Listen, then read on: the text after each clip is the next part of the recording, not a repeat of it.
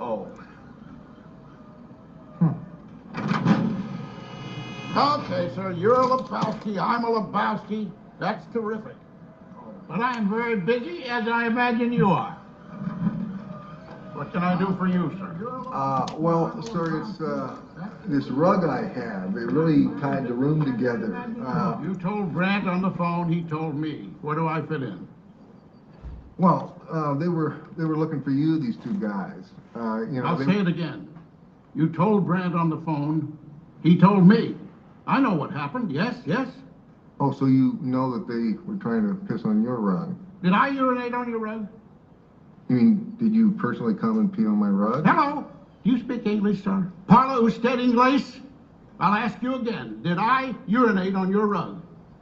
No, like I said, woo, or peed on my rug. I just want to understand this, sir. Every time a rug is micturated upon in this fair city, I have to compensate the person. Come on, man. I'm not trying to scam anybody here. I'm just, You're just looking for a handout like every other. Are you employed, Mr. Lebowski?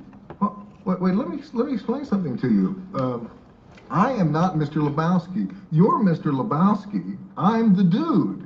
So that's what you call me, that or his dudeness or duder or, El Duderino if you're not into the whole brevity thing. Are you employed, sir? Employed? You don't go out looking for a job dressed like that, do you? On a weekday? What day is this? Well, I do work, sir. So if you don't mind. No, I do mind. The dude minds. This will not stand, This aggression will not stand, man. I mean, your wife owes My wife is not the issue here. I hope that someday my wife will learn to live on her allowance, which is ample. But if she does not, that is her problem, not mine. Just as the rug is your problem. Just as every bum's lot in life is his own responsibility, regardless of who he chooses to blame. I didn't blame anyone for the loss of my legs. Some Chinaman took them from me in Korea, but I went out and achieved anyway. I cannot solve your problem, sir. Only you can. Oh, fuck it. Oh, fuck it. Yes, that's your answer. That's your answer to everything. Tattoo it on your forehead. Your revolution is over, Mr. Lebowski. Condolences. The bomb's lost. My advice to you is to do what your parents did. Get a job, sir. The bombs will always lose. Do you hear me, Lebowski? The bombs will always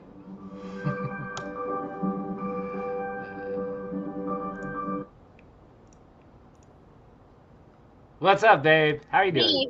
Good, how are you? Good, how are you? I see you have your DB Cooper shades on. I do. These would be my shades. If I were dating. You got We're gonna wait for Alan. Did you turn the echo off? Did you turn the echo off? I did turn the echo off. Is it echoing on yours? It sounded like it.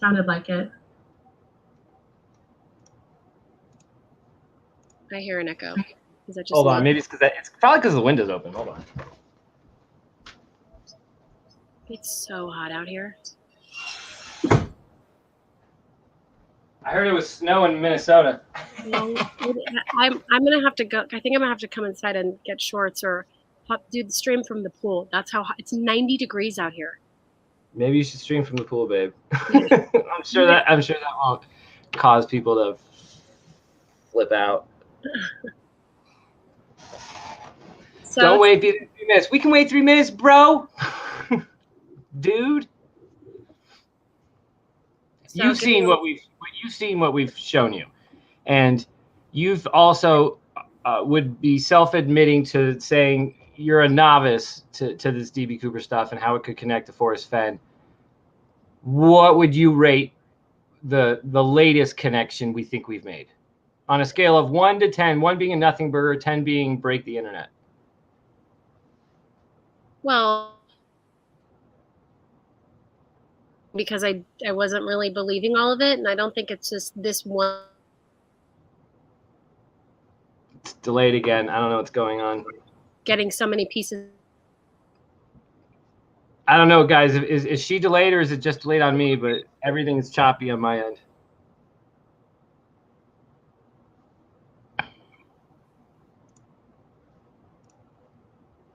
Everything's choppy. I don't see you at all. Yeah, it's delayed. Babe, try to reset or something. She's a gonzo. Yeah.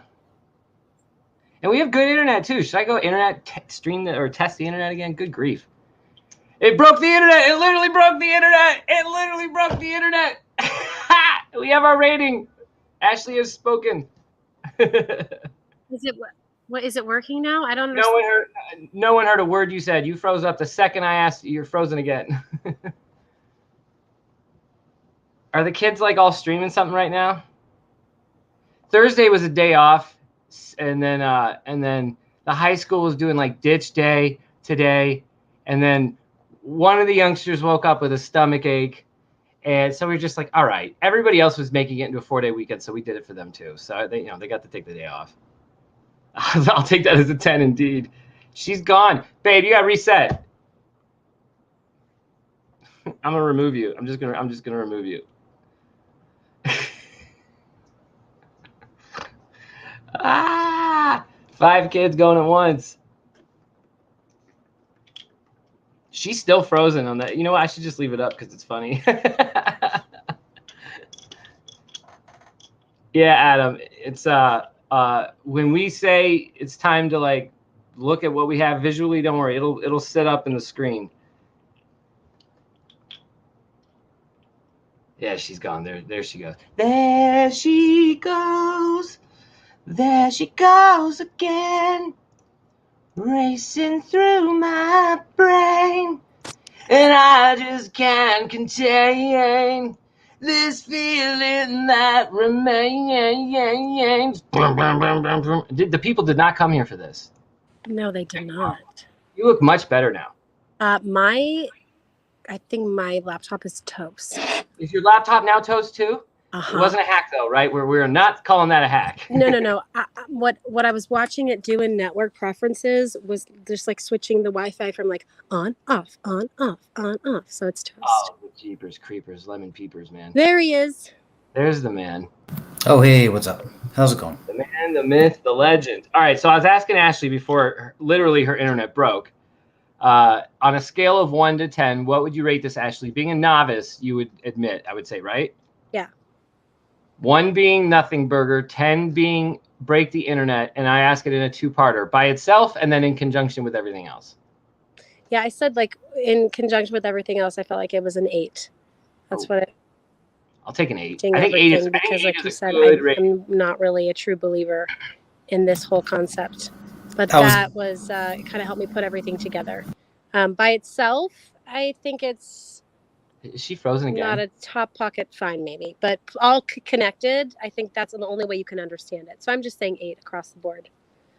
I like 8 across the board. And I'm not sure what to think. I feel like the community is probably going to be like 5. Yeah.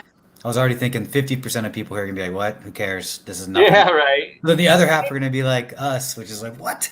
Another? I think this is more indicative of something big for people who are following and are at least 50-50 on it. If you never believed it, this isn't going to make you. Maybe it will. I don't know. Maybe this is the kind of thing you needed and looked for, or maybe this is the straw that breaks the camel's back. Yep. You know, that kind of thing. And that's just like when I was doing my YouTube show, whatever, on Indy's channel, and I was just asking like Indy and Hooli like what they thought was like the most, not the biggest, best evidence, but it was something along those lines. And like Indy thought the toenail thing was really important, but Hooli thought, something else was totally more important. So it kind of depends, but either way, I like that this is now just another piece of something that seems to connect strangely. Hey, unrelated, Packer Jack, I responded to you on Facebook. We were he sent me There'll Be No Paddle Up Your Creek 2005 movie about treasure map and D.B. Cooper. Without a paddle. Yeah. It's a great movie. You still haven't seen it, I bet. I have not seen it still. Son of a bitch. I mean, I heard it was horrible. You look but frozen. I understand. Me? No, I'm here. Oh, yeah. You're here? Okay. It looks frozen on my end still. I don't know why. She's just calm. It's definitely frozen. At least her video. Really? Yep. Yeah. Sucks. Do you have other apps open, babe? Oh my gosh. What am I, 4? You probably have like 15 apps open, I guarantee you. Okay, there was only 5 open. They were probably like, it was probably, never mind. One of them was YouTube. I knew it. All right, so Packer Jack, don't need to come on, but you can say I was showing you what I acquired. Okay, so what we're going to show you guys came to us from Packer Jack. So there you go. I think I have ideas of how he acquired it, but I don't know yet. Haven't gotten anything confirmed with him. So, Alan, do you want to kind of catch people up to speed? I think we have kind of a very brief slide or two on the basics here of Ha Ha Ha, correct? And DB Cooper? I can. I thought you were going to do it. I built the slide. I thought you were going to speak to it. Well, okay. So it's what you sent me. So basically, so you said it was the first 2 in here that we're using? It's slide. I mean, the first slide is the title slide, and then the second slide is the summary that I just created. So yeah, slide 2 would be the right slide, I believe. Top 12 Ha Ha Ha connections. Okay. But you recently added one. That's where I was kind of. But you could speak to it or whatever. You know what I'm talking about. The 305 is not on that page. Yeah, no, and I'll speak to that. But Yep. I guess we'll do it like this. Yeah, I guess I'll just do it like that. All right, hold on. I hate StreamYard, by the way. If this was Zoom, I mean, I know how to share and stuff, but. Yeah, you know how to share? Just share, you son of a gun. I know, but it's like, yeah, I wasn't trying to work too hard today. All right, fine. I'll just open this in this window. Yeah. All right, so if I go here, add to stream. The poor dog is trying to get a lizard on the wall. All right, so this is about as good as I can do. Really? Maybe I could do better than that, but. Right, that's what I'm saying. I mean, here's the cover. Yippee-ki-yay, MFers. Ha ha ha, thrill of the chase, right? Okay, great. Top 12 connections. I mean, the screen's big enough. Okay, cool. Yeah, you could probably zoom in even further if that's possible, but.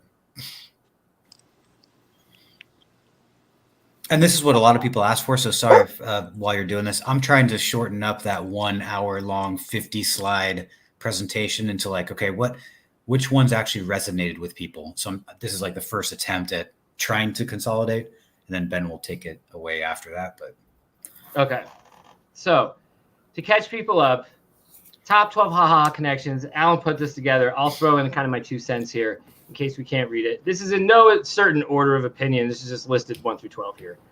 1983 treasure hunting book with 7 clues versus a 2010 treasure hunting book with 9 clues. The small publisher, Signum Books, means ringing of a bell. These are just interesting tidbits. Both have foil stamped covers. The ha ha ha here, if you look at it, the green is it's time and effort and money were put into this cover, especially in 1983. And then Forrest Fenn himself has a scrapbook about this, correct? What was it like Scrapbook 34? Scrapbook 34. Scrapbook 34 on the cover of The Thrill of the Chase, and how they were using foil stamping for the cover for The Thrill of the Chase. And he made a point to put it in a scrapbook. And then we have the beginning of Ha Ha Ha, almost the end as the beginning. Obviously, like T.S. Eliot. I could take that even further, to be quite honest. Yeah. If you're ending the Forrest Fenn chase by getting to this book, Ha Ha Ha, and you're beginning the book, I mean, my goodness, you know what I mean? That almost the end as the beginning is actually, it doesn't make sense for the book itself. Does that make sense? To me it does. Yeah. So like the almost the end as the beginning almost feels like that's meant for something else, for some kind of understanding. And if you're coming in with The Thrill of the Chase, Forrest Fenn, T.S. Eliot, Know the Place for the First Time, beginning with Warm Waters Halts, it just almost feels like this is meant for that. But again, on its own means nothing. It's just interesting. Yep. And this is where it's hard. Like I smashed 50 slides into one. And so I have an entire slide on T.S. Eliot's Little Gidding. It's just a bullet that. And we're just skimming through. Yep. That's all we're doing here. And And then we have what I like and get more into is just this stylistic choice of thrill and chase when they're both treasure hunting books. A few thrills and a few chase scenes on page 34. And then, of course, I got lost in the thrill of the chase on page 110. That's where my eyes started to turn and go, okay, all right. At the very least, it's worth looking into the fun coincidences at this point. That was my opinion. Yep. Ashley, what do you think? Should I mic'd? I was muted. Yes. No. Continue. Okay, continue. Now there's a quote here. Again, a lot of the tone of ha ha ha was mocking the FBI, the flaky bunch of idiots, and mocking the fact that they couldn't catch him because he did a few simple things to disguise his appearance and his demeanor and everything about him, to the point of picking up a pack of cigarettes when he didn't smoke. He goes, sunglasses obliterated his ice blue eyes. And due to rigid dieting, he was at least 20 pounds lighter than the usual me. This is our author discussing his new character, Dan Cooper. And the character of Dan Cooper that he is now portraying to hijack this plane, he's discussing in like a third person. Sunglasses obliterated his ice blue eyes. He's talking about his own eyes, his own ice blue eyes. Due to the rigid dieting, he was at least 20 pounds lighter. Where have I heard Forrest talking about losing 22 pounds and not even knowing it?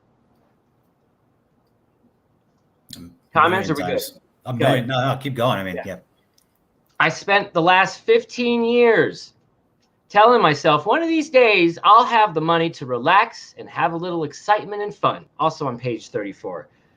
15 years. It's a fun choice of time frame. People choose their time frames for whatever reason. It's just another thing. Yep. Sorry. I was just going to say, and just to connect that, Forrest Fenn always talks about 15 years. There's actually a quote on Terry Scan that says, like, you don't have many 15s in life. That's why you got to spend them appropriately. He says he wrote the poem in 15 years. Like, if you go look up 15 years, Forrest Fenn uses that phrase very often. And in this book, this is just one of a couple instances. And in my opinion, this is one of those instances, guys, where we get oddities from Forrest Fenn in his interviews where he's sticking to a number. He is sticking to a number. No matter what the story is, no matter how it screws up the time frame of the story, he sticks to the number. That 15-year number has been used in conjunction with a couple of different time frames. Did he hide the chest in 2003 because he started writing the poem in 88 and it took him 15 years?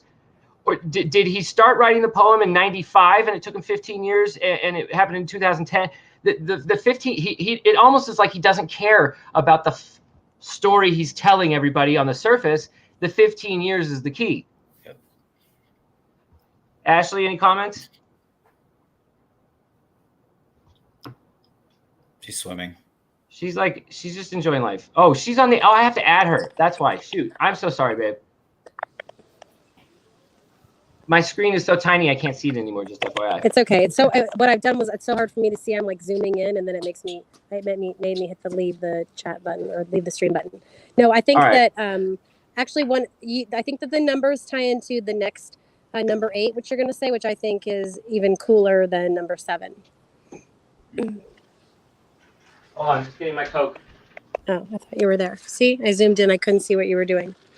My war was with the establishment on Thanksgiving Eve, page 273 of Ha Ha Ha, versus my war for me that ends with Christmas Eve in The Thrill of the Chase. That to me starts to get interesting, especially when we've packed it with these other little factoids. Now, this is a summary of 50 slides. There's a lot of other finer detail points here that lead you to this route we're on, but now I'm interested because, again, one of the most fun things that I'm going to buy as a T-shirt is "My grudge isn't with you, D.B. Cooper." There's like a fun little T-shirt. My fridge, Jeepers Creepers. That's not what I was to say.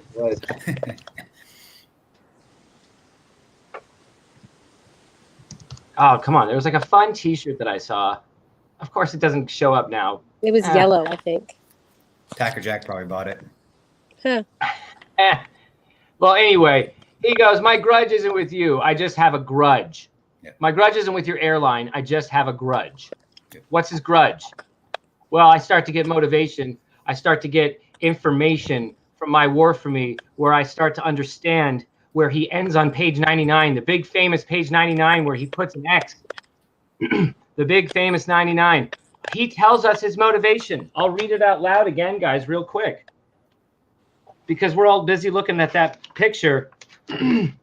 Was there nothing better to show for that year away from my family and risking my life every day? Maybe so. Well, as we're going to learn, without his 304th flight, Forrest Fenn, or D.B. Cooper, never hijacks Flight 305.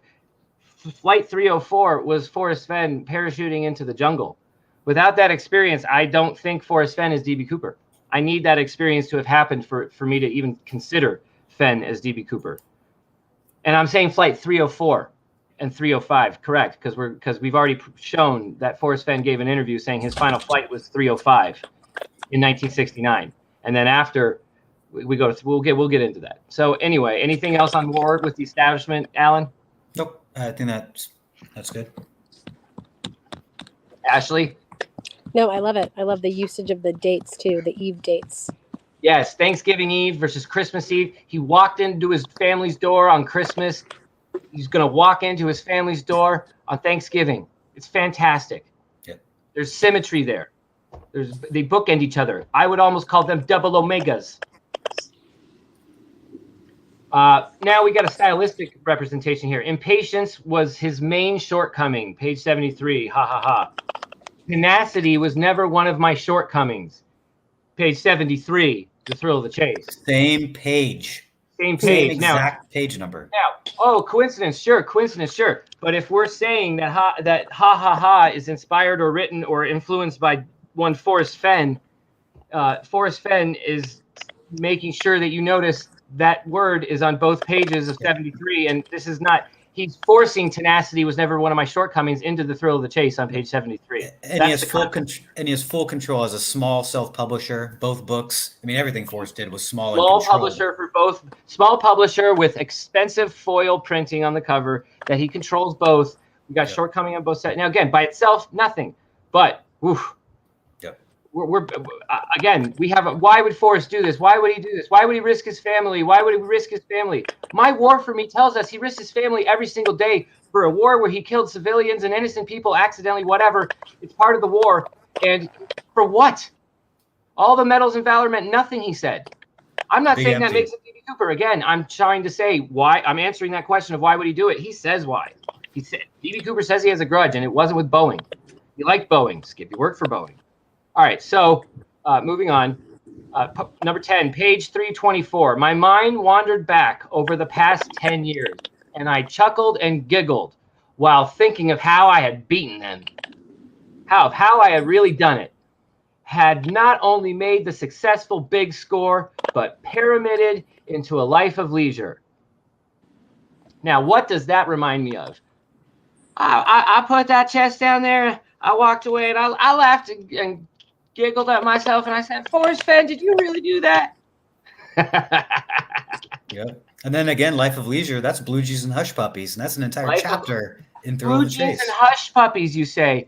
Oh, you mean the same D.B. Cooper who did this extremely audacious jump from a plane with $200,000? The one who jumped off wearing Hush Puppies? That D.B. Cooper? Those Hush Puppies? Sounds about right. That's he didn't have jeans on, but yeah, definitely had loafers. Yeah, no, he had to dress the part. But the Hush Puppies stayed on. Sometimes the fox has to dress like the hound, man. Exactly. Sometimes the fox has to dress like the hound. Number 11, Ha Ha Ha, is 328 pages long. There are 2 extra pages on the back that discuss something of what you would call a Fenn-Baree. It's an annual meetup for D.B. Cooper in Ariel, Washington. That's not part of the story. It's just an add-on to the book. The final page, signed by DB at the end, is page 328. Now, we know there's 328 asterisks combat missions that Forrest Fenn has talked about and shoved into our throats since the beginning of this chase, and frankly, for a while before the chase started. 328 is important. We'll get to that in a second. Now let's remember this one. I always figured that the treasure chest was a bomb. And then he added to that, Alan, what about a fuse? I didn't know Margie Goldsmith. I didn't know the bomb. I didn't know the chest had a fuse until Margie Goldsmith lit it. And then the book was out there, and it's out there for the ages now. It was something along those lines, but yeah. Kind of sounds like Forrest was saying his story was of the treasure chest, and the treasure chest is just a bomb, but the fuse has now been lit because now people know about it. So a bomb without a fuse. Well, D.B. Cooper had a bomb without a fuse. We have that connection there. Again, all these connections added up. Okay, interesting.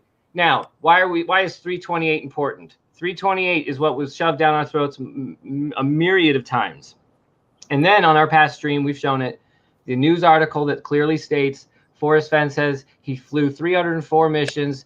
His 304th mission, he was shot down. He wanted one more mission that turned out to be more difficult than he thought. His final flight number was 305. Why would he hide us 305 and then give us 328? Well, if these books are connected, now let's see if I got to see if this shows on the screen or not. So if I do, okay. So let me here do this. If these are connected, if you'll notice right here, page 328 at the bottom. Yep. Right here, page 328. It's the last page of the book. Yep. Last page of the book, your big score.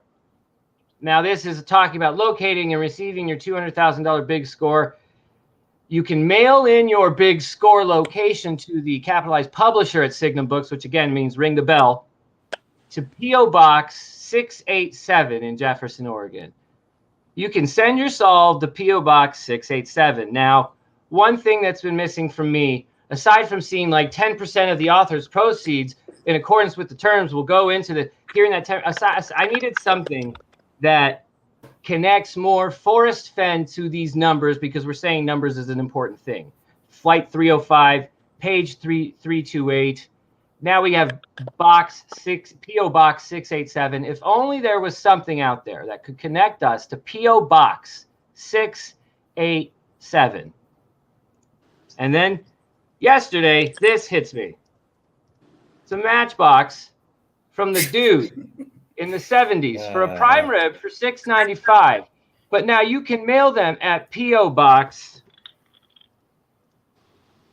687. That's Forrest Fenn's The Dude. The Dude Hotel, same P.O. Box where you're going to mail in and get your big score. And that is the new update that we have had. And yes, everybody, the major Fenn/DB Cooper update. We think we have found a connection here that obliterates all the fun stuff we've had before. What it means from this point on, we're not sure, but we wanted to share it rather than just go, nope, we're going to keep this to ourselves till we figure out what it means. This connection, in my opinion, and I'll ask Ashley and Alan, in my opinion, this was mind-blowing. Ashley first, then Alan. Go ahead, yeah. Yeah, I think that when you told me about this last night, that's what really convinced me. So, because I wasn't a believer, but putting all of this together, and then this is like the nail in the coffin for me, that we have to take a closer look and we have to figure it out because everything is in front of us. And may I add, this is the same dude that is missing a D at nighttime when it's all lit up. And his face is all covered. I mean, I agree. And this is where, I mean, Ashley and you and I think a couple of people that have seen this, they're like, wow, this is like the smoking gun. In my mind, it's not. It's kind of like everything is the smoking gun in my mind. And that's where, like, if you showed me this, I'd be like, okay, that's a really cool coincidence. But there's 100 of them. And this was just, it felt like icing on the cake. But never have I seen something this closely connected to Forrest Fenn, like specifically. So what it means for me, and I think we all agree here, this does not mean he's D.B. Cooper. Yep. What this means is, at least to us, is more than likely at this point, it means he has some influence or himself wrote, ha, ha, ha. And I think that's a fair statement. Yeah, because a lot of people are saying, what if he isn't him and he just wrote it? Or anyways, he knows who he was. I'm not sure, but these things scream connection. Yeah. Monkey brings up a good point too about the 687. Now the PO box is in Oregon, with because that was obviously where they were putting Signum books, and it needed to be in Oregon. And also hilarious there. It's like there's 300 people in Jefferson, Oregon, and you're telling me that's the place that the tiny little publishing company is foil stamping hundreds or whatever, how many copies of books? Like there's 300 people. That would be the entire city working for that small publisher. So then Packer Jack also got this postcard, in which at this point they have a different PO box, by the way, which is exactly what we know about. But a fun little tidbit on this particular postcard, we have the wild country photos, but Gold Hill, Oregon. And PO Box 1. Is that what it says? Yeah. 1. But Gold Hill, Oregon. So we have this Oregon thing, but by itself, nothing. But again, PO Box 687. Yep. Send your big score to PO Box 687 in Oregon. On page 328.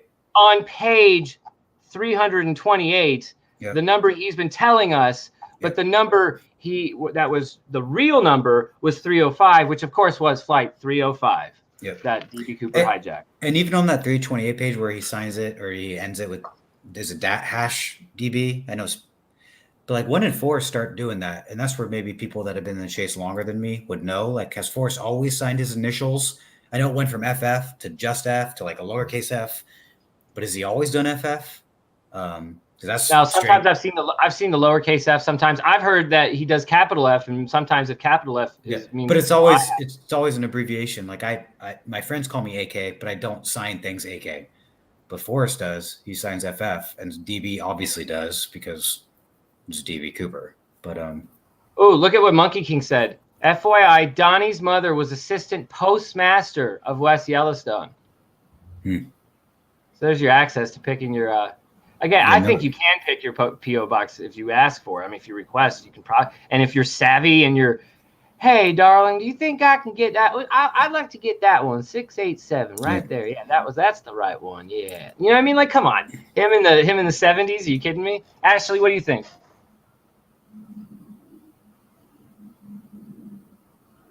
She's on mute. On mute. Oh man, these kids, man! I was yelling at them. They were fighting. I think I agree with what Alan was saying too. And I think I said it earlier. It's all of this together. It's not just any one thing. This is huge, but they're all big and interesting. And when you put them together, it's just, you have to keep looking into it.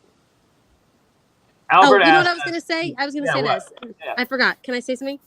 And this is kind of what I was telling you earlier. I think for me, what all of these little things are like, they're not just, we can't look at them individually. For me, it feels like a treasure hunt in and of itself, where one clue leads to another, especially when you have things on the same page number that then take you to a PO box number. And then you notice that leads you to another PO box, which is connected here. Like that's the treasure hunt for me. This has intent written all over it. Send your big score to PO Box 687. The dude, which is missing the D. The missing D is the signal. Again, DB Cooper's money bag was missing D rings. He'd been praying for those Ds. He's always shoved praying for Ds in our face. The dude was missing a D to the point, like, I recorded. I was like, why is it missing the D? Like, of course it's missing the D. Not with ever intending of connecting this to this. But now, lo and behold, the clue from the dude gives us PO Box 687, which brings us right back to PO Box 687 on the man's big lie of 328 when we know it's 305, or at least which one is the lie? I don't know. All I know is he told a reporter 304 missions. His final flight number, capitalized, was 305. Now we have that 328 coming back and being significant for PO Box 687, and then Packer Jack with the find of a lifetime. This matchbook from the 70s, PO Box 687. That's not a coincidence. I think Packer Jack might be DB Cooper at this point. Ryan, this is exactly what we've kind of said is happening, though. This has been a time lock. I don't think Fenn had any intention. If this is true, if he did or he is DB Cooper, there was no intention for this to get wrapped up right away. Yep. I think the fact that the missing D came down from the dude around 2016 was right around Forrest was kind of there was a change in 2016. I think that's perfect time for them to just. It's a subtle hint. It means nothing on the surface. Yep. It means nothing on the second layer. It only means something again if you find this rather peculiar connection. Yep. And again, yeah, if you went live and no one has heard of anything, and even the opening slide, and you're like, hey, I found this matchbook that has this number, and then page 328 has this number, that's a nothing burger. I get that. But on the same book, it says the thrill of the chase, a few thrills, a few chase. It's like everything I've already outlined. It's like 328 is the last page of this book. And then that matches to a matchbook, which matches the dude. And then again, you could just say that's all coincidence. Everyone, like, this is the fun part of it in my mind, because this is crazy to me. And how does it keep happening? And we keep getting more information from different people, like Packer Jack. Thank you. Yeah, it's amazing to me, and it's fun. So, Luli, DB wouldn't be older. Forrest was 41 at the time of the hijacking. DB on lots of, again, there were different releases, but it was always 40s. 40s. And Andy, I think he said he felt like he looked older in the mirror, at least in the book. He thought he made himself look older in the mirror. A little bit older because he maybe with the hair change. Yeah. Yep. So that doesn't mean much. But even then, it's mid-40s, and he was 41. Even that's 40, exactly. Albert, we can hear Jack's lyrics. Yes, I would say you absolutely hear Forrest Fenn's voice and ha ha ha. Alan, agree or disagree? 100%. That's what kept me going. That's why I'm here. That's why I'm here today. I was looking for that to really end it, because I was always a DB Cooper fan, but I wanted to end this quickly. That's Forrest Fenn's voice, 100%. And it's not just a couple pages that we've shared. Like, if you read the entire book, it feels like Forrest Fenn wrote the damn thing. It's just easy to cherry pick when the guy says, I got lost in the thrill of the chase. Yeah. Find me another treasure hunting book that says I got lost in the thrill of the chase. And then I ask you to find me their P.O. box number that they use. Yep. I need it to match up with the dude. Yeah. And just with the dude. And you're talking about tenacity, and they're both on page 73. That's perfect in my mind, too. You want to be tenacious. That's the kind of stuff you find. Not my shortcoming. I know that, but. Signa Books, ring the bell at P.O. Box 687. Ring the bell at P.O. Box 687, correct? In the smallest 300-person population in Jefferson, Oregon. Oh, I'm going to connect this. On page 328, Signa Books, ring the bell at P.O. Box 687, okay? Well, now we know P.O. Box 687 is the dude, okay? Did he not say in his final statement to the world that if we squirted the bottle on the road, we would be heard? That's right. Wasn't he hinting to ringing the bell at the dude? On his final statement that Matt Smell the Sunshine read? I believe he was. We dissected the shit out of that when we were in Yellowstone. That was a metaphor to ring the bell at the dude. And now you're telling me, ha ha ha, tells us, we know Signa Books means ring the bell. Ring the bell at P.O. Box 687. Well, ladies and gentlemen, we're ringing the bell at the dude right now. That's the connection here. That's the connection. Ringing the bell. He asked us to do this. Ben, out of the 85 people here, I'd honestly be curious to throw out a poll, like nothing burger or not, just like a yes, no. Sure, why not? You don't need to. I'm just saying, like, because I honestly feel it's like 50%. I bet you half the people would just say, like, I'm thinking half the people too. That's what I am thinking. And everybody is entitled. None of this. Totally. Yep. And this is honestly more, in my opinion, for just like, if you were believing this just got to make you feel good. This has to make you feel like you're on the right direction. And that's the thing. So if you're not a believer and like you put that wall up, it just none of this is going to resonate with you. But if you're on the fence, this should resonate. And then if you're a believer, I'm asking if we think Forrest Fenn wrote ha ha ha. Is that fair? Well, it's not a fair question because a lot of people think he might have helped or influenced or. Let's say influence at the very least. Influence. Yeah. Do we think FF influenced ha ha ha? And then that's a good question. But even last night I was talking to someone and they said that what if Forrest Fenn read Ha Ha Ha and then he was influenced by Ha Ha Ha? That's another interesting just thought experiment. So Okay, I'll add that. I'll add that to the. I'll add that to an answer option. Yes, no. He himself was influenced. yes, no, DB so. It's kind of a complicated poll, but it should be. We'll see. 42 occupants in the plane. Forrest's chest weighed 42 pounds. That's definitely true.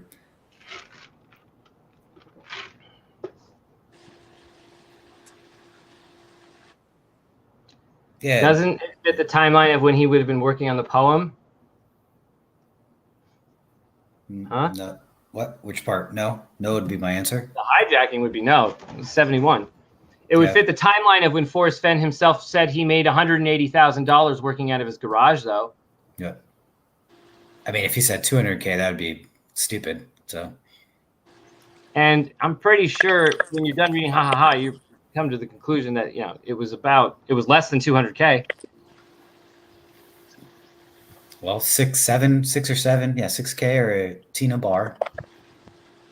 It's 196. He lost his foundry for 15K. Hey, that's the 180 right there. It's fun. Anyways, I mean, it's fun, and I'm having fun, and I'm happy that more people are having fun, and I'm not trying to combat the people that don't believe it. Like, that's totally cool. All good. Yep. I think it's interesting, and I think, Alan, you had a lot of information, and then over the past few weeks, a lot of stuff has come out. You've made so many more connections that make it so much more compelling, and it's definitely worth researching and taking a closer look. Yeah, I think so too. And over the past few weeks, it's been really interesting to hear. Like, I thought like maybe a small handful of people, like 4 people, thought maybe he was DB Cooper. But now I'm starting to hear like, whoa, I've been thinking about this for 5 to 10 years. Like those are the interesting conversations, because those people have been in the chase, twice as long as I have. And to think that some people already had that mindset, and then I find this book, and some people have the book already. It's just weird. Yeah, I think there's a lot of closet DB Cooper people out there. How many people, Alan, would you say you think own this book right now, have this book right now?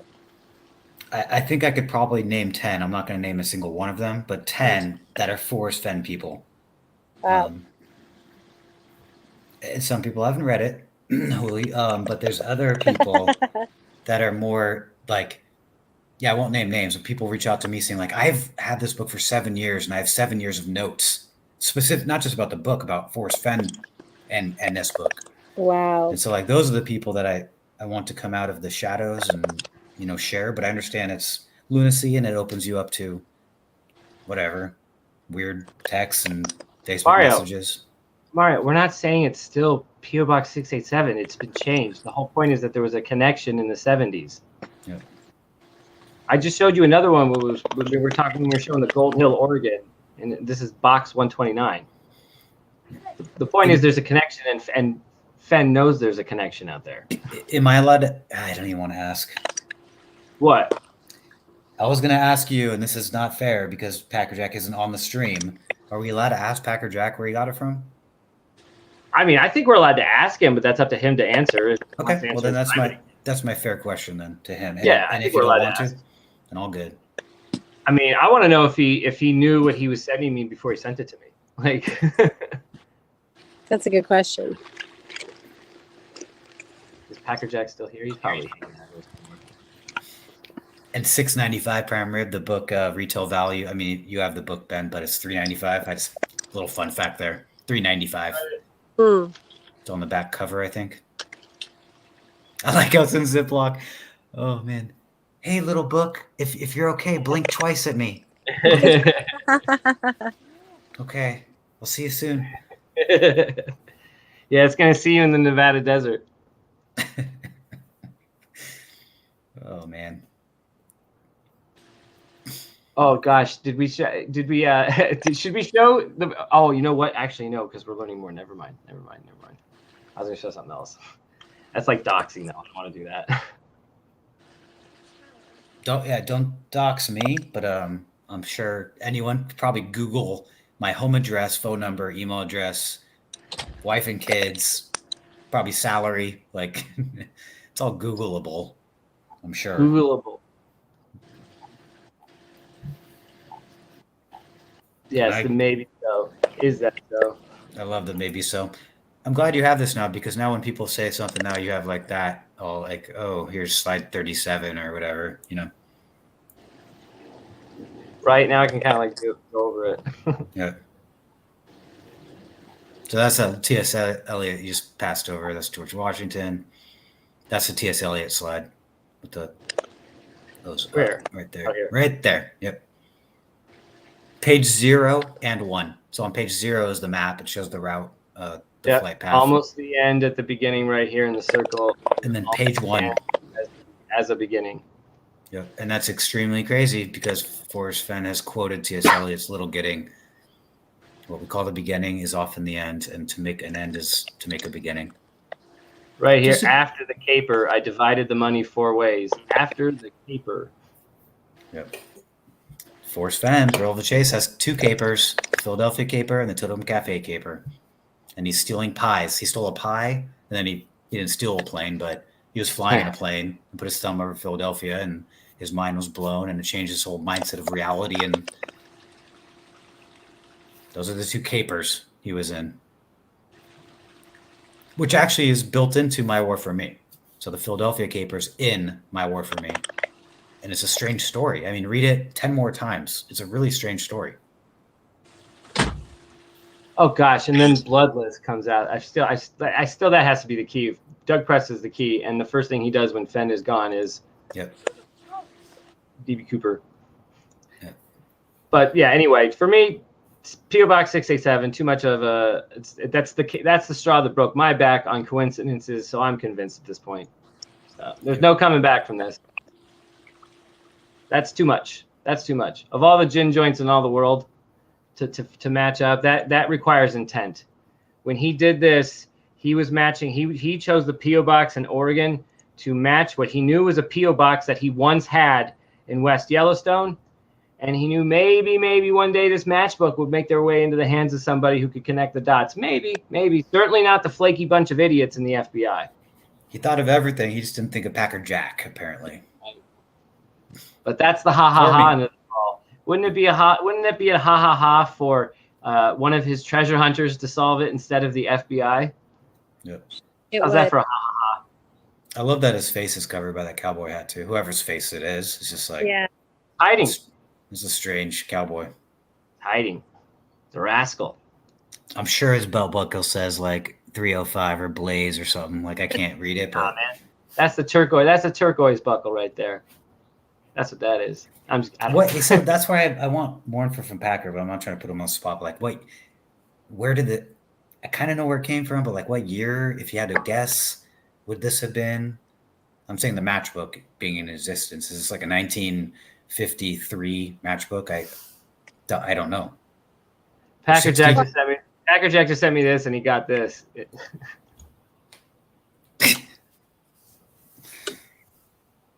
Oh gosh.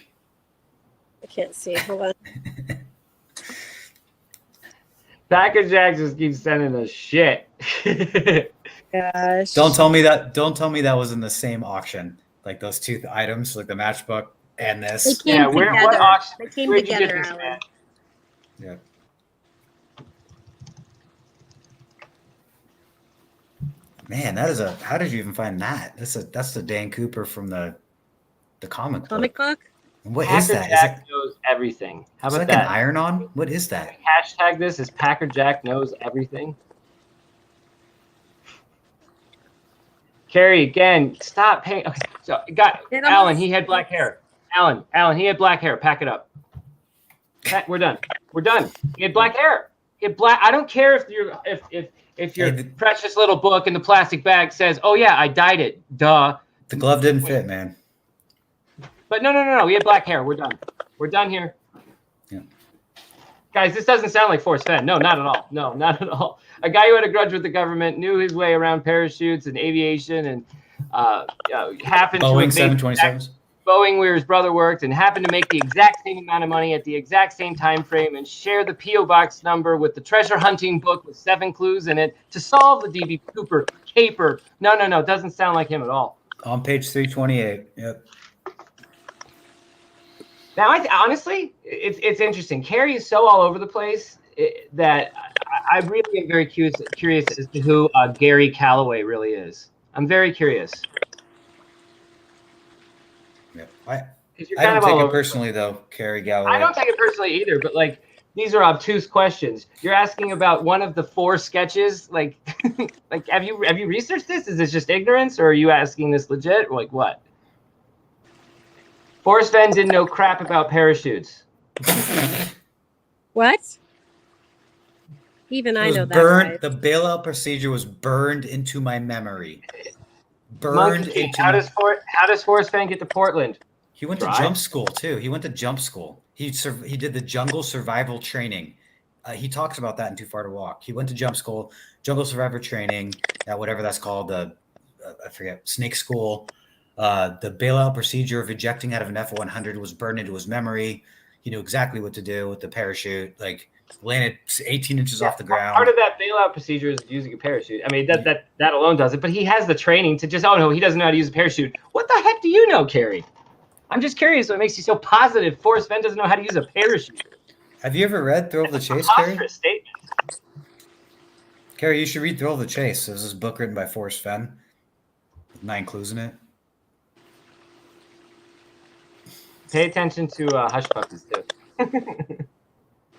No, it's all good, Carrie. It's just I think these are like, of all the questions to ask, this seems the most, I think, cut and dry of anything. There's plenty of other reasons to argue D.B. Cooper is not Forrest Fenn, but, and again, we're not making the connection to D.B. Cooper right now. We're making the connection to Ha Ha Ha. Yep, the book. We think this is close for a Ha Ha Ha smoking gun, not a D.B. Cooper smoking gun. Yep. Yeah, this is not. Yeah, this is there's no proof that the person who wrote this was actually D.B. Cooper, right? Yep. No, obviously correct. Not. There's lots of good information in it that seems to point to this person knew a lot of information. I think one fun theory is that, this might have been Skippy and Forrest was his accomplice and Forrest wrote the book after Skippy passed. Yep. Who knows? But there's smoke Jefferson, Oregon. Jefferson. First off, there's 2 F's in Jefferson, which is I just always laugh at that every time I see it. And then Jefferson, Oregon. Like, has everyone looked that up? It's just the tiniest. Like, it doesn't make any sense. You're literally launching a multi-million-dollar treasure hunt in 1983 from Jefferson, Oregon. That doesn't add up. Cooper, Dan.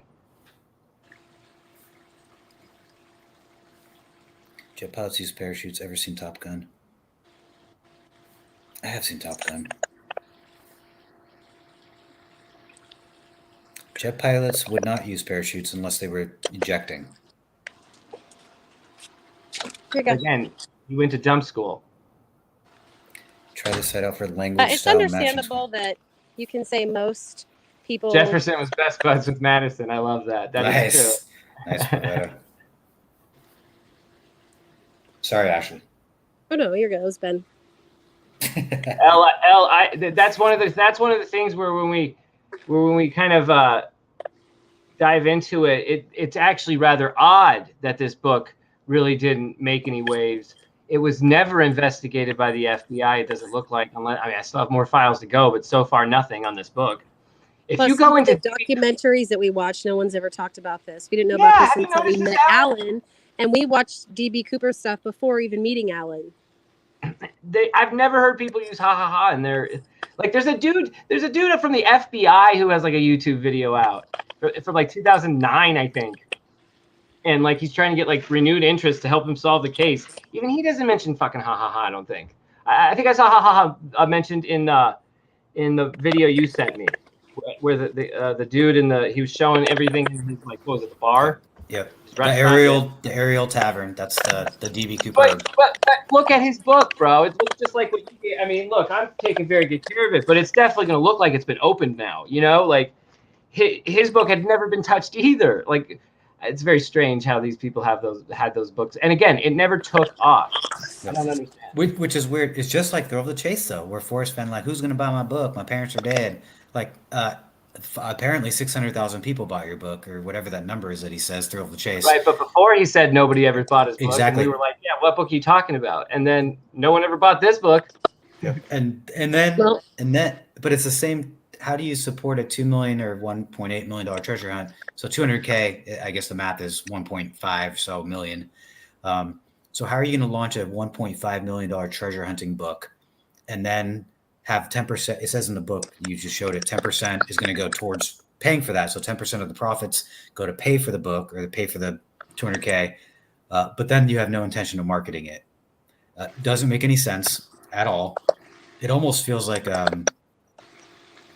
well, yeah, then I go into Forrest Fenn rabbit hole, but it's almost like if this was Forrest Fenn, maybe he started doing something to like do this whole my grudge, my war treasure hunt, giving it back to the people. He's well off at this point in 1983. But then it's like, no, I got to pull my brakes there. So that was in 83. So then in 88, he gets cancer. And then it's like, well, now I really need to do something. And then the Thrill of the Chase, as we all know. 20 years later. Fergus, we actually did call the post office in Jefferson and confirmed that post office box 687 is in fact still in use. Yep. And I've looked up the public information on it, and it's funny. The person who owns PO Box 687 in Jefferson, Oregon, was born in 1930.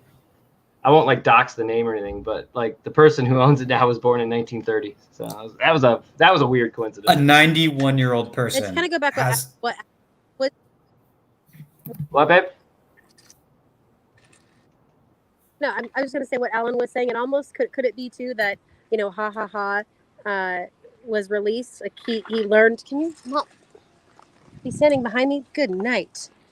That he learned from that book release, and he knows how to release a book to do it privately, but then how to market without marketing. Because he didn't market it, but let's be honest, he did. I mean, he really did. Agreed. Yeah.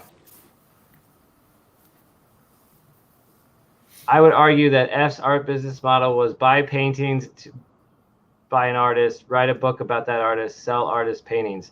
Yeah, I mean, that's a good business model as you're working your way into again, he bought out Rex Aerosmith out of nowhere. He himself says he made $180,000 out of his garage. It's up to you guys if you want to believe what the guy who says he's going to be lying to you in the treasure hunting book. If you want to believe his surface story of he made $180,000, which is equivalent to $1.5 million working out of his garage in 12 months, go right ahead. I just choose not to believe that. Just so happens it's the same time that this DB Cooper fiasco happens. Yep. Packer Jack is asking, how about that there's a single Canadian coin amongst the coins on the cover of TTOTC, and Dan Cooper was a Canadian fighter pilot in the comic books. Never and in that. Ha Ha Ha, he says he put the money in Canadian banks. What, Alan? I'm saying I never noticed the coin.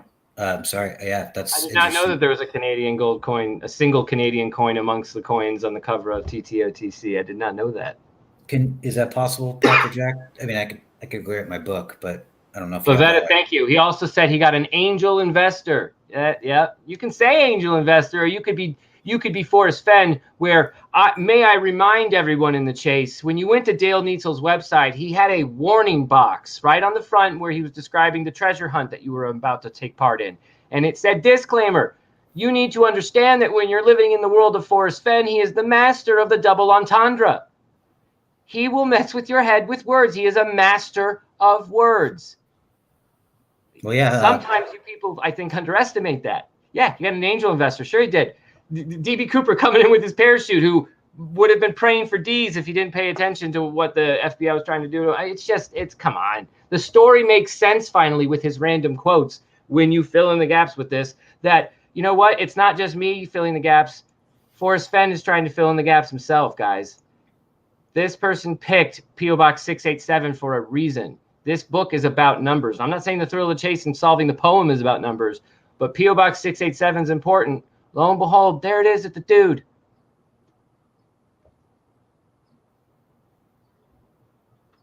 Angel, so yeah, Ryan, I would love to know. I mean, that's the one thing I'm only hearing things from other people, like how much money he had and where did he get it from, and was it bronzes, was it trading?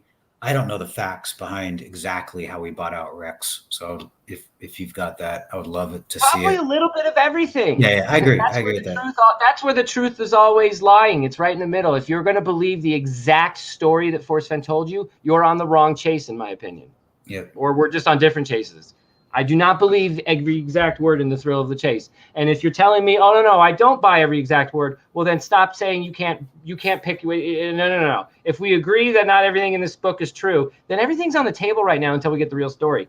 I'm not making these connections up. The numbers speak for themselves here, on top of the other thousands of other coincidences we have at this point.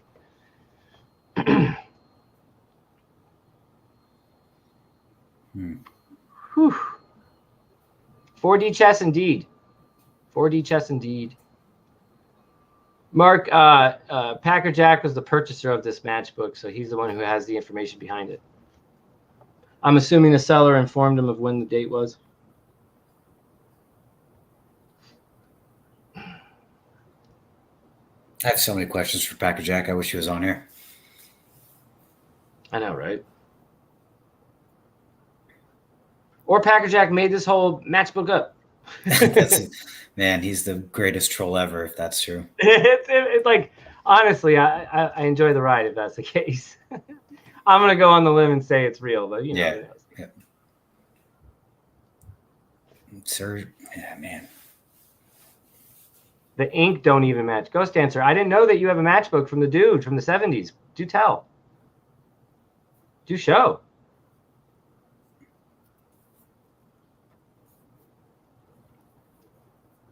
I wonder if matchbooks was a thing Fenn would have collected and not written about. You know, there's plenty. Okay, here's the other thing. Just because you haven't read it yet doesn't mean it hasn't happened to the guy. The guy has left out so many parts of his life. Again, he put a 32,000 word secret story in the olive jar and sealed it and put it in his treasure hunt. Yep. So there's lots of holes in the story. We don't know what he did. I wonder if he was collecting matchbooks. Seems like something he would have done. Packer Jack says, "Sorry guys, in my office, it's real." See, it's real. Yeah. No, all good, man. But yeah, I still have questions. I mean, I have like 100 questions about this matchbook just for you. But maybe I could email you or something. You know what it does look like an 8, 8, 8. Backwards. I see what you see. Yeah, that 3 right here. You do 38, 38. Yeah. Although it is funky handwriting. I will say it's fun to like try to do certain things with it, but who knows? Handwork analysis. All right, I'm burning up out here. I think I either need to come inside or actually get in this pool.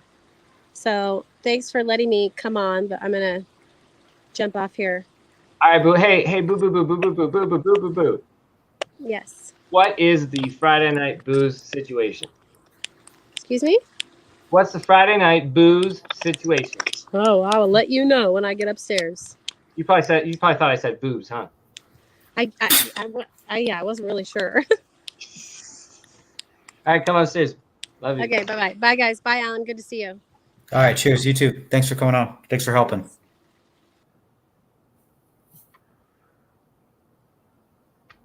We're doing terror accusations. That's strong. Again, we only partake in the DB Cooper situation because of how the DB Cooper situation went down. Fake bomb, nobody hurt, nobody was. And does that mean I endorse doing that? No. In that post 9/11 era, hell no. Like one of my slides, the slide that I shared with you, Ben. It's like I don't know what scrapbook number it is, but he said Willie was on the lookout for terrorists. That was the Closet Stories scrapbook. So it's just funny that. And by the way, one man's soldier is another man's terrorist. You don't think we look like terrorists when we're shooting up the fields of Vietnam? If you were a civilian living in Vietnam, would you not think that giant plane that doesn't belong there that's shooting you down is a terrorist? Like this is all subjective, man. We could play this game. Yeah. And also, I'm trying to instill like hope and fun here, like the opposite of terror. This is the most fun American outlaw adventure story ever.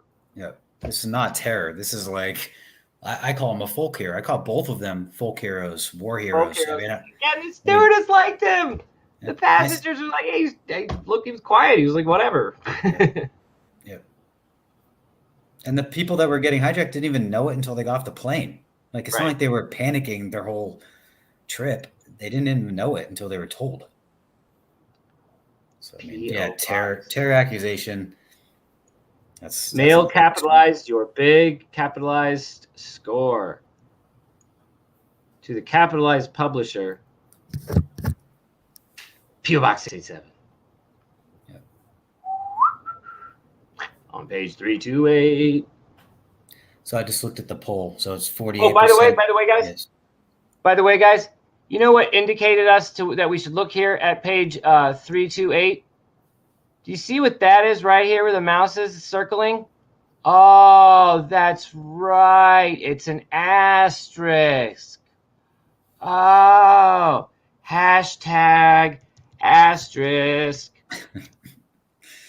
Bada bing, bada boom, asterisk.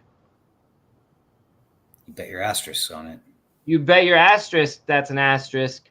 Right on the page that gives us P.O. Box 687. Oh boy, oh boy. Signum in Latin, something that marks or identifies or represents, aka a blaze. If we've been wise and found the blaze, have we found the blaze? P.O. Box 687 with Signum books.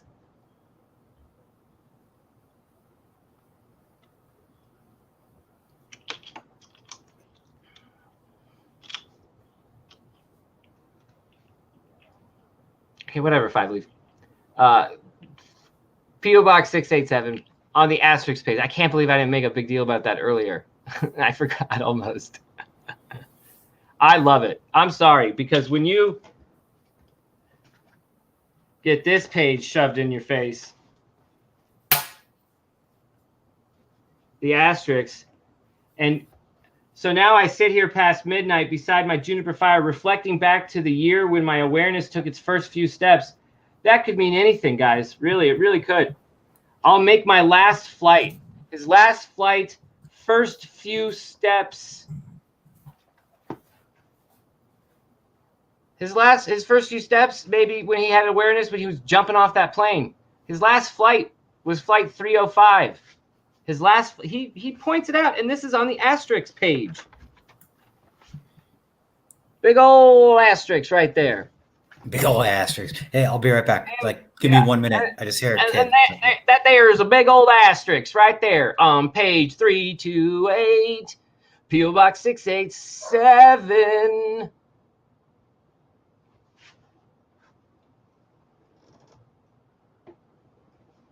That is true. That is true. Find it interesting. There are formal terms and conditions in haha versus the lacking ones in the TTOTC. Good point. Maybe the terms in haha are the terms for TTOTC. But Treasure Warriors ha was published before the Thrill of the Chase. And that's the point.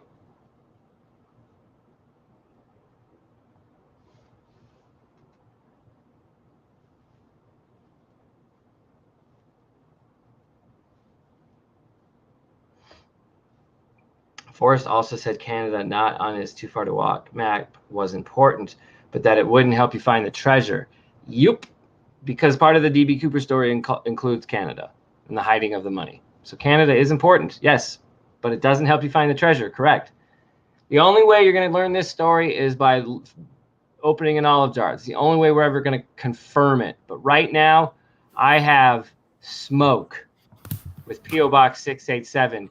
P.O. Box 687, an asterisk, and page 328. 1, a coincidence. 2 is interesting. 3 has my attention. 4, I'm on a mission. Yep. And again, I know I've said it 100 times. This is the same book that says the thrill of the chase. It's not like this is the only thing in here. Right. It's not like this is the only thing we're plucking out. This is the same book that says I got lost in the thrill of the chase. It's a treasure hunting book. If you follow the 7 clues to his $200,000 loot.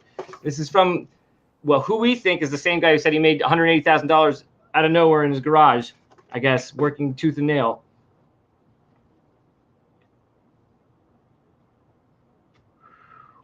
Ben, you don't need to pull it up, but I never did pull up that Norman Rockwell Family Ties Sky Pirate type thing. That's just a fun connection that I don't think has been shared yet. I know we were kind of playing around over Messenger. The pirate ties. Well, Yeah. I mean, the actual charge wasn't terrorism, Five Leaf Blaze. Actually, what I will accuse Forrest Fenn of doing is exactly what the government accused DB Cooper of doing, which is air piracy. So what am I accusing Fenn of being? I'm accusing Fenn of being a pirate.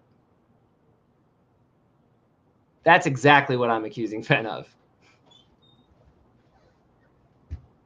With love and a round of applause behind it. He's an air pirate. He's not a pilot, he's a pirate.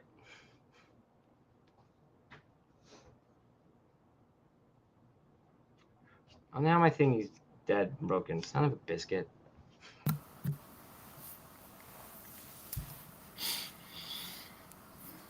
Didn't he say right after his poem that he had a dream of being a pirate? Yeah, I send you the link. He definitely is on record saying there's got to be some pirate history in my lineage or in my family genes or somewhere in my past I was a pirate. Like he said that in different ways in several different interviews. Trying to look for it. I mean, I messaged it. Maybe it went to Ashley, but it's Facebook Messenger. I'll find it right now. Yeah, just resend it. Yep. Because it goes back to the Rockwell thing. Because Rockwell, which I have an entire video on, Fenn obviously liked that. And the fact that so I sent you the picture first, Ben, and then I'll send you the Forrest Fenn quote. Give me a second here.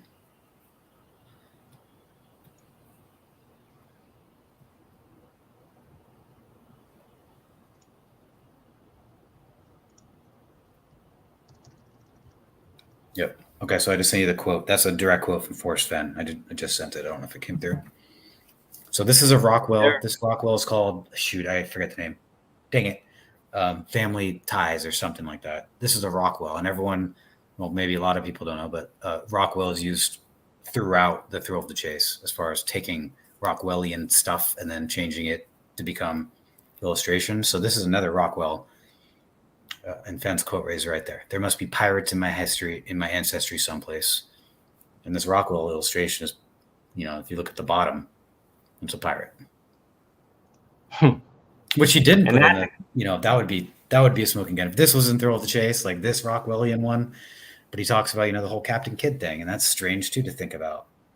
Right. He dreamt he was Captain Kidd. I mean, guy wanted to be a pirate. DB Cooper was an air pirate, also knew parachutes, had missing D rings, so he was praying for those Ds. 22 pounds of loot. He lost 22 pounds, and it just they go on and they go on and they go on and they go on and they go on and they go on and they go on, and all you have to do is look at the asterisks. Look at this asterisk. Both treasure hunting books have asterisks in them. Come on, guys. Both treasure hunting books have some crazy, weird asterisks. This one happens to be on page 328, giving us P.O. Box 687, which brings us right back to El Duderino. When's enough? Now, something like this, it doesn't have a smoking gun because it's supposed to be designed. You don't figure it out until you get this story in the treasure chest. If anything, this explains his ambivalence to when the chest is found or if it's found. I bet he did want it found when he was dead because he didn't want to have to incur everyone maybe finding out he was DB Cooper. Maybe he was afraid people would turn. He said it opens up Pandora's box. The whole story hasn't been told yet. Find the story. Find the story. Yep.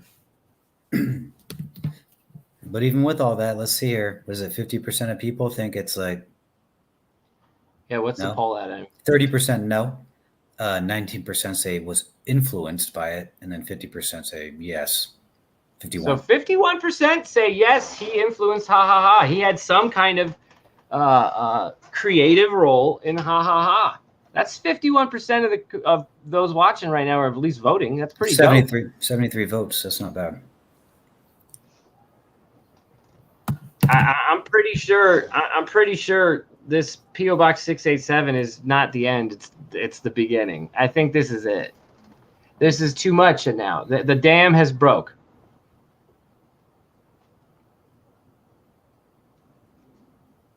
and Wayfair, you kind of say it the way I see it. I believe F held great animosity towards the government for the things he was forced to do in Vietnam. After all that shit he went through in war and retires, can't afford movie night with kids. Now, again, we don't necessarily have to believe that he couldn't afford a Dr. Pepper or taking his kids to the movie. That could be an embellishment or made up hyperbolic statement as well. But the point is, it's telling a narrative to you that shouldn't make sense. This is a master storyteller.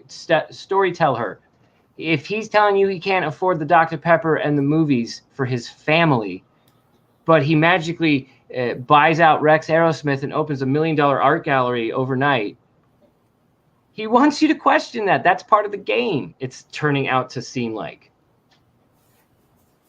Maybe that's just me. What's the deal, Boo? Where you going? Oh, you're out? All right, I'll be right back. Hold on, guys. Yep.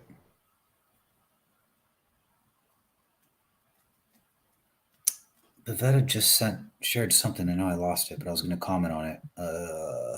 Jefferson hired Lewis and Clark. Interesting.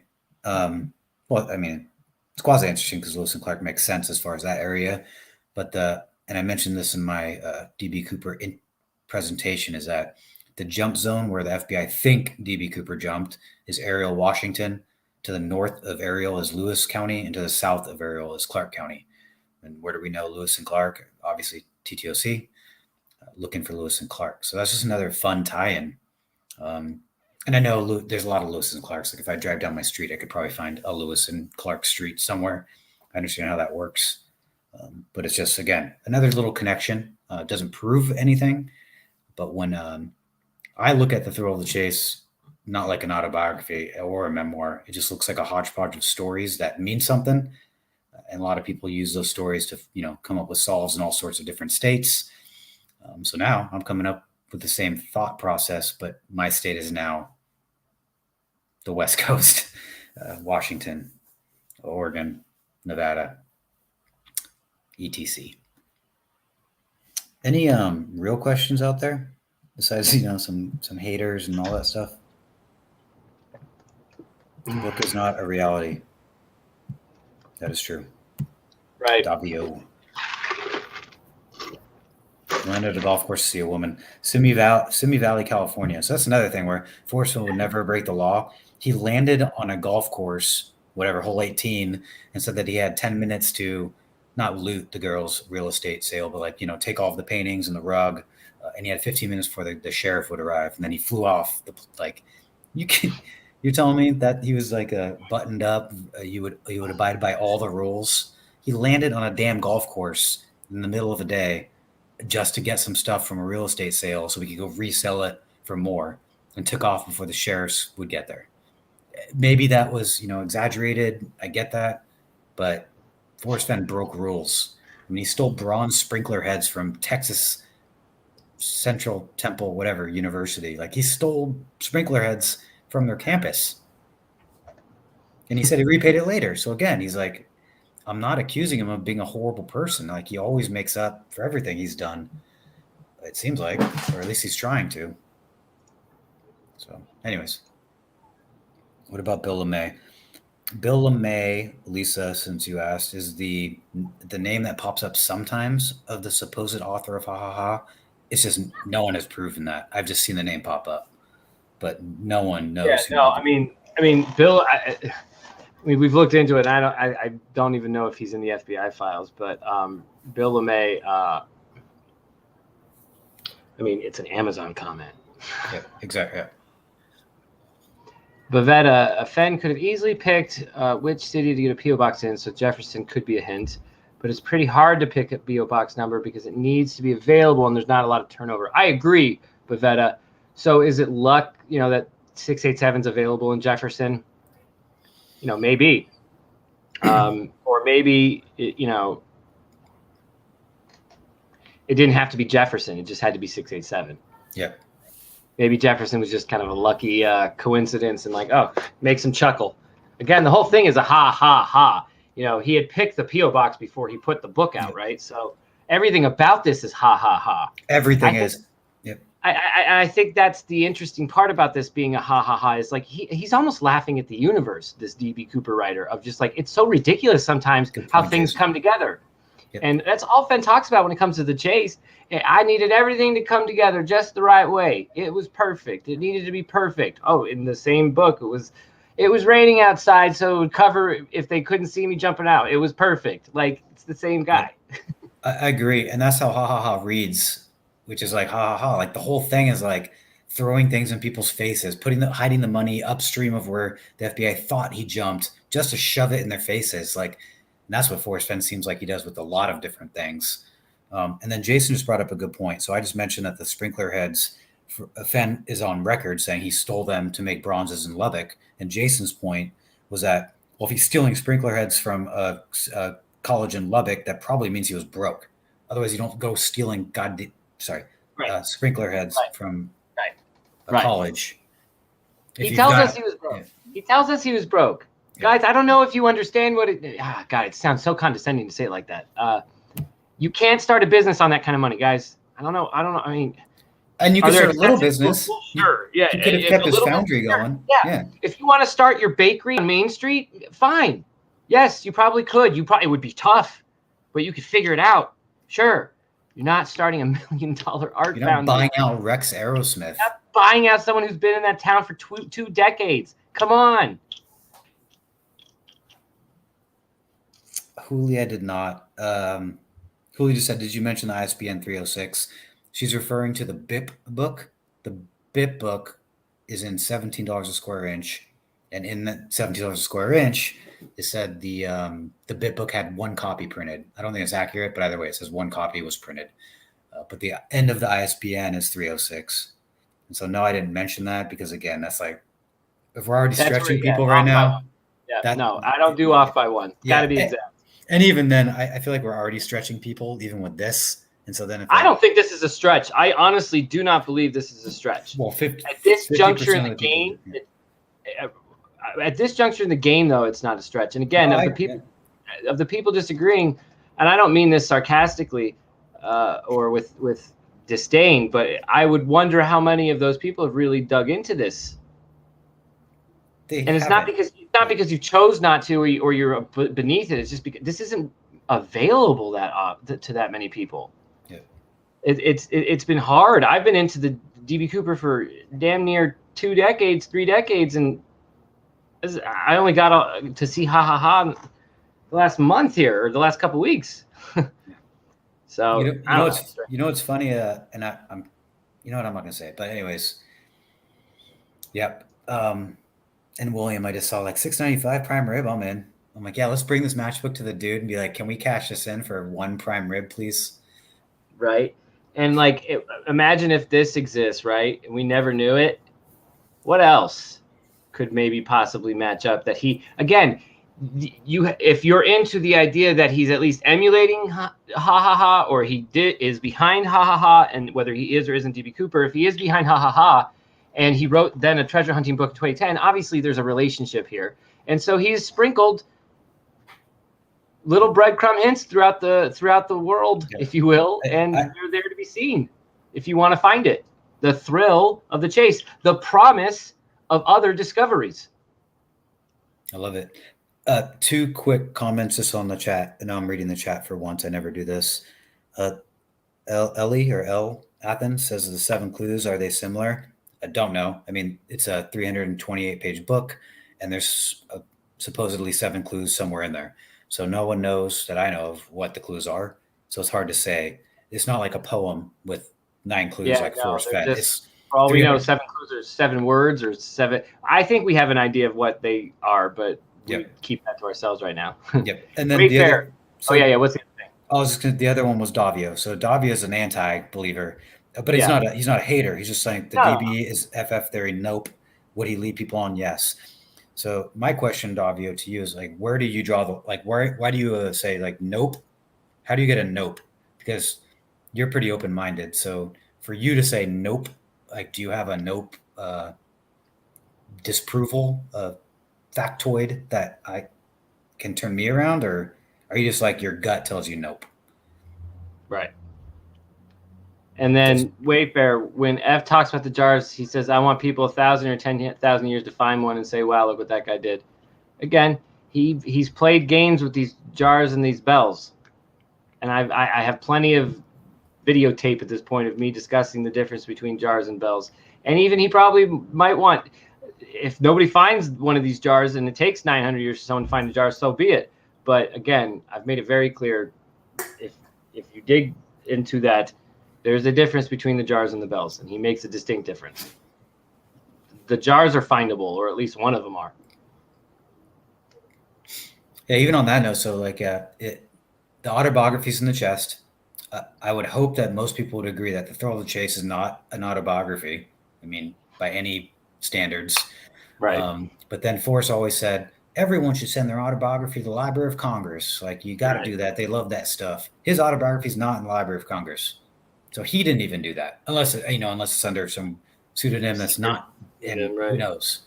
But there's something secret about the autobiography. And why does he talk about it so much? And why did he want it found in 1,000 years and not in 10 years? He talks about the chest being found in 10 years, or it's very strange. Like, what is he hiding? And that's always been my why I like this rabbit hole, is because I think that Forrest was hiding something.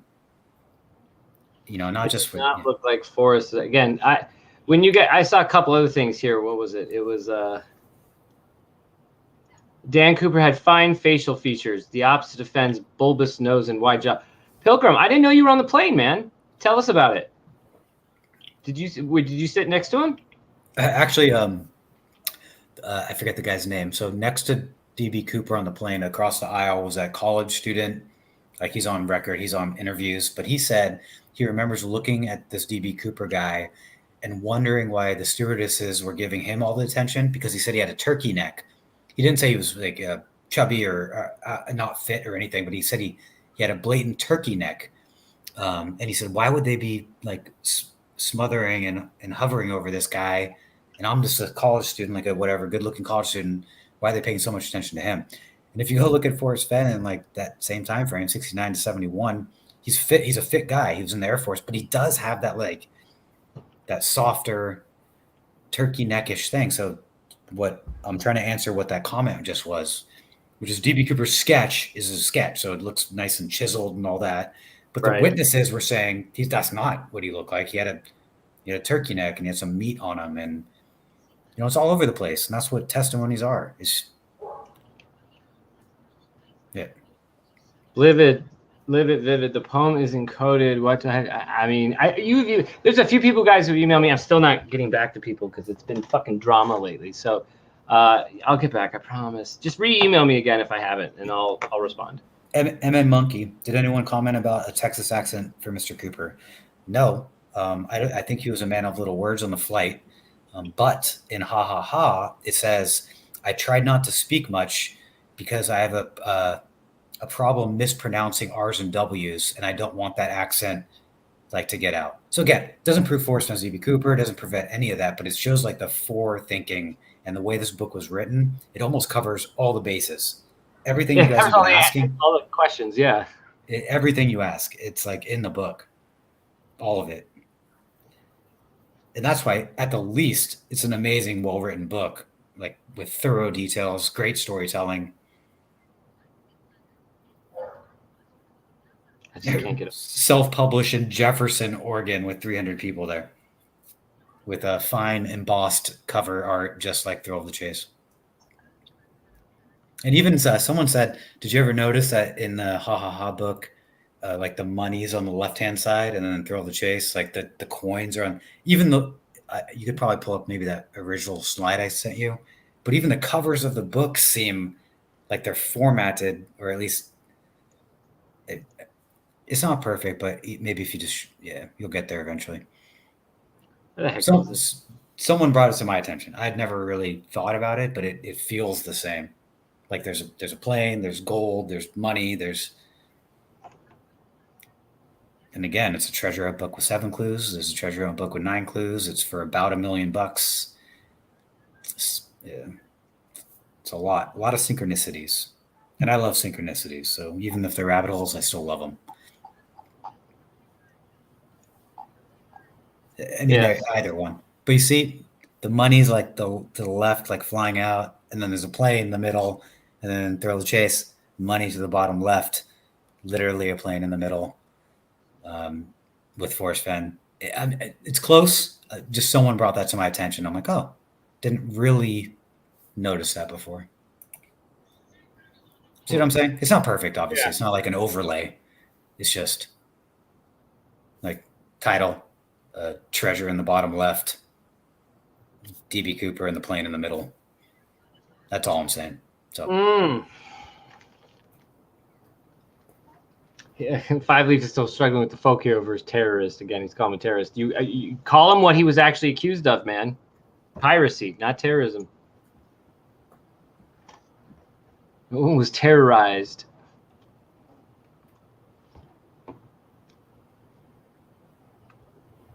If F wrote ha ha ha and left clues, I know what to look for. Oh yeah, Kahlo? Yeah, tell us, please. We're sharing. Why don't you share?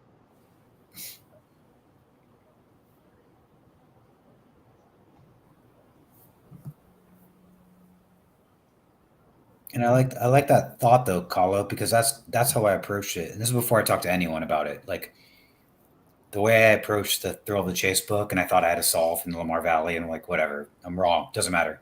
But I used, certain tactics, like mainly pareidolia and picturing myself in an airplane over the search area.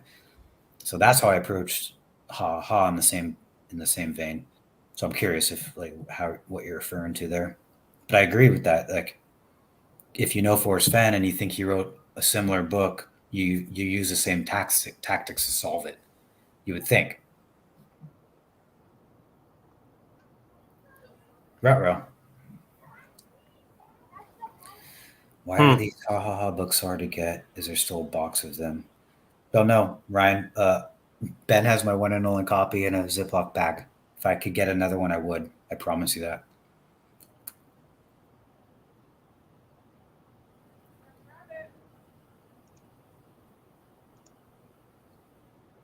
You have to buy it back from Ben, probably. Yeah, let's show this picture exactly. This is a picture I put up in my video too. Which one? Oh, sorry. I like that's like my clip art type painting. It's not bad though. I mean, for being a horrible little paint job. Now he's what, 2 or 3 years younger here? Yeah. What he's going to be on the plane? That looks like 65 to 68 or something. And he said in the book he lost 20 pounds for this. So he lost 20 pounds from something like this. Look. Yeah. I actually think his hair, I wish he wasn't wearing that hat on the left because I actually think his hair is dead on. I do too. In the other picture where he's like hanging from his jet.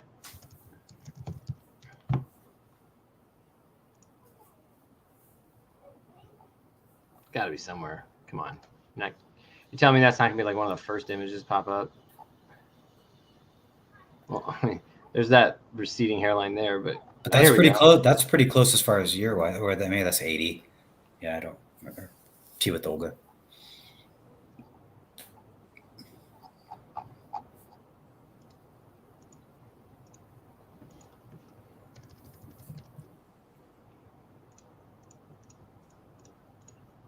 Where did I have the cool? There we go. So this guy. Yeah, that's more like the line. Well, this is when he got rescued, right? I mean, this is at the end. I don't remember that exact picture. That actually looks younger. Like that looks closer to the time frame. And that's what I'm saying. See that little? It's not a turkey neck, and he looks fit. He looks like a fit guy. But you see what I'm saying? Right. And the witness said, 2 years after you retired, you're not going to be in shape anymore. Yeah. Or at least, not in tip-top physical shape. unless you stay, you know what I mean. Anybody who goes from like professional athlete, or just hard, and then you take a little time off, you get a little pudgy right away. That's what happens to the body. Yeah.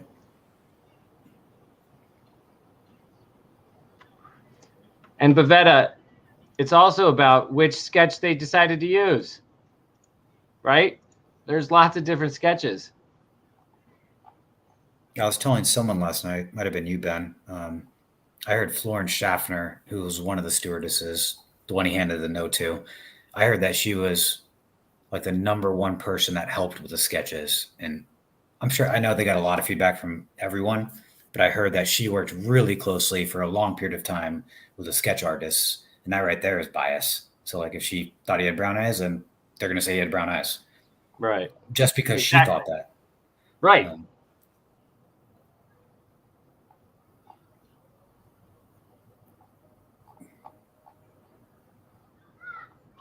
What are you showing us right now? What is this? These are like sketches compared to the actual like guilty person. This is like my daughter drawing stuff. Like, look at that. Come on. David Berkowitz looked nothing like that. Looked nothing like it. Oh, no, but he doesn't look like the sketch, so it's not him. We can't arrest him. Ah, the sketch. He looks like, I don't know, like, jeez. Not even close, though. Yeah. Anyways. So that's where when people say, like, yeah, like earlier, Forrest Fenn didn't have black hair. Forrest Fenn has brown eyes. In my mind, close enough for a sketch.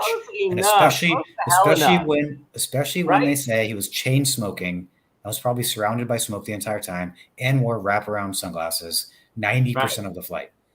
Right. There's a reason he did that, whether it's Forrest Fenn or not. There's a reason DB Cooper did all that, so you wouldn't be able to get a really good look at him. It's pretty nuts. It's pretty nuts. Trying to find where did it go? I had another crazy weird thing that from the 687 thing that I got to, but I can't find it. It's annoying me. It was something to do with pirates. This is still just like, come on, P.O. Box 687, P.O. Box 687, treasure hunting book, asterisk, 328. Jeepers, friggin' creepers. I don't know, Alan. Have we said it all? You got anything else? I don't. I mean, there's always more, but what else we got? I mean, fucking Signum book. Every time I look at it, it pisses me off. Like, again, because you pulling this entire video up for that matchbook, I'm telling you, most of my questions right now are to Packer Jack. So he would be my only thing. Like if I don't have more to say about the 687 because you've said it, we've said it all, but there might be more behind it if we could get more behind it. Yeah, but Packer Jack's being awfully coy about this. Yeah. And he's working, so I understand that. Well, he's working. I just mean in general in terms of like I've asked him some questions and he's playfully dodged a little bit. Not in a he's up to something, but just like what else you got there, Packer Jack? Like he's got more up his sleeve. Like you just sent that little DB Cooper, the other thingy. Like where'd that come from? I just have questions. Right. And how long has he been involved? Like interested, and like how long has he been researching? Has he ever tried to connect this? Like I get really excited when I hear that someone else has tried to connect, and then I'm like, where did you start? How far have you gotten? What resources are you using? So I got questions for him. Greg, I see your name. Yeah, no. For this one, we're just doing this DB Cooper with Alan because Alan's the general of DB Cooper. I'm just his lieutenant. But like when I do a regular Fenn show, man, yeah, just come back. Unless Greg, you've got like unless Greg has some breaking DB Cooper news, then exactly. I'm fucking down. If you got DB Cooper something like Anita for the horse. Honey B100. Dan Cooper drank on the flight. Fenn doesn't drink. You lie. That's stupid. So whatever. Page 6. Yeah, no, I know. Page 67. The 247 flights. That was and then he went up to 328. I'm hearing. I think someone skinned their knee. I'm gonna be right back. All right. Honeybee, I bet your real name's Honeybee 99 or something. You lie. Just kidding. I mean, I'm totally being playful. But yes, I would say the FBI's most common record is that DB Cooper had brown eyes. So you are correct. And Fenn obviously had blue eyes. My goodness, someone got splashed. How dare they in the pool? How dare they? How dare they get splashed? It's true, you ass. Honeybee, Fenn did drink. So if you don't think he did, you don't know Forrest Fenn. And that doesn't surprise me. So, and again, the demeanor of DB Cooper was to throw off the FBI. So that doesn't make Fenn a drinker. But he can imbibe alcohol and smoke cigarettes to throw off people like yourself, actually.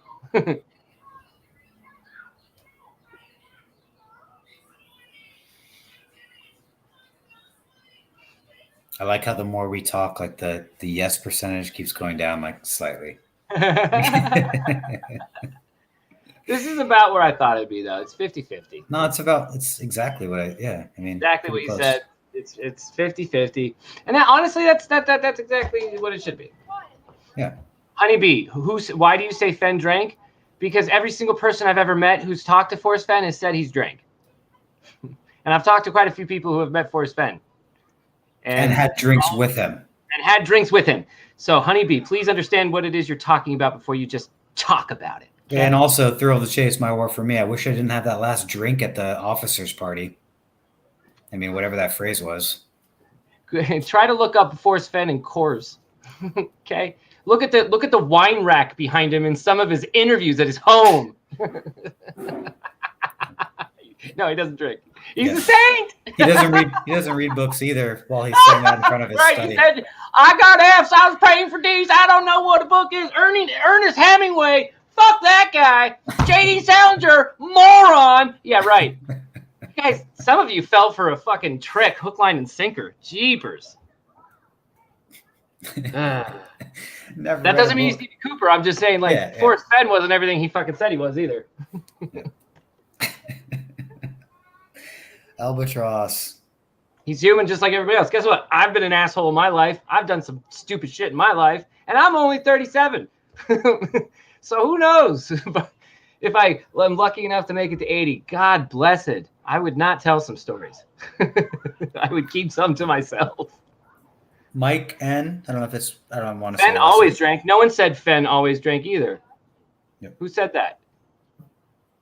I don't know. Mike, yes, is my answer to your question. And he explains Jason Dent even says it. Christy and I had a beer with him. Was it a Coors? Jason Dent? Pirate Fenn, that's right. Sky piracy. Oh. Fenn was a family man. He wouldn't risk life in prison for such a small sum of cash. $1.9 million. So that he can buy out all those art foundries, doing something the government sent him to do for the measly $12,000 a year. Yeah. After he risked his life for 20 years for his family. Every single day.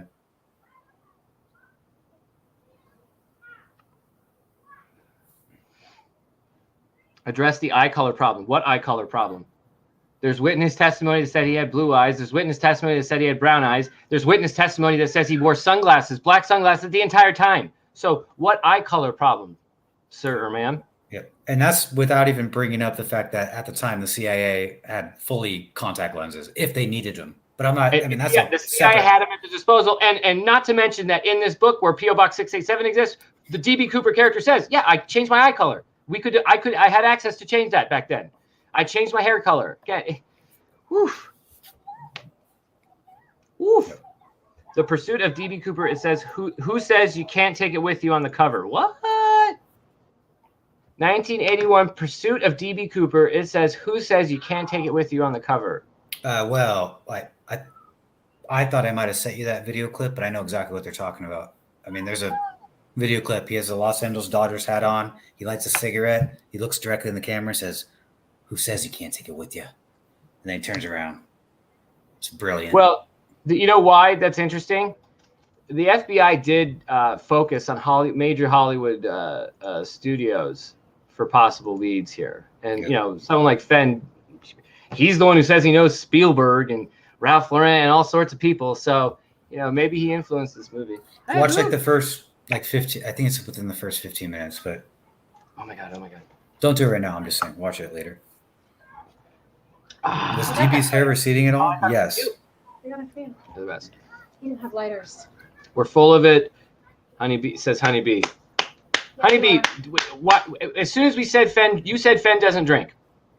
And then we said, yes, he does. You don't know what you're talking about. And then you said, says who? And then we said everybody who's met him and had drinks with him and have come into the chat and said so. And then you drop that. And then you move on to, well, he didn't drink liquor. And you guys are full of it. You're full of it. You're full of it. Honeybee, look in the mirror, my friend. Look in the mirror.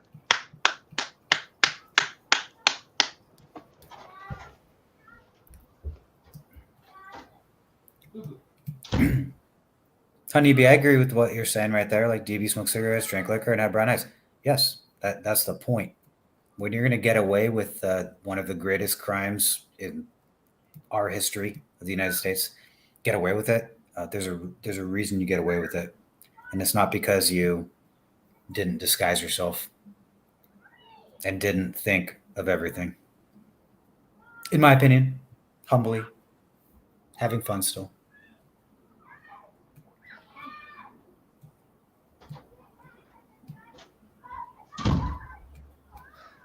He drank Honeybee, but maybe to your point, he didn't I heard he had several bourbons on the flight. That's not something Forrest Fenn would do. Hey, by the way, Honeybee, when I talk like this, if we were at a bar, I would just buy you a drink. Like not even being dick, just like I'm Italian, so like when I don't even believe this yet. I'm like 98%, but I could argue the other side too, meaning. The other side of this has points that are valid and have not been addressed or answered because they just don't exist yet. So I understand. I totally do.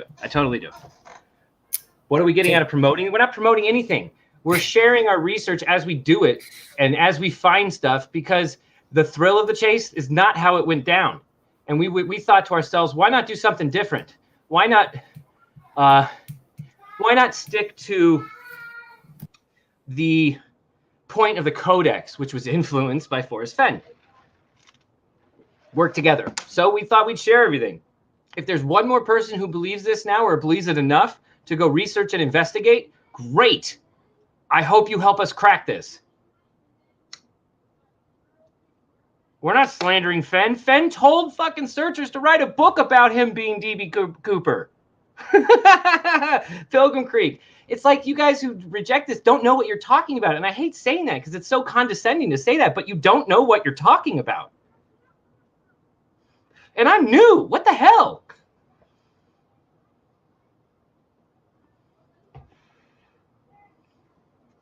Didn't FF say he had other unpublished books, works, manuscripts? What happened to him?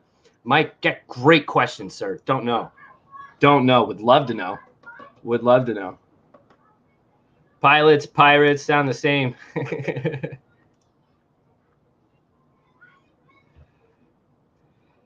Number 4, best reason Fenn stole from LS2.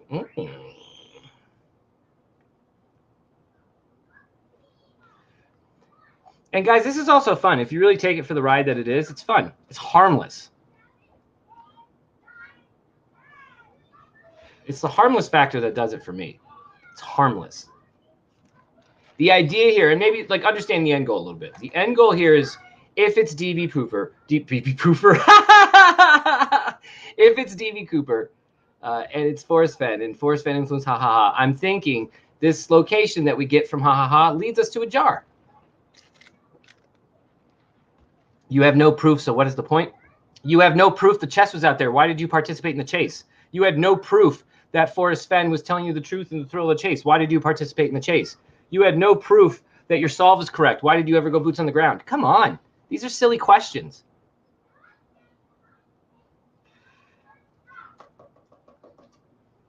Have I asked Forrest's family if it's harmless to them? I don't know Forrest's family. They don't know me. They don't watch this. I did think Shiloh was like jumped in the actual like Zoom once and like hit his voice, but I have no proof of that. And again, from what I'm told,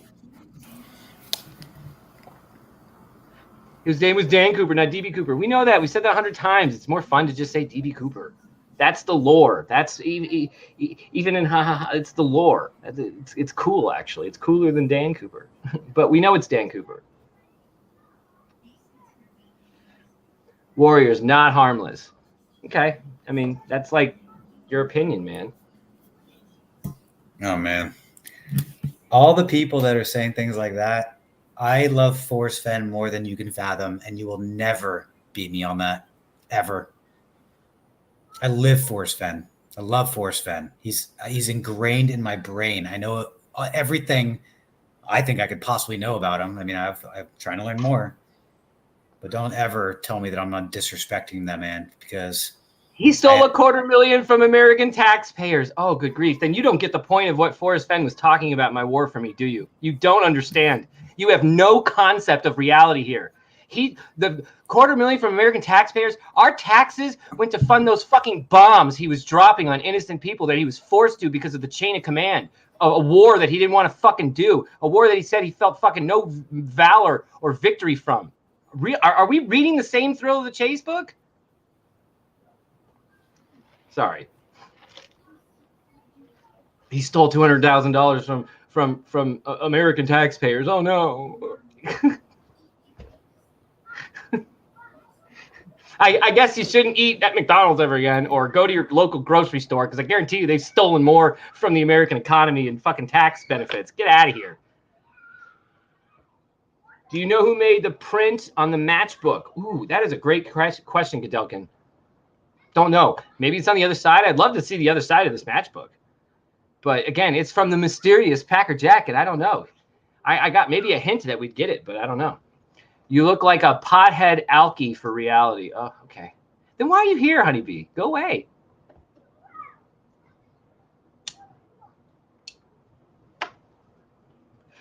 When your family replied to you about doing this hunt, one of two things they said was probably the word shyster.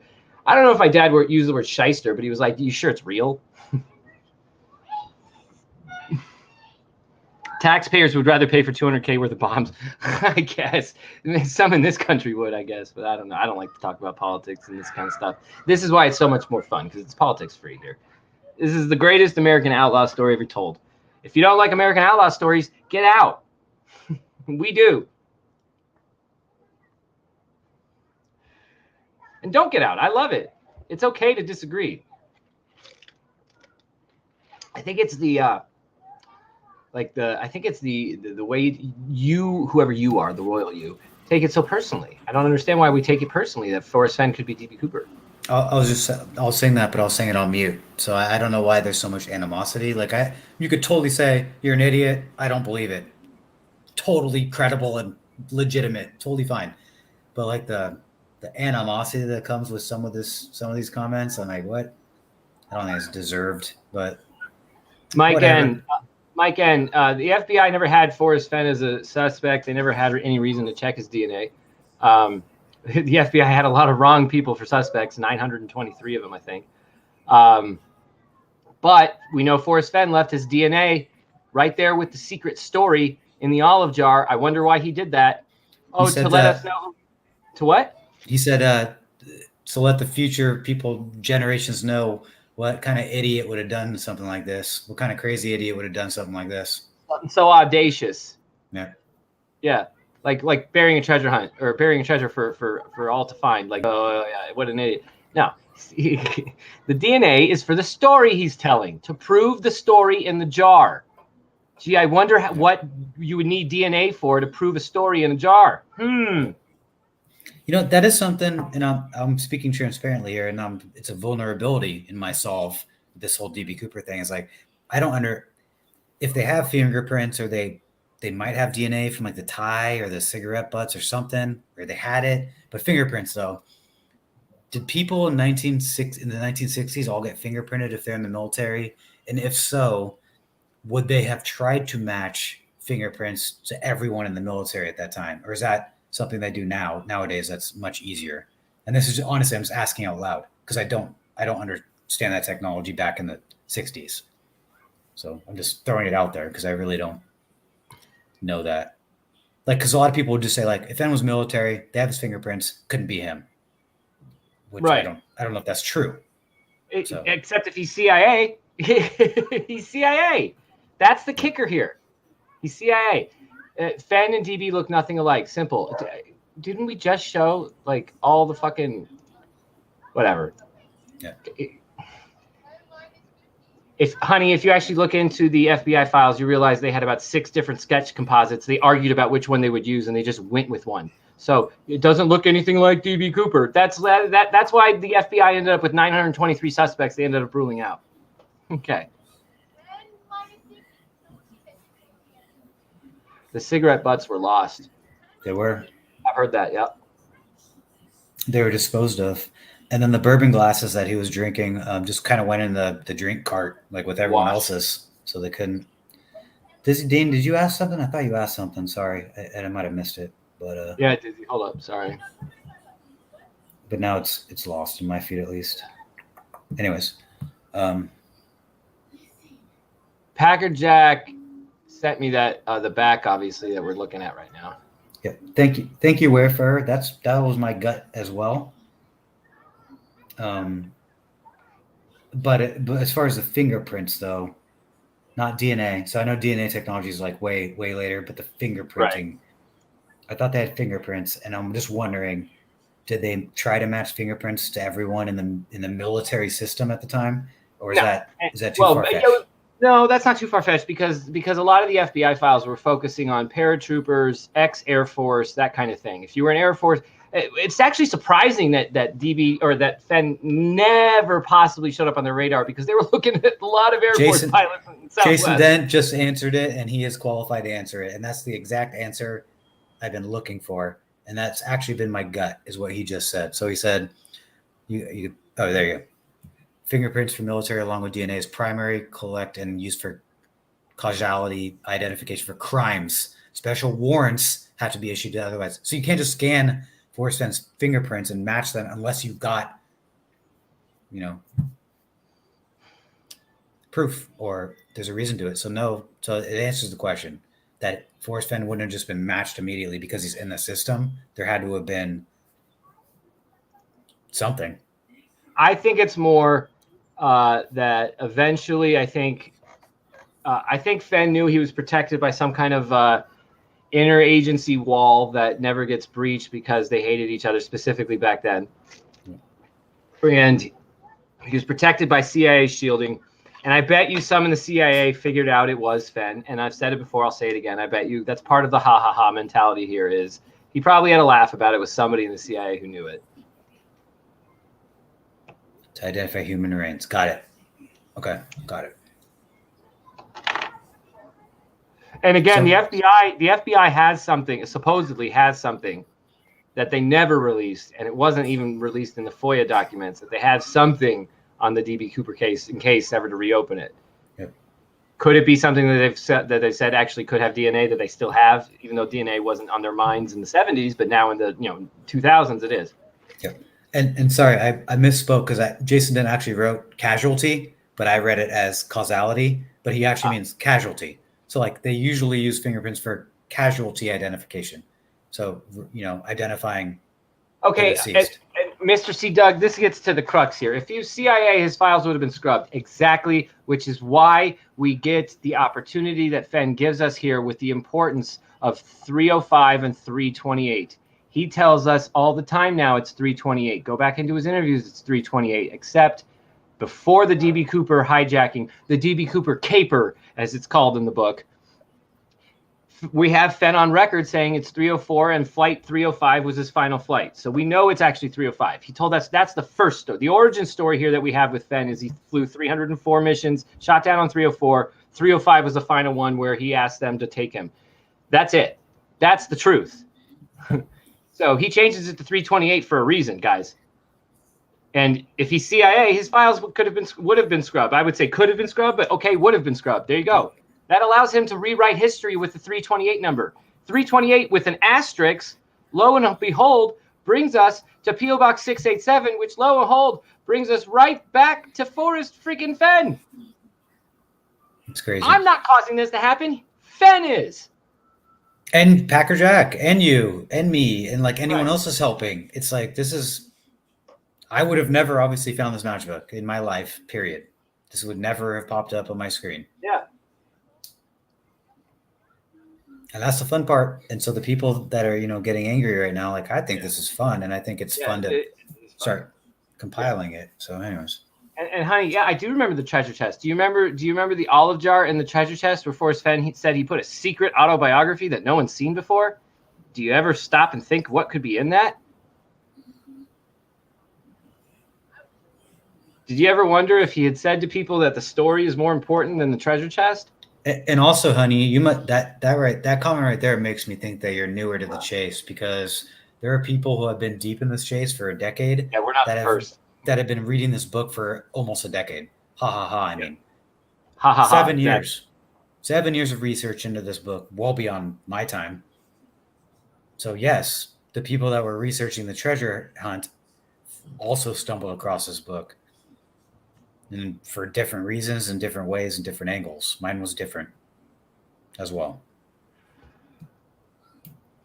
Yeah, and I'm not trying to argue. That's not my motive. And here's the fun part. At some point, there's going to be a finality to this. The one thing I've been really starting to believe is that Fenn really truly did believe in backup plans, and he wanted whatever his story is out eventually, probably after he passed.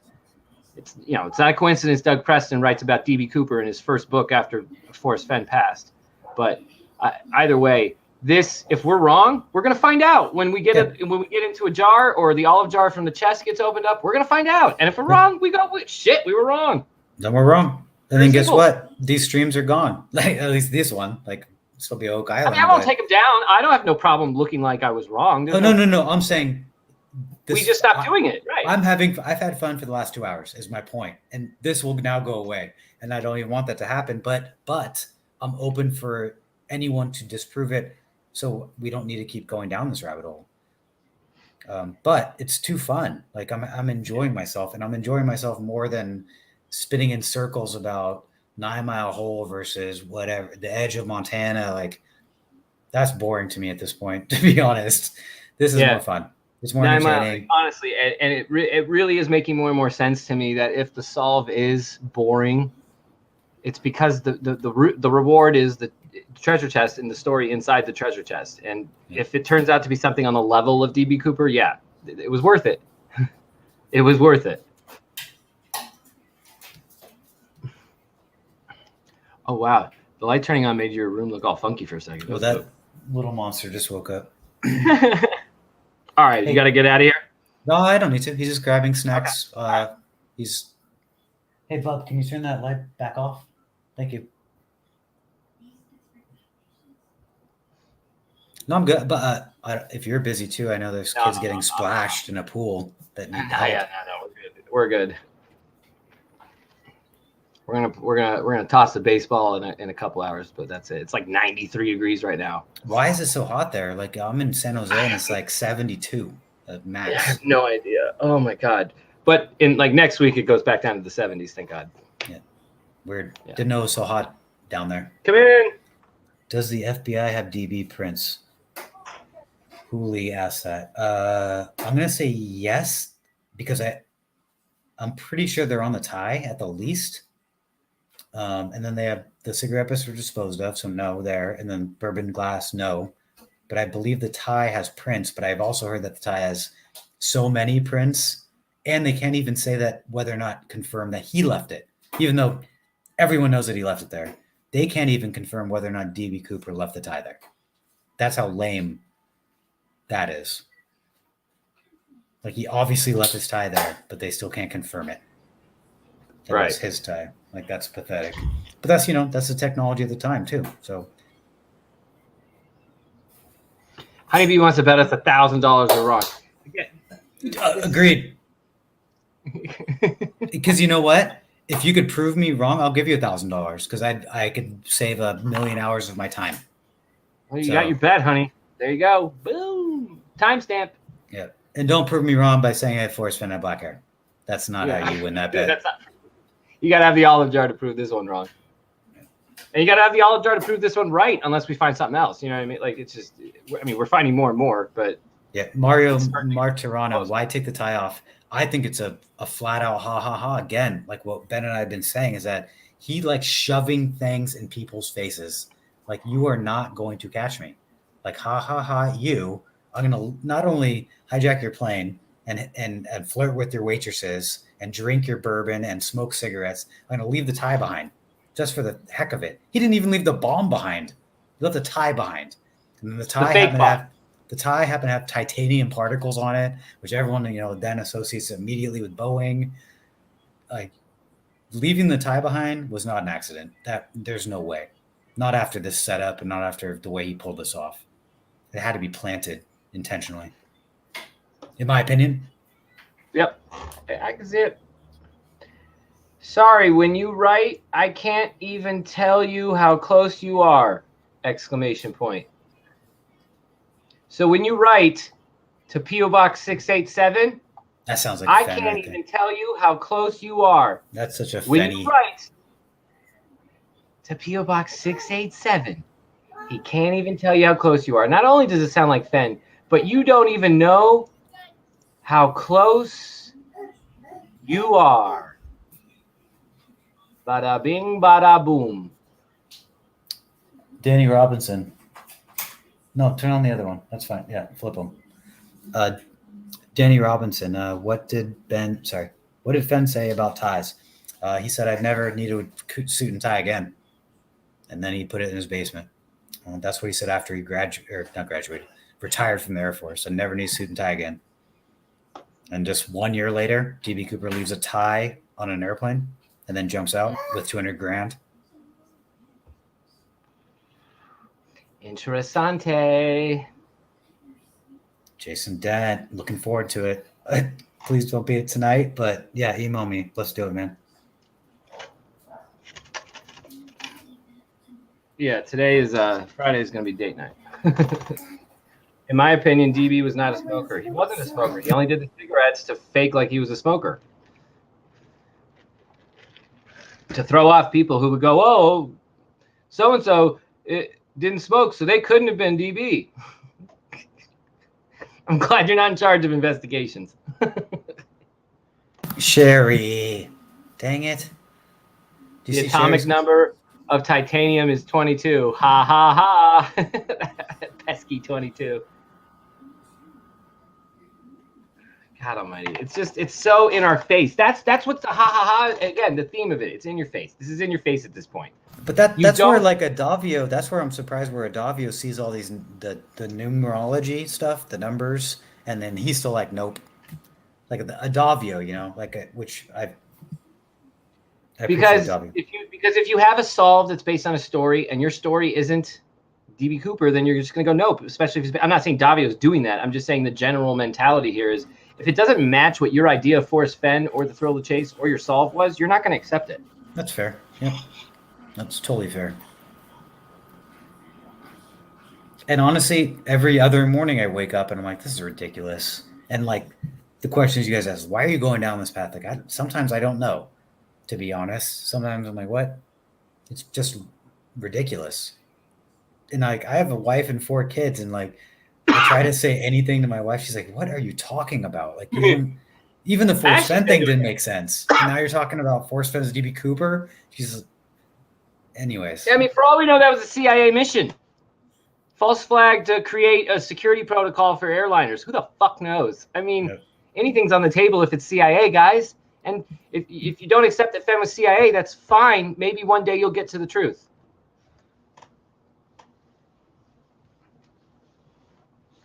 Yep. And honey, I guess he didn't accept that there's proof that there's a treasure chest out there because Fenn said you're just going to have to take his word for it. So.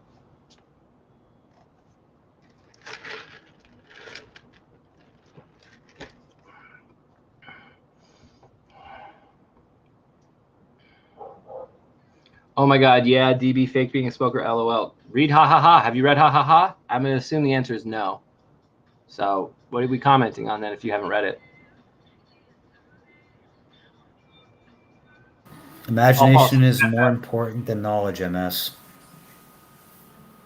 Forrest Fenn asked us to be open-minded and use imagination. Yep. Again, I feel like I was on a different thrill of the chase than some people, which I guess is fine. But I thought some of this stuff was pretty obvious. Like when Jack says, you know, whatever we believe in Jack, whoever wrote that thing, you know, I found the place where Fenn wanted to die, and you know, some people are like, oh my God, that's what the poet. Like, I thought that was an obvious thing. Like, I didn't. He think literally said he wanted to die on top of the treasure chest. Right. Like, obviously, this is where he wants to die, guys. Like, what the fuck? Like, it just felt like some things are just maybe super. And again, there's other stuff that was super obvious sitting right in front of my face on other things where I was like, oh my God, how did I miss that? Well, the other thing, the whole confirmation bias thing, like that, Jack, I think it was a good video. I don't think it's the most brilliant video I've ever seen. But he's talking about confirmation bias. And then, like, his medium thing is, I was stuck in the same spot for 26 days crying on logs. That's confirmation bias. That's confirmation bias. Like, I think that's the irony. I think that's the irony of what Jack is aware of, because he knows what's in the olive jar. At least there's a cover page or something to the point where Dan Barbarisi had to sign an NDA because he saw something in the olive jar. Yeah, I mean, yeah. So confirmation bias. Chase is about the treasure chest, Ben. What the fuck does DB Cooper have to do with it? Again, ha ha ha! Is about a fucking treasure hunt, honeybee.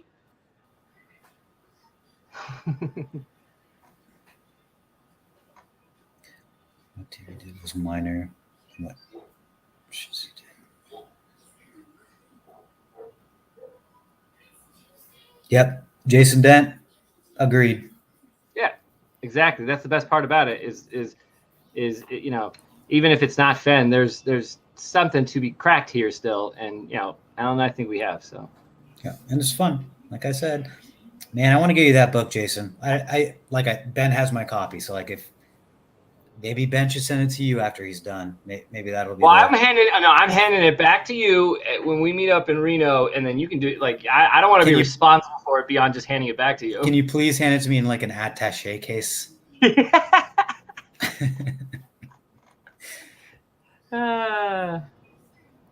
It's not confirmation bias if you're correct by definition. Exactly. But it's confirmation bias all the way up to it. And Jack himself knows that. That's what's ridiculous about that video. And Jack knows it. He's not that silly. Yep. Well, I can't wait to see what we find next. I mean, hopefully we get more backstory from Packer Jack on this because it came out of nowhere. I'm still weird about that. What if this is like one of his like 50 hole cards that he's just gonna keep like slow playing? It feels like it, right? It feels like he's just. I mean, when he sent it, he said, "Boom goes the dynamite." He knows that it was big. He knows. We'll see. How did he? Maybe a private Zoom with Packer Jack is warranted because I got questions. Oh, Packer Jack in the chat. So I shouldn't just use the matches and throw away the empty. Oh, God, there's still matches. No, you can't. No, she's not. No, please, God, don't throw it away. Oh, my God. Oh, my God. It's probably 22 matches out of like 40 left in the. How many matches are left in the matchbook? Oh, my God. Please, Packer Jack, count how many matches are left. I would love it, Bill. Packer Jack says, like, this is all photoshopped. And you guys. Yeah. Oh, God. No, there's matches in there. I need Packer Jack to send it to us.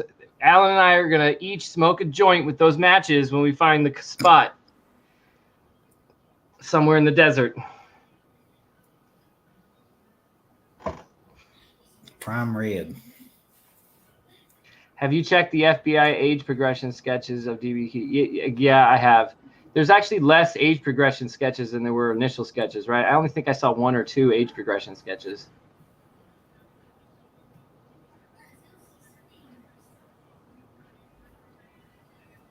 Peace, Mario.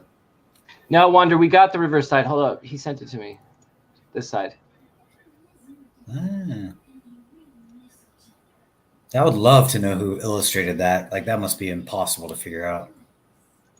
Right? There's like, oh, why can't I zoom in here? That's weird. Well, let me zoom in. That's weird. Did I forget the hotkey? What the heck, man? I think I just hotkeyed myself out of hotkeys.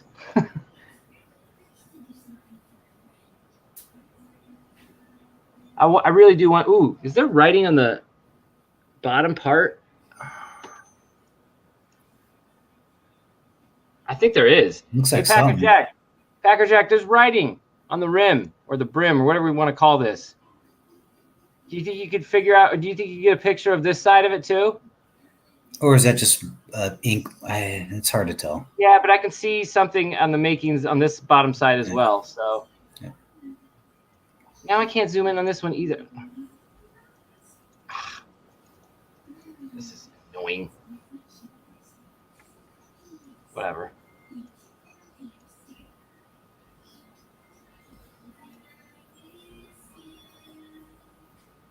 God dang it.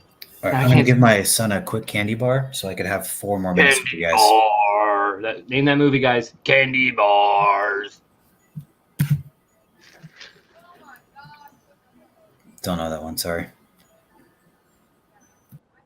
That's why I want to see it, JK. I just want to see the manufacturer. Oh, shit. I got to click that instead.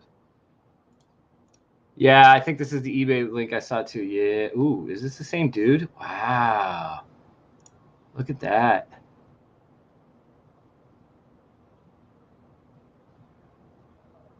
Oh, that's dope. Let me see if I can put this over here.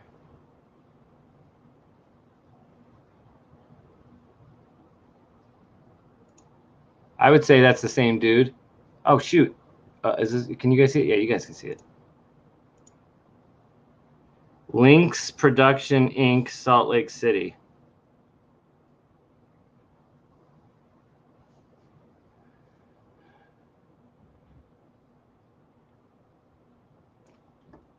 Jason, we weren't really having anybody else. It was just going to be Alan doing the DB Cooper shit. I already said no to Greg. I didn't want to, like, say yes to anybody else if I said no to somebody else. You know what I mean? I think I want to let this also digest for, like, a day, and then, like, we can have everybody on to discuss it if we want. P.O. Box 687. Yeah, I would assume then this says links as well. Hey, Alan, check this out. Yes, sir. So this is up for auction on eBay. The dude, West Yellowstone. Oh. And then Links Products or Production Incorporated, Salt Lake City. It's pretty cool. There's a dude in Salt Lake City? Interesting. No, that's just where they make the matchbook. Oh, okay, sorry, yeah. I missed the cover. Okay. Huh. That looks a little more, that looks more modern, obviously. Not I can't modern, tell, but, to be honest. I can't tell if it's more modern or not. well, the one Packer Jack showed looks like, that's hard because it could be like that kitsch art type motif. Definitely different. Yeah, that's I very mean, kitschy. Dude, That's your kitschy. matches. I would say this looks older, but maybe not. Yeah. This feels like Hey, there's that foil stamping again. the foil stamping, right? This feels like 80s, though. Yeah. Yeah, that looks like a dive bar lounge matchbook that I would go to in the 90s or something.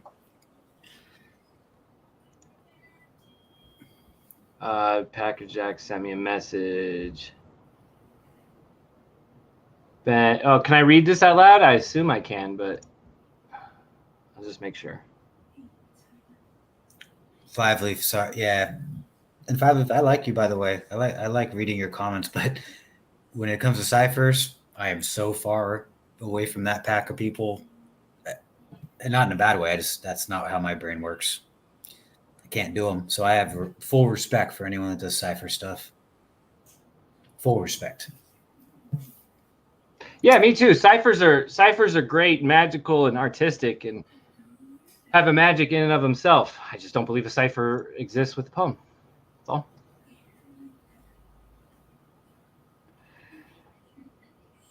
Mike N says Dan Cooper was a Royal Canadian Air Force test pilot in comics, popular in Belgium. Was FF stationed in Belgium? No coincidence there. I don't know, but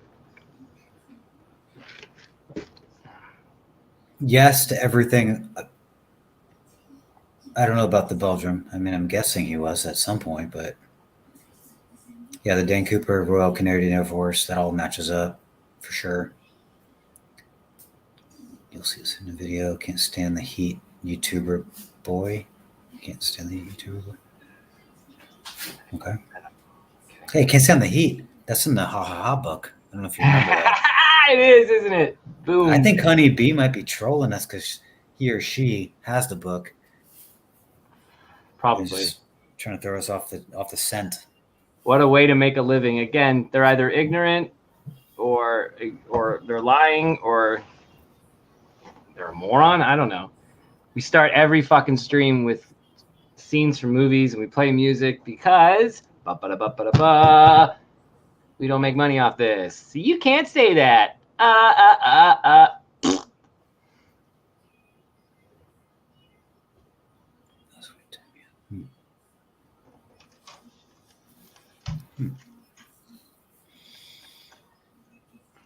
They hate it. They hate it. You know, there's a good clip for this. There's a great clip for this. Let me get it up. That's what she said. Oh, is my shit not typing now? Oh, I hate this.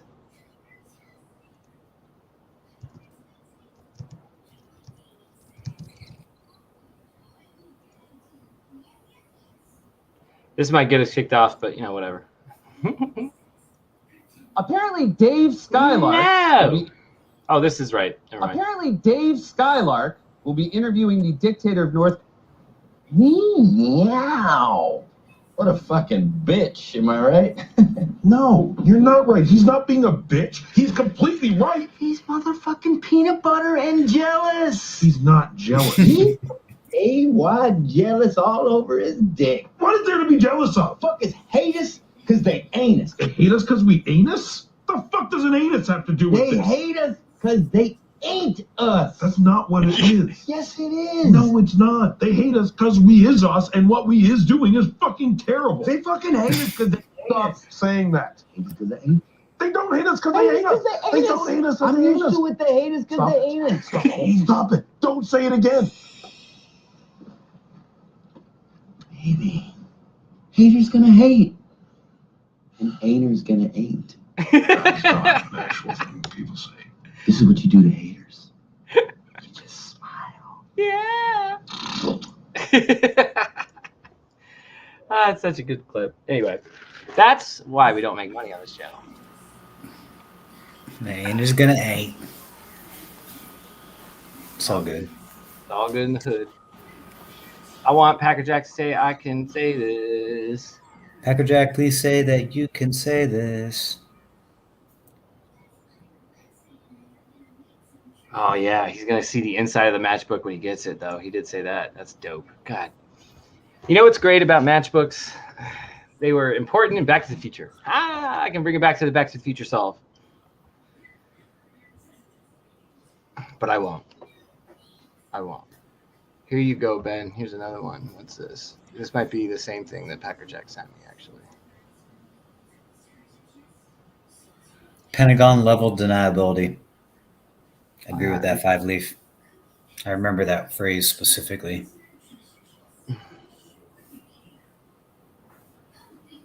Pentagon level deniability is a very interesting quote. Five Leaf, what was the context for that shit? What did he say that to? Like in regards to? Yeah, I'm trying to remember. I mean, he could answer, but I just listened to it. Sherry, yeah, we talked about that earlier, actually. And yeah, just another thing that brings us back to Ha Ha Ha, where Ha Ha Ha says he stashes most of the money in Canada.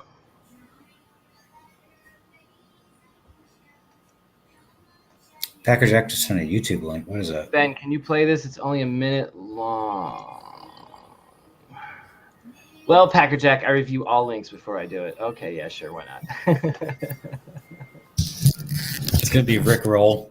Like, It's great to be here in Southern California. Southern California is where the word dude comes from. I've watched the word dude develop over the years. It's turned into a word kind of like the Polynesian word aloha. You know, that's more than just one meaning. You can use it to say hello to people.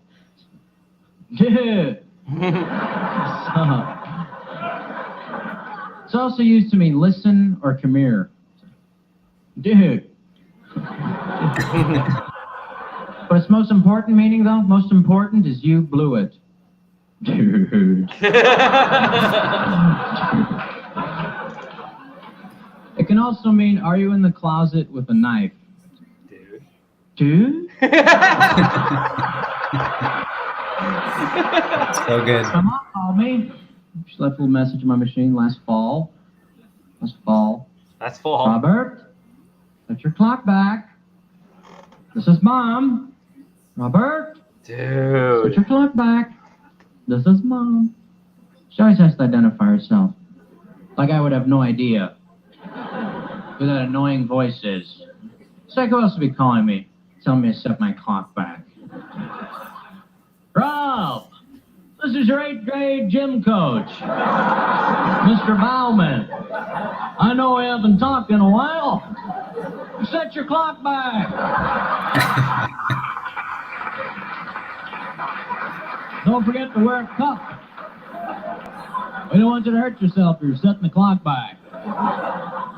Look out for that big hand. We'll talk again in the spring, bub. I got a lot of calls to make. I thought that was going to bookend with another dude, but it didn't. What are you going to do? Funny stuff. That's Dude. Awesome. Yeah. Well, and obviously the reason for that would be the dude. The dude.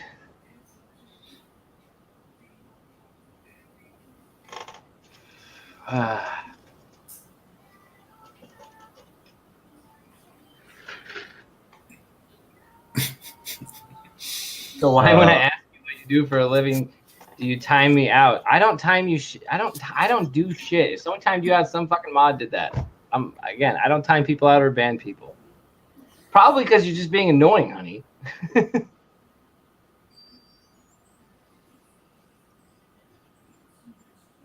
Yar. Alrighty then. Yep. Well, Alan.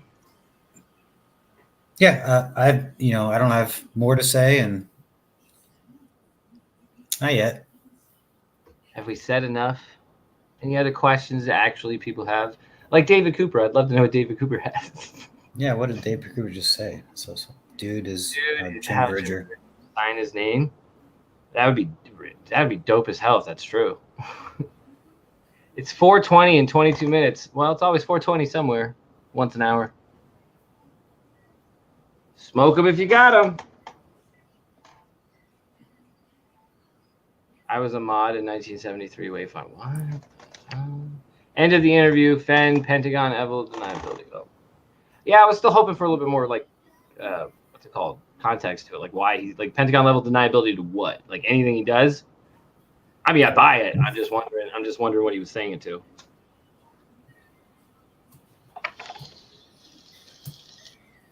Yeah, now I'm gonna go rewatch that because I'm curious because I remember that phrase specifically. I just don't remember why he said it that way.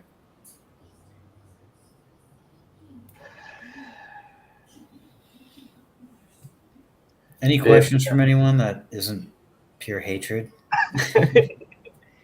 And you know what? Even pure hatred, like I'm fine with pure hatred. So it's all good. Yeah, it's all good.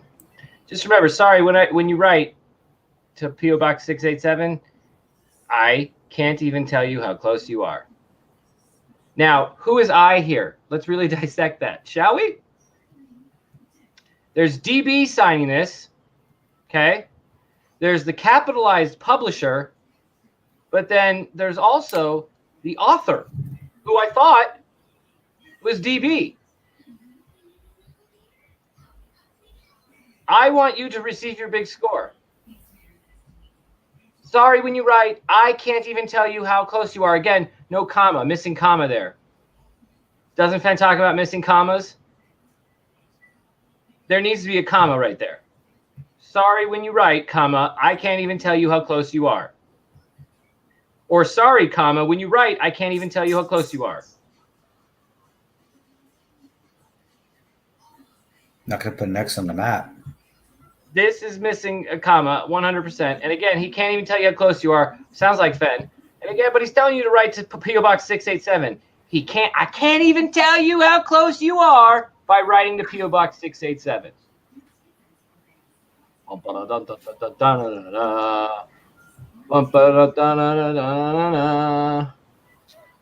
Danny Robinson, I see your comment about see my above, and I just scrolled like a bunch, and I'm sorry, I'm just not seeing a question, so my apologies.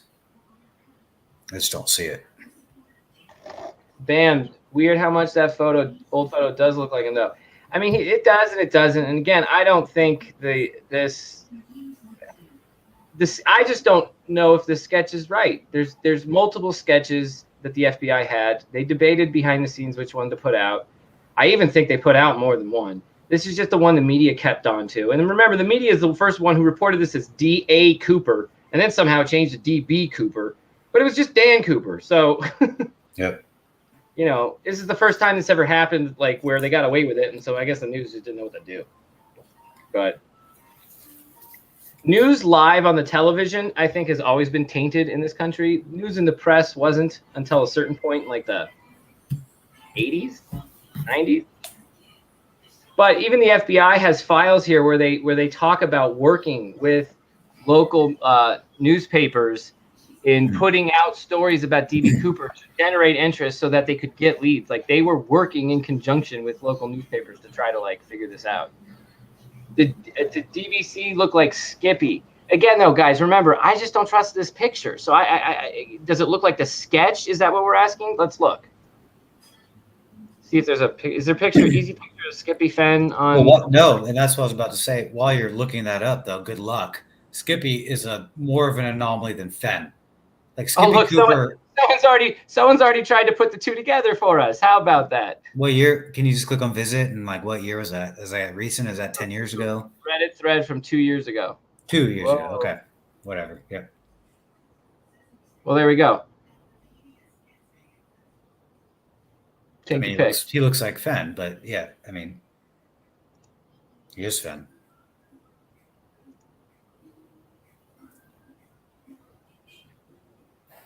Yeah, the Skippy thing has always been interesting to me, like an interesting angle where if people are going to say Forrest Fenn couldn't have done it, I love the Skippy angle because that's just a mysterious person in general. Mm-hmm. And even in Thrill of the Chase, he talks about Skippy graduating. He said he hated remember the picture? He was wearing like his graduation outfit. It said, hated the hat, hated the gown, hated the tie. And that was the last time like Skippy wore it. Like, but he specifically says like hated the outfit. Jack. No, sir, I disagree. No accent mentioned. If he talked to the ladies on board, the accent would have come out. Again, the same author in Ha Ha Ha says he's hiding his R's and W's. So he's obviously hiding an accent on board. Even if he's flirting with the lady. Guys, I know this is going to sound ridiculous, but you all have heard me do voices on this thing and how I have fun with it. I was in either Cancun or Cabo San Lucas at one point, like when I was like 18 or 19 years old. And me and my buddy talked to a couple of girls from England, and we ended up hanging out with them for like 8 hours. We never hooked up or anything like that, but they were from England. I talked in an English accent the entire time. They said they bought it. It doesn't matter if they bought it, but the point is, it's very simple to flirt with a girl in another voice and maintain that voice. If you're hiding an accent, you can maintain hiding an accent just because you're flirting with a girl. Yep. And it's a 30-minute flight. I know the flight went like 2 hours, but it's a 30-minute flight. True. This is not people conversing for long periods of time in the middle of the airline. No, he's on record saying like what, 5 phrases? Yeah. Do the job. No funny stuff. It's taking too long. Let's get the show on the road. Get the show on the road, and no thanks, I already got it. Something like that. And Miss, you might want to look at that note. I have a bomb. Yeah, that's it. Pretty easy to not have an accent. Now, maybe the flight attendant has left a couple of things that he said off record because she said it felt like he was hitting on them, but we don't have mention of what he actually said to hit on them, do we? No. So, witnesses don't say everything. Witnesses keep things to themselves. Witnesses aren't right all the time, and this is all the FBI has to go off of. It's a perfect crime. Yeah. So what Danny was asking now twice, and now I see both your questions, Danny. Sorry about that. Is like the writing comparison, like using software. So I haven't done it. I've Yeah. looked into it just like manually, but not with software. If Bavetta's here, Bavetta could maybe fill us in on we have a guy in our Reddit chat room who's been he has like a stylometric analysis software tool or something, and he's been kind of trying to crunch compared to Forrest Fenn amongst other 30 50 other authors or whatever. Yeah. But I'm sure Bavetta could explain that better than I could. So the answer, Danny, is I have not, but other people like Ben might be, but not me personally.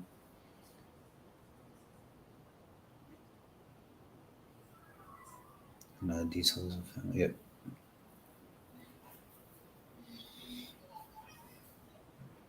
I really got to remember to check my phone when I'm on live.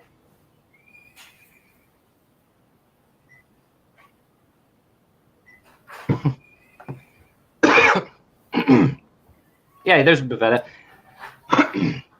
Someone in the Reddit chat did a comparison of a few pages to Fenn, and it was a pretty close match. I haven't gotten in more fucking pages though. I got to do that. I'm just gonna do that while I'm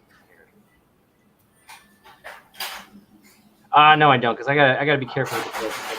But I will do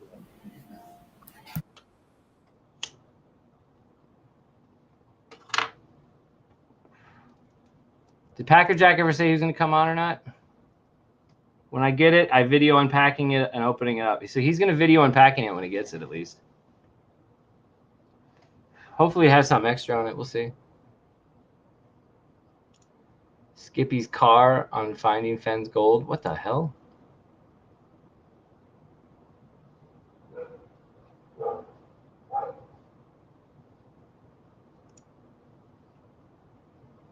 Yo, this does look like his car.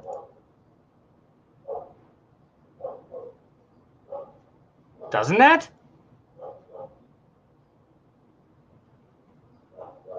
This is in 2017.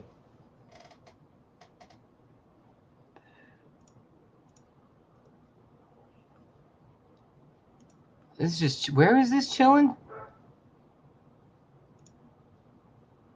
On my visit to Montana a couple weeks ago, I found the remains of an old automobile about 3 miles west of Yellowstone in the National Forest. Could this be what's left of Skippy's car that was lost during the chase of Cody the buffalo and the thrill of the chase? I know the distance isn't as far as Forrest described in the book, but it's right next to a small stream which described. Whoa, that's fucking dope. So William asked Treasure Warriors, what's the timeline of the 200K and buying of the gallery toward D.B. Cooper's jump, before, during, or after? Asked earlier, but didn't see if it was answered. All right, so yeah, Alan, take it away. Well, I mean, you might have the power. You don't need to do it. So Forrest Fenn, as you know, William, retired from the Air Force in 1970. Sorry, I have a munchkin next to me, so if there's noises, that's why. 1970, he retired from the Air Force. He moved to Santa Fe in 72 and then bought out Rex Aerosmith Galleries in 1973. So in 1971, though, that's when D.B. Cooper hijacked the plane and got away with 200K. So my argument, my half-hearted argument, is that Forrest Fenn retired in 1970, making $12,000 a year per him. That's what he says. 71, D.B. Cooper hijacks the airplane, gets away with 200K. 72, Forrest Fenn moves to Santa Fe. 73, Forrest Fenn buys out Rex Aerosmith Galleries off his bronze sales, apparently, that he was stealing from a local college.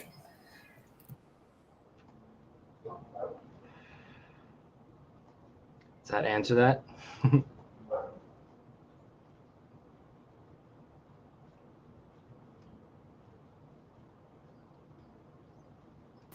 William's been in the chase a long time too, like longer than me. So even the fact that I see William pop in here and ask a question, like a genuine question, like that's where I get excited, where people are just like thinking about it.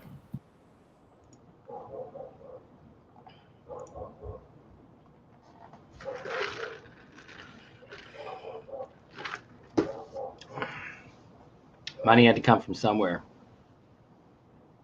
I think that's kind of part of Alan's half-hearted point. It had to come from somewhere indeed.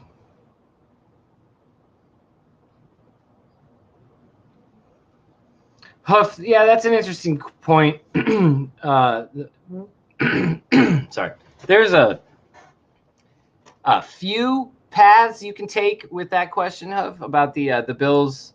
The serial numbers were absolutely recorded. J. Edgar Hoover distributed them to pretty much everywhere in the country. Did they show up in circulation or didn't they? I don't know. But I'll bet you this. If D.B. Cooper took that money, walked into a casino, and lost maybe, say, 10 grand of it while washing it in the safest way possible, walked right out in the 70s in disguise, and then that's like something they find out afterward and like, oh shit, that sounds like something maybe the FBI would hold on to. I think that might be one of the things that they're holding on to that they've never told anybody is that they know he walked into a casino, and it's not provable, but like they found enough that, okay, here's a guy in disguise that day walking in, the money matches, or and it works, like the time works, and they look at the serial. But now that's embarrassing because they've lost their guy again. They don't announce it, and they keep it back, hold it back, just because that's what you do in an investigation. You hold stuff back. That's how you know if you got your guy. So I mean, that's a path you could go down. In Ha Ha Ha, he says or hints that that's exactly what he did, was go into a casino and basically wash it in a safe way, and then put that money into silver and Canadian banks.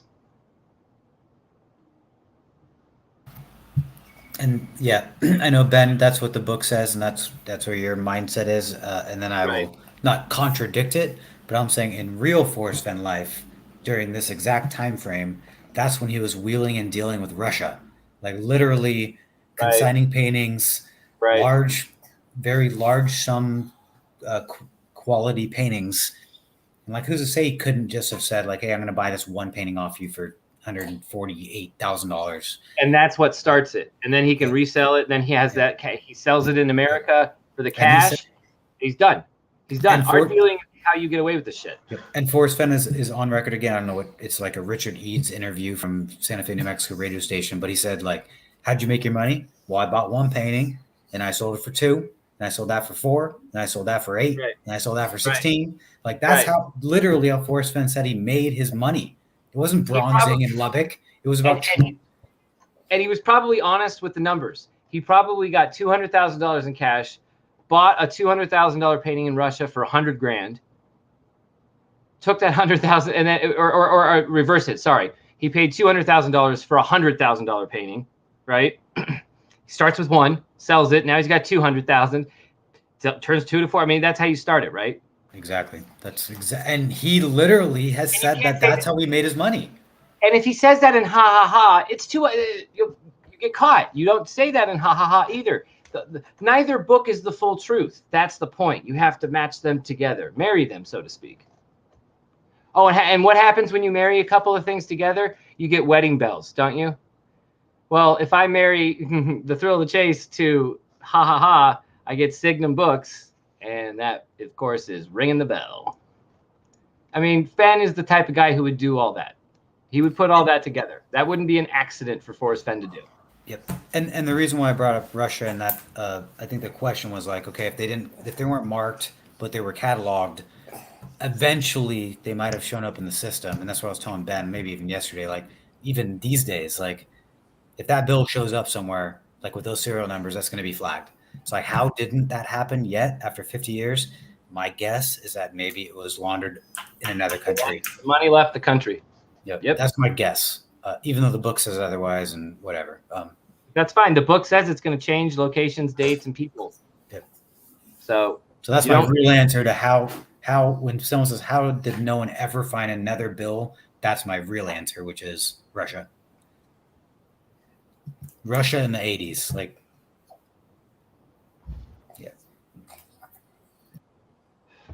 Mike Ann says, bought Russian paintings and paid with marked bills. The Russians aren't going to know that they're marked. Nor do they care. Nor do they give a shit. Yeah, exactly. I mean, yeah, they're going to... Yeah, Madame Petrova is going to turn in Forrest Fenn because she found that one of the bills used to buy one of her consign one of her paintings, was marked with DB Cooper. I mean, it's crazy to even think about any of that kind of stuff. But him working with Russia and Madame Petrova, that's all real. Like Cynthia Meacham has a YouTube video. Right. You should go look at it. It's real. Cynthia Meacham, look up on YouTube, like Russia and Forrest Fenn, and you could watch the video. It's like 6-7 minutes long, something like that. Super interesting. People won't even do it. People won't even do it. They'll go, no, you're crazy. They won't even do it. Fenn, no. Fenn's not with the Russians. No. They won't even watch. Guarantee you. Guarantee you. William, copyright is a pseudonym. So the copyright for Ha Ha Ha is Dan Cooper, parentheses, pseudonym. To answer your question.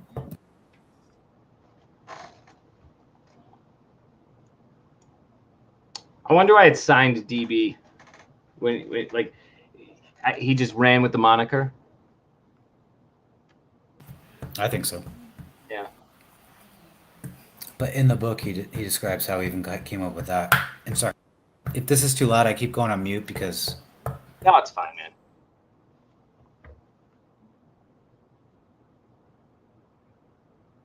What Russian would know he's using marked bills, Mike? Do you think the Russians got a memo from J. Edgar Hoover about marked bills? Do you really think that? If they did, they were probably cheering. Right? They're probably, oh, fantastic. Yeah, fuck you. You fuck the government. We like you. Like, what?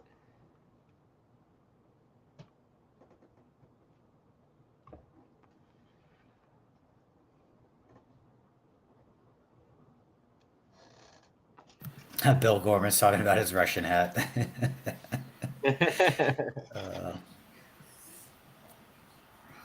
I take Bill's a box from Cali too. Apparently. I'm pretty What? sure Bill's from. I said Bill's from Cali too. I believe. California. Yeah, I think like Fremont, California, something like that. California. Logical searcher. Good question.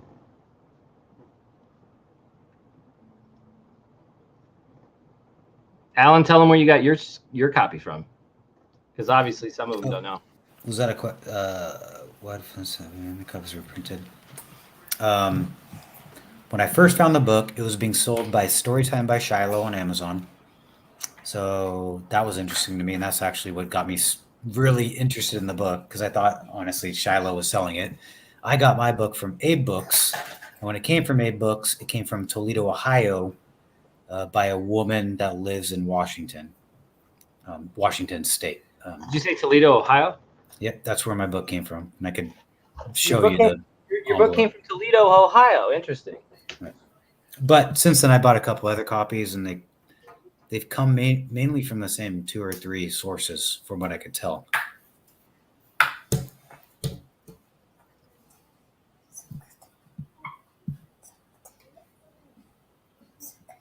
I got one copy of the book for, I think it was $49, $39. I don't remember. But you're right. But my original copy was on Abe Books for $265. So yes, I bit the bullet on that one, and I shouldn't have, because I could have just been a little more patient. But now you can't find them. So you can't find them anywhere. And I don't have any other copies. I don't even have my copy. Ben's got it. So. Oh God, but it's so worth it.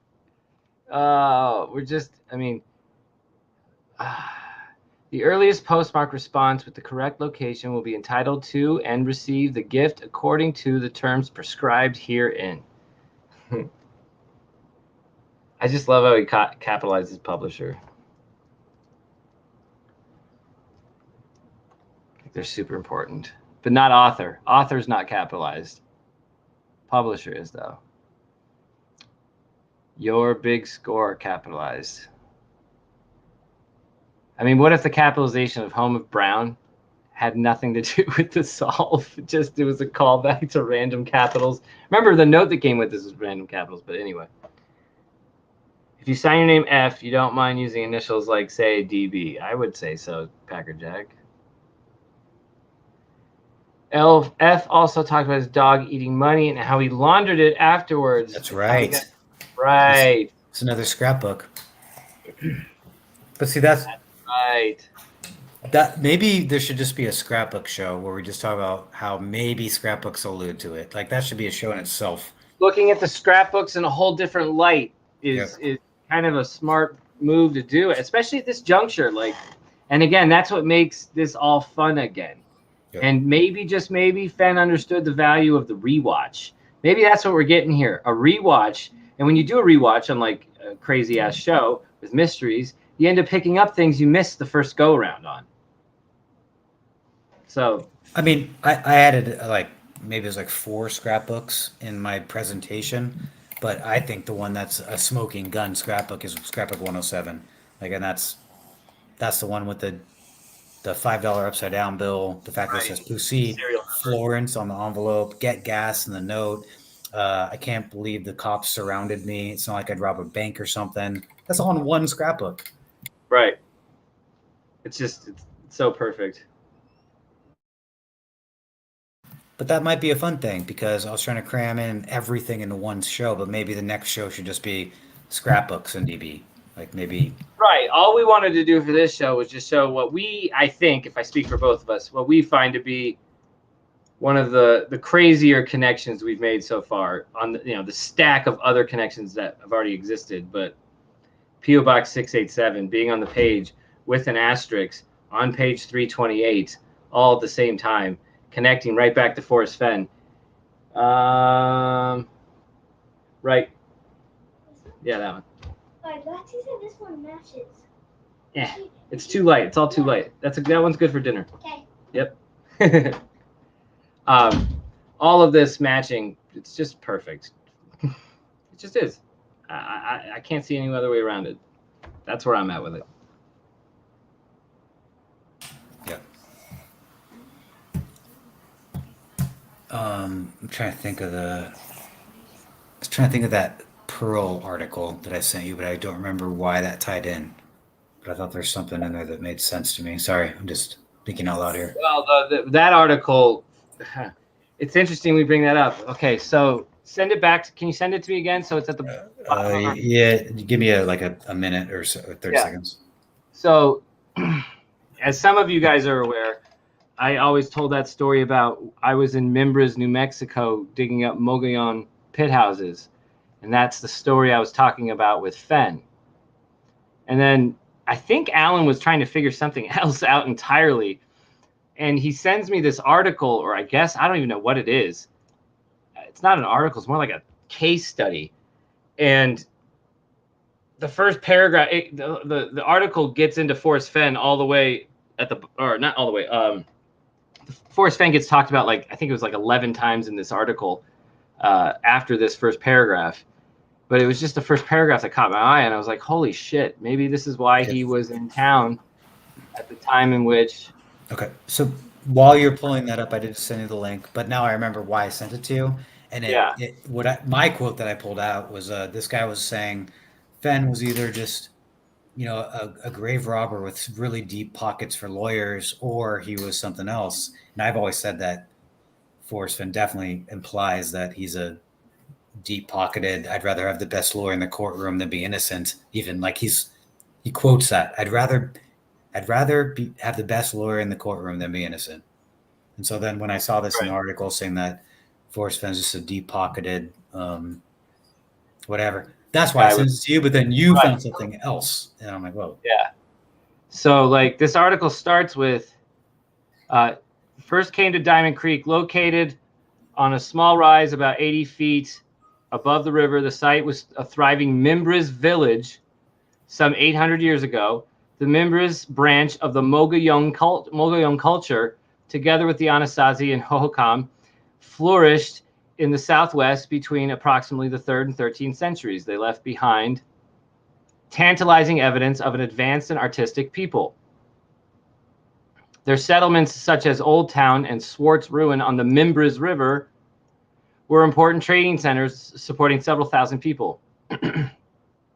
Mimbres pottery is amongst the most coveted of North American prehistoric artifacts.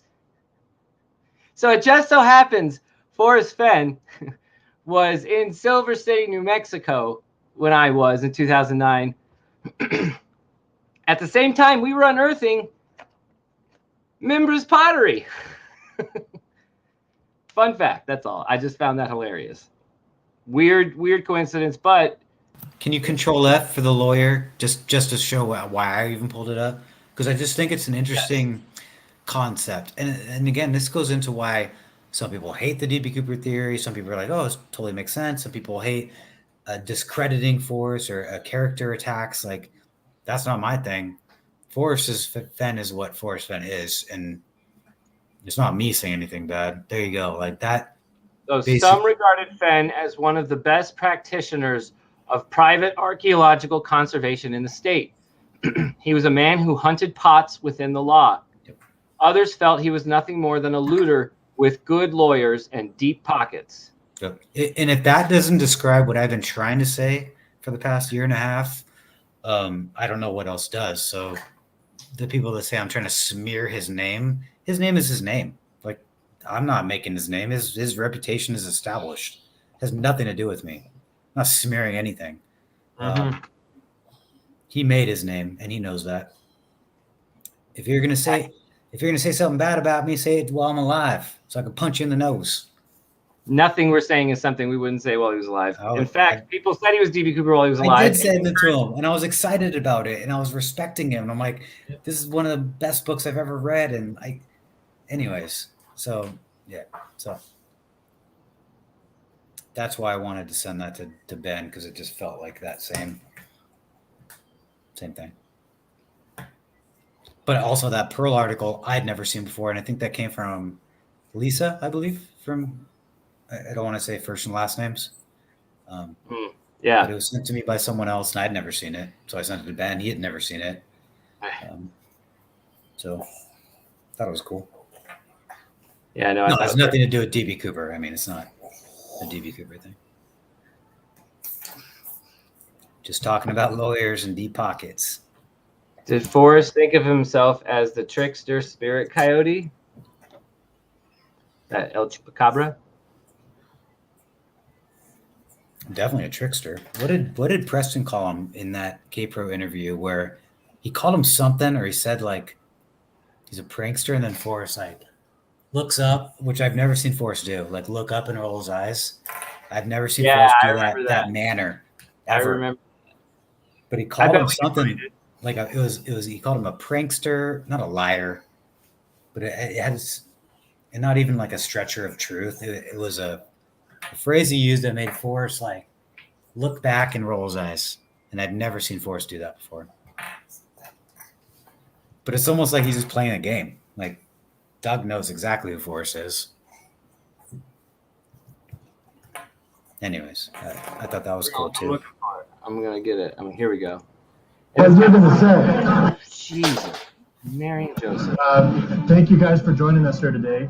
The art director, Jessica James.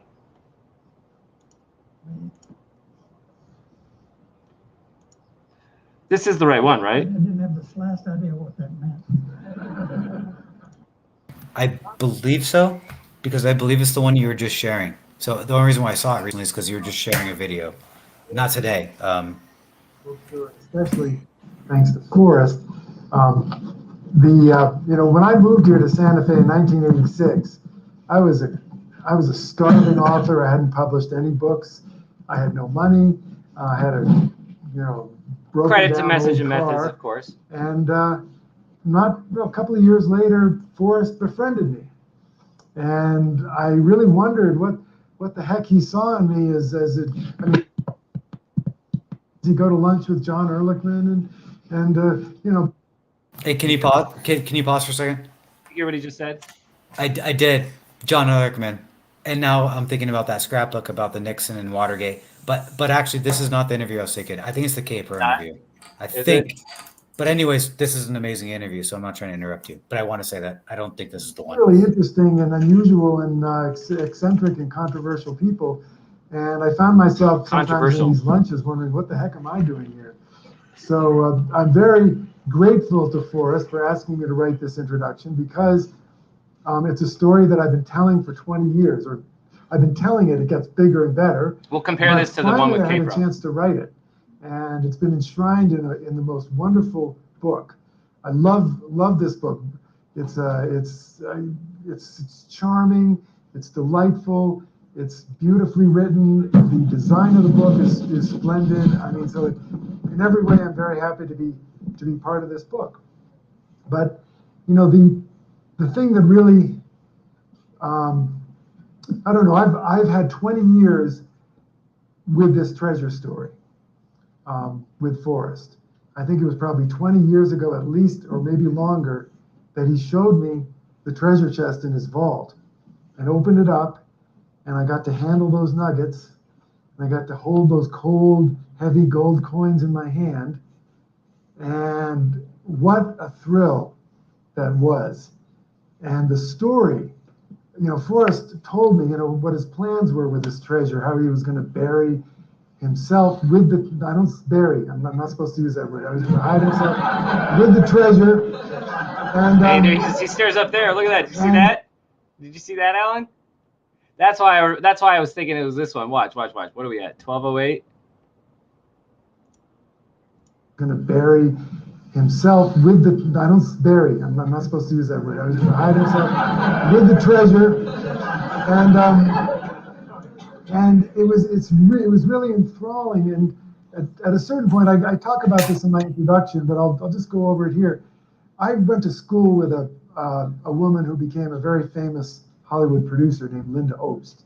She did Flashdance and Contact and a bunch of movies, Sleepless in Seattle, a bunch of movies like that. And she used to call me up once every 2 years and say, "Doug, do you have any ideas for a movie?" And the call would always come out of the blue, and I was always totally taken aback and couldn't think of anything. And I'm thinking to myself, a famous Hollywood producer has called me asking if I have any ideas for a movie, and I don't have any ideas. This is what a tragedy. And this happened like 2 or 3 times. And then finally I'd had lunch with Forrest one day, and we've been talking about this whole thing. And I think that afterwards I'd seen that treasure chest again. I'd gotten to handle the gold. She called me the next day and said, "Okay, there's one more call, Doug. I just got to ask you, do you have any ideas for a movie?" And I said, "Well, damn, I just don't have any ideas. Why don't you give me a 5-minute heads up?" Wait. I do have an idea. I have an idea about a man, a wealthy man who actually takes it with him. He really does. She said, oh, I love that idea. Okay. You write a proposal and we'll buy it. So I thought, well, wait a minute, this is my idea. So I went to Forrest. This is an example of his amazing generosity. And I said, look, I've got this famous movie producer. She loves the story, and it's your story, Forrest. So, can we come to some kind of deal? Maybe, we'll all write the option, I'll write the proposal, we'll split the money, we'll share the credit. He said, nope. He said, you keep all the money, you take all the credit. The only thing I want is to be invited to the Oscars. So I wrote up the proposal, I sold it, they loved it, they started working on it. I actually then decided to write a novel about it that became the Codex. But unfortunately, as many things in Hollywood, a very common thing in Hollywood, the movie didn't get made. But someday they will make that film. But anyway, so I lived with this. Someday they will make that film. And that's all. And you don't even need to pull up the other film. Very good.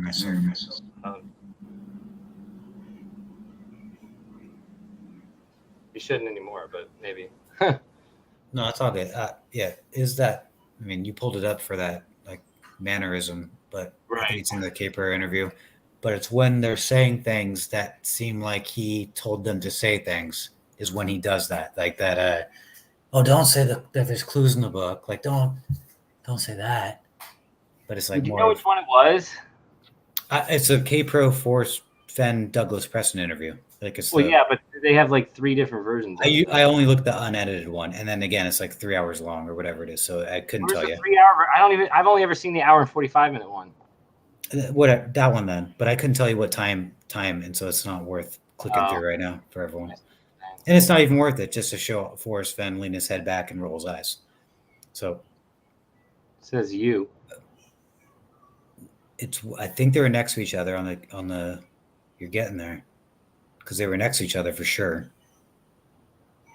But it's the same thing where Fenn, he's overly dramatic about Douglas Preston saying some piece of information, and that's when he rolls his eyes and puts his head back. And they're on the same. It's more like this. It's more like this view, for sure. For sure. It's gonna be hard. I mean, you could play the whole thing. Yeah, but you know what? This one's worth it too. Yeah. Okay. And I have permission from Capo. So. Not without good cause.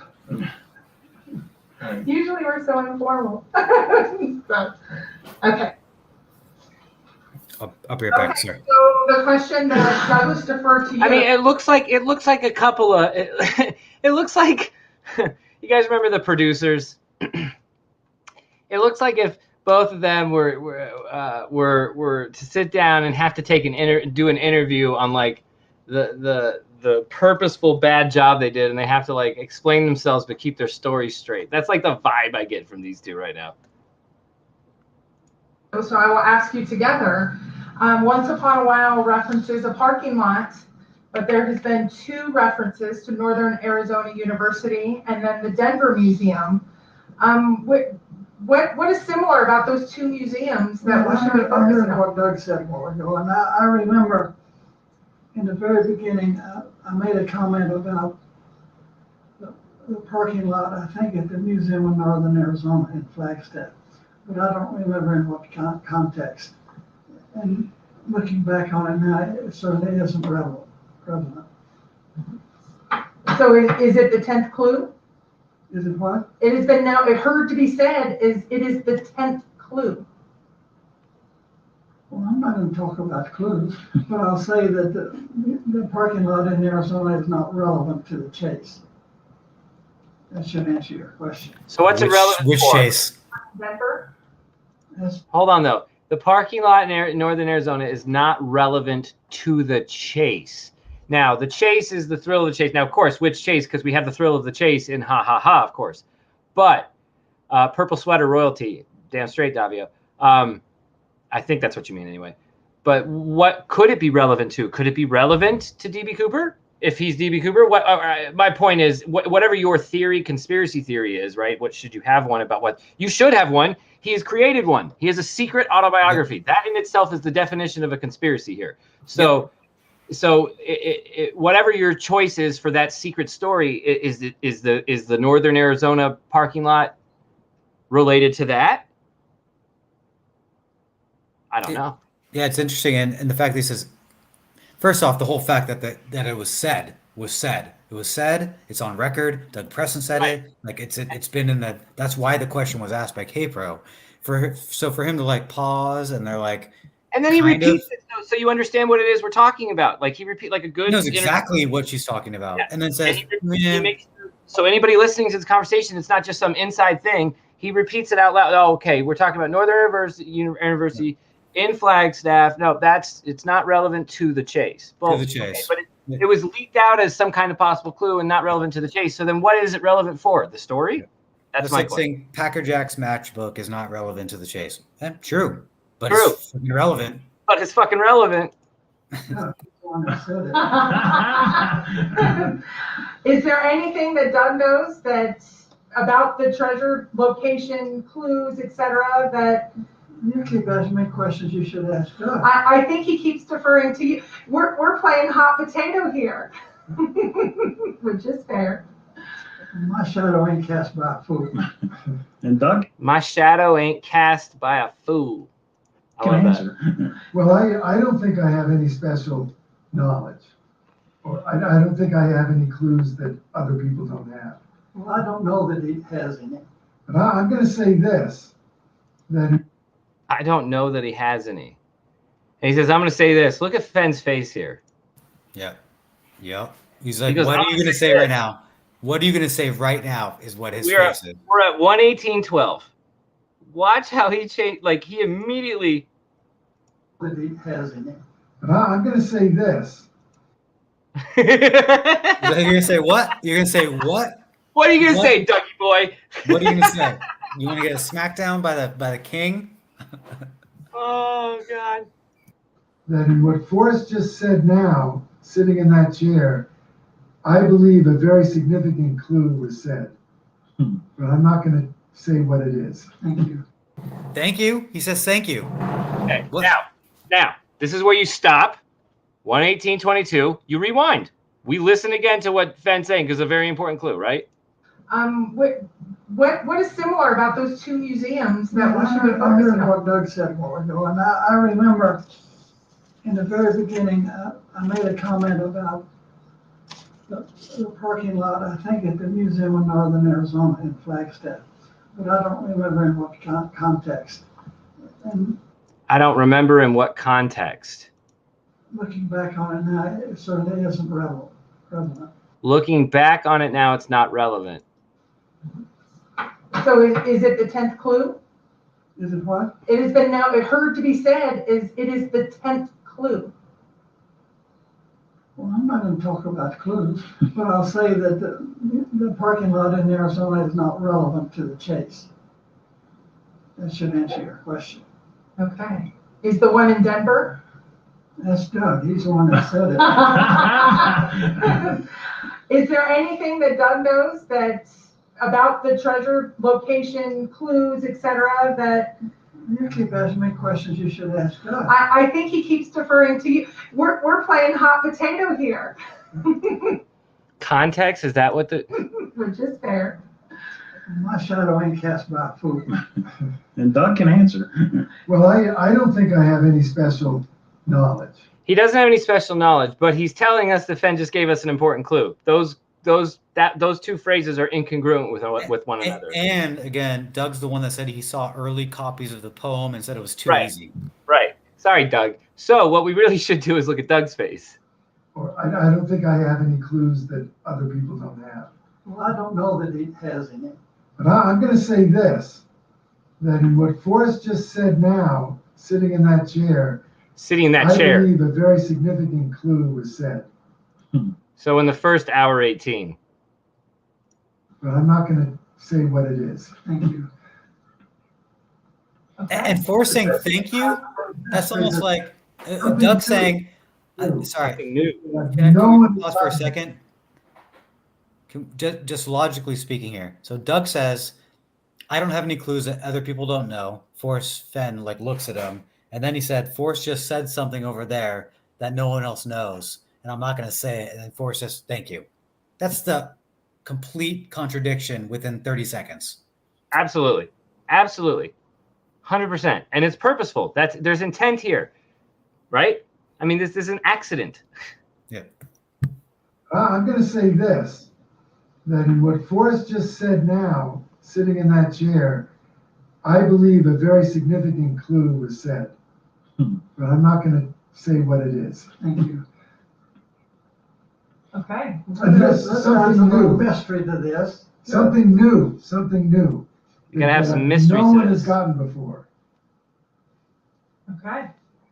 Do you believe knowing Forrest would help you with deciphering the poem? No, I don't think so. I think knowing him now would not help. Forrest is a very cagey guy. And he's very careful when he speaks about... That's the part right there. I don't know if you saw that, Ben. Yes. Forrest is a very cagey guy. This motherfucker. And actually, with the context of the last interview, we know when Forrest does this. I'm going to rewind it. The last time Forrest does this is in the other interview, which is 2017, in which he rolls his eyes when Doug says the chest is buried. That no one has gotten before. Okay. So chest is buried made Fenn roll his eyes, and then this makes him roll his eyes. Would help you with deciphering the poem? No, I don't think so. I think knowing him now would not help. Forrest is a very cagey guy. And he's very careful when he speaks about the treasure, very careful not to let anything escape. And he's even with his friends, he's that way, even with his family. He's really keeping that location secret, and he's really shutting down any clues that might escape in his casual conversation. So I don't think I have any particular insight into where the treasure is. Now, if I was a fishing buddy of Forrest going back 30 or 40 years, I might have more insight into 40 years? And spend time in, but that's not the case. So if you Forrest was nodding at that too. He wasn't even like nervous about it. He was just nodding at it. And That's weird that he would nod at it. Sorry? Sorry, I'm qualifying that 40 years. Like, obviously, it's 50 years, almost to the day that D.B. Cooper hijacked the plane. But if Doug was trying to imply that you have to be a fishing buddy from the Yellowstone days, that's a lot longer than 30 to 40 years. Yeah, I was going to say 30, 40 years. We're talking about you had to be a buddy with Forrest in the 80s, is what he's saying. Yep. That's basically what he's saying. You had to be a buddy with Fenn and fish with Fenn in the 80s, and maybe you would have a better shot at understanding. But that's where New Mexico solver, like Toby would say, like, perfect. That's why New Mexico, because that's when he was in New Mexico. That's why New Mexico's a solve. Right. But the point is that Doug's not giving anything away here. But anyways. And Hooli with a good contextual question, and again, because thank you to Packer Jack for his good PowerPoint here. Was this just before he said he may end the chase, November 2019? Exactly. Possibly, if you're into some of the Jack conspiracies here, he already knows that Jack has found it and hasn't retrieved it yet. the gas for the treasure. So maybe they're having more fun in this one. Just a state. Maybe that's why Forrest let a big clue out that no one's heard before over in that chair in the first hour and 18 minutes. You believe it would be it? I don't know. Arizona. Arizona. He said it, right? Wait. He's mocking the Arizona comment. I'm open to anything else you'd like to talk about. You've been very generous with your time. The 5 minutes went a little longer. Yeah, thank you, Forrest. I could talk about Texas. How much time do you have? As much time as you need. Well, the story, Forrest is a very modest person. I mean, he is a war hero of the highest caliber, and what he did in the Vietnam War was remarkable. And the stories he tells me about that, these are amazing stories that actually have nothing to do with the treasure, but are equally amazing stories. Equally amazing? Wait. Can you pause for a second? Yeah. Stealing a pie from some old woman and running behind a tree in Yellowstone is equally amazing as My War for Me. Yeah, get out of here. My War for Me is the pinnacle of the stories in the book. The rest are nonsensical. I stole pies. A couple of old ladies yelled at me for crossing a street in Texas. Equally amazing. Get out of here. Douglas. Remember, this is the same dude who tells us he doesn't know anything and says, oh, but I know Fenn gave an important clue. How the fuck can you know that unless you know something, Doug? Oh, the poem was too easy, so I helped him make it harder. How the fuck can you do that unless you know the answer? If I could cue up, teach me how to Dougie. Teach me how to Dougie. Teach me how to Dougie. Teach me how to Oh, it's ridiculous. And I got to say, if you go on the conspiracy that Jack has already found it but has not retrieved it and Fenn knows about it, Fenn doesn't seem as now, sure, his arms are folded. Yep. But that could also mean he's just mad that he's talking about the treasure chest when he knows it's already been freaking found. Maybe he's a little perturbed by it. But, Doug talks about the fishing thing, and maybe if you were a fisherman in the 80s with him, you'd know. Whether it's New Mexico or Wyoming, it doesn't matter. Fenn really doesn't give a shit. He's like, He kind of nodded at it. He doesn't roll his eyes at it. He doesn't breathe heavy. He doesn't freak out. Or it means the fishing stories aren't relevant at all, so he can nod it away because he knows that has nothing to do with it. All of that's still on the table, I think, but it's not. It doesn't look good. But again, I think the main point that they're always talking about, because I think Doug is the one person who knows if he's DB or not, is just story. Especially the one about being shot down in Laos and finding those pieces of the airplane. That is an amazing story. Well, one of the famous quotes, there's many, but one of the famous quotes is to put your memoir in the Library of Congress. So, of course, I looked up, what does Forrest have in the Library of Congress? And there's a wonderful audio of you talking about all of your time in the war. And it is quite amazing for someone that's not been in the military. I know we have people in the room that have been. Hearing the stories, I feel like I know I know the country better. When I was in Vietnam, I left a good friend by the name of Bill Griggs in Lubbock, Texas. He was a good friend of mine. And I would send him audios, tapes. And I didn't think much about that. Have you listened to He them? gave all of them to the Southwest Collection at Texas Tech University. And of course, they posted them all. I mean, every day I get people quoting those secret videos to Bill Griggs. Do you hear that? He almost sounds a little annoyed that the secret audio to Bill Griggs is out there. Have you listened to those? I have not. Nope. I could honestly, I think I listened to him when I was just getting into the chase, and I didn't know who he was talking to him. I thought these were like videos to Peggy or audio tapes to Peggy or something. I thought they were like, there was audio tapes where he's like, "Oh, I miss you. There's only a few more days. You come in."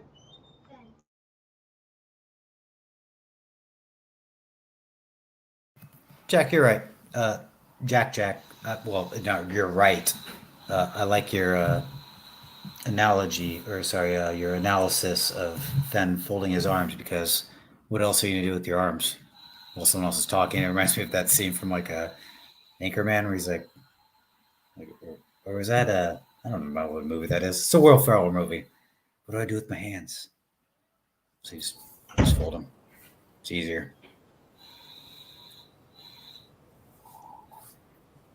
But I was just talking about what was going on, what I was doing, and Yeah. What about the Fenn cache? the Fenn cache. Yes. The Fenn cache is probably the most important cache of Clovis artifacts that have been discovered to date. And George Friesen and Bruce Bradley, two of the most important paleoarchaeologists in this country, wrote a book about it. And at my insistence, and that's all there is about that. We don't. I've heard rumors some of those flints are fake, but Ben, where are those tapes here? I think they're on YouTube. Maybe they've been taken down. It's been probably 3 or 4 months since I've listened to them. Can I interrupt right now? Because I'm just getting annoyed with certain people. Pilgrim Creek, make something logical that makes sense. Show your face on camera. Talk to me. Because now it's not limited to 4 states. It's a whole different treasure hunting book. Yeah. So like, it's a whole different thing. And that's the point. And then Jack is just like, now that's fun. Like, go piggyback yourself on some other channel. Like, go have fun somewhere else. Like, if you're not a fan of this, just go away. I'm sorry. And I'm a nice, polite person. Like, come on, people, just go away. I don't care. Yeah, it's not limited to 4 states. There's still people thinking that Forrest Fenn's chest was in Canada. Like, it has nothing to do with DB Cooper.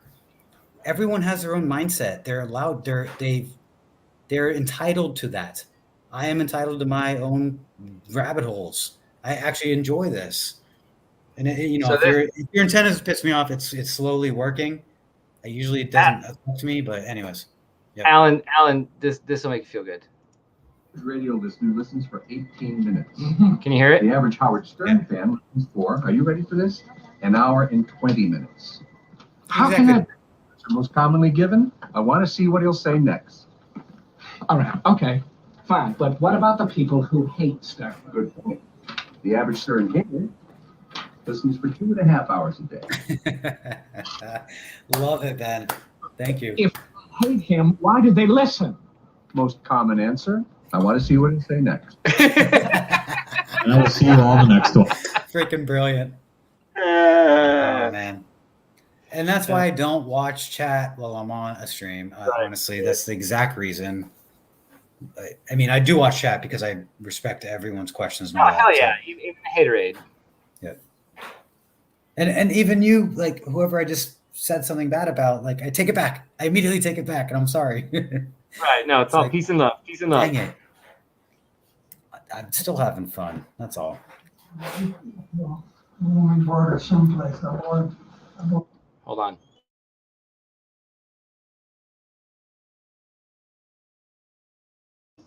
It's outside the, like the stone pillars right next. It's on there. Just look up there. Lost his baseball glove. I'm more interested in hearing what the clue was in the first hour 18. I mean, and you know what? It's not even first hour 18. It's just basically 45 minutes.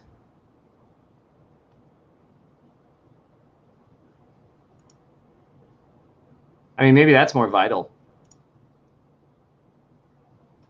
The chase. Say it again. So, starting with you got cancer, and what inspired you to start this chase?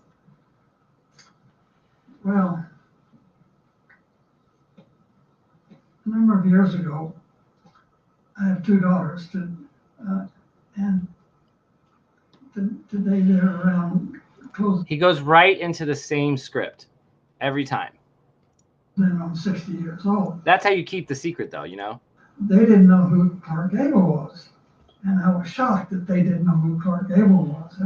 And so I started writing on a yellow pad with a pencil, and I wanted my kids and grandkids to know something about my family. I mean, that's what started the whole thing. And it kind of steamrolled, and I never did want a computer. I wasn't ready yet for the 20th century.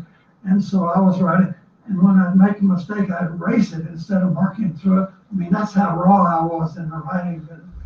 But then in 1958, I think it was, when did I get cancer? 1988. 88. When your doctor... Wait. Can you go back? What year did he miss? Sorry. He said 1958. He got cancer, and then he said, "What year was it again?" And then Cynthia says 1988. So now, this is touchy for me. I don't know how to approach this. No. Yeah, I agree, because this is where I'm very sensitive to what was happening. And right. You said information is more important than knowledge. Like later. Here's the issue I have with it though as well. Just on this specific topic, this is not the first time we've gotten a different date on the cancer. In the court documents, it says 1998. I have read 1983, unrelated to fucking D.B. Cooper. And then I've also read 1988. So I don't know. I'm going to count it as it's 2019. Okay. Yeah. When 2 of your doctors tell you you're going to die, I went through all of the emotions. You know, first of all, you deny it, and then you're mad, and why me, and all of those things. It took me about 2 weeks to realize that, this is the real world I'm all of a sudden being faced with. But Ralph Moran came to see me one time with his wife, and we were standing in my office, and he wanted a feather bonnet that was hanging from my wall. And I told him that I didn't want to sell it. I wasn't going to sell it. And there are a number of them, 11 of them hanging there. And he said, well, of course, you've got so many of them. He says, you can't take it with you. And without thinking, I said, well, then I'm not going. And that was, I don't know where I got that phrase, but that night I started thinking about it. Who says I can't take it with me? If I've got to go, sure. I don't subscribe to a lot of things that I've heard all my life. And I told myself that sure, I can affect the future. And I've done a lot of things since that time with the idea of... Any thoughts while I was gone on whatever you saw? No, nothing happened. Okay. Affecting the future. Except for... Did you talk to Ashley? Because I see a comment from Ashley saying, Ben, can you check your phone? Just make sure you saw it. All right. Yeah.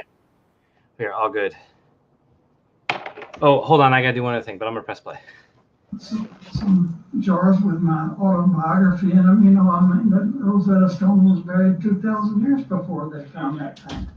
And so, sure, I want, 15,000 years from now, I want somebody to dig up one of my bells and my name's on it, the date, and little sayings around the sides of the bell, and one thing led to another,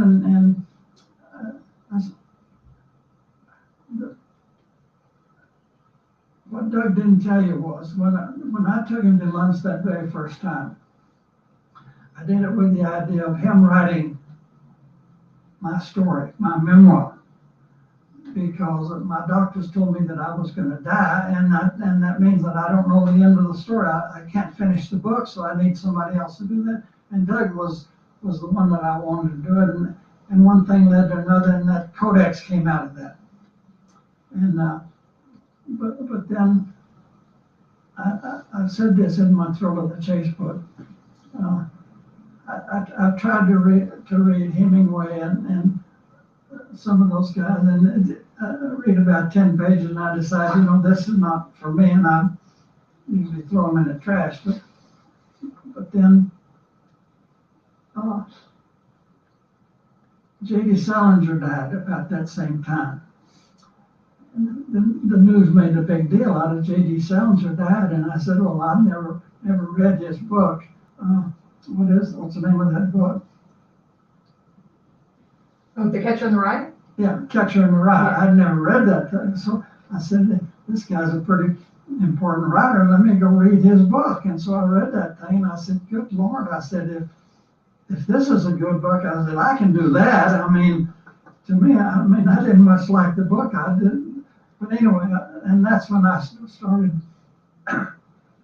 Doug wasn't going to write the story, so I had to write it. And I told myself, if J.D. Salinger can write and everybody thinks that's a great book, if Ben was here, I'd pause, but I'll shut up. The Thrill of the Chase. And I took it to the printer, and I said, I want 500 copies of this book. He said, you can't make 500 copies. It's not economically feasible. He said, for 50 cents a piece, you can get another 500. I said, okay, we'll do that. And so we printed 1,000 copies. I mean, who's going to buy my book? My parents are dead. And so I've written 7 or 8 books before that, and nobody ever wanted it. Wait. All right. There's something he said about 30 seconds ago, maybe even less than that. But basically what he was saying, which everyone knows, that Doug Preston was going to write, my story, the Codex. But then he just said something like 30 seconds ago where he said, well, Doug Preston didn't write the book, so I had to write my own book. So before that, he said Doug Preston wrote the Codex because I wanted him to. Anyway. Yeah, wait a second. But he literally just said it, and that's where. Anyways, it's in the last. All right, I rewind a little bit. Let's see. If J.D. Salinger can write, and everybody thinks that's a great book. And then I wrote The Thrill of the Chase. It might be right before that. To the printer. Yeah, it's right before that. 500 copies of this. J.D. Salinger died about that same time. And the news made a big deal out of J.D. Salinger died, and I said, well, I've never read his book.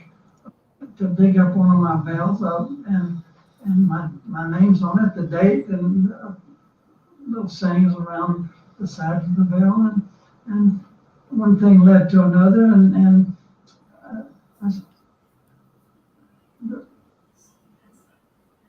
what Doug didn't tell you was when I took him to one thing led to another. What Doug didn't tell you was lunch that very first time.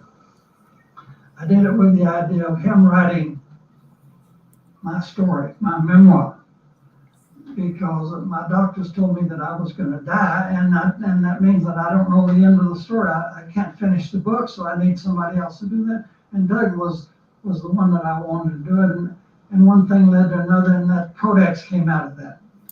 Yep. Okay, so he didn't. No, keep going though. No. And I said this in my Thrill of the Chase book. I've tried to read Hemingway and some of those guys, and read about 10 pages, and I decided, this is not for me, and I usually throw them in the trash. But then J.D. Salinger died about that same time. And the news made a big deal out of J.D. Salinger died, and I said, well, I've never read his book. What's the name of that book? What's the name of that book?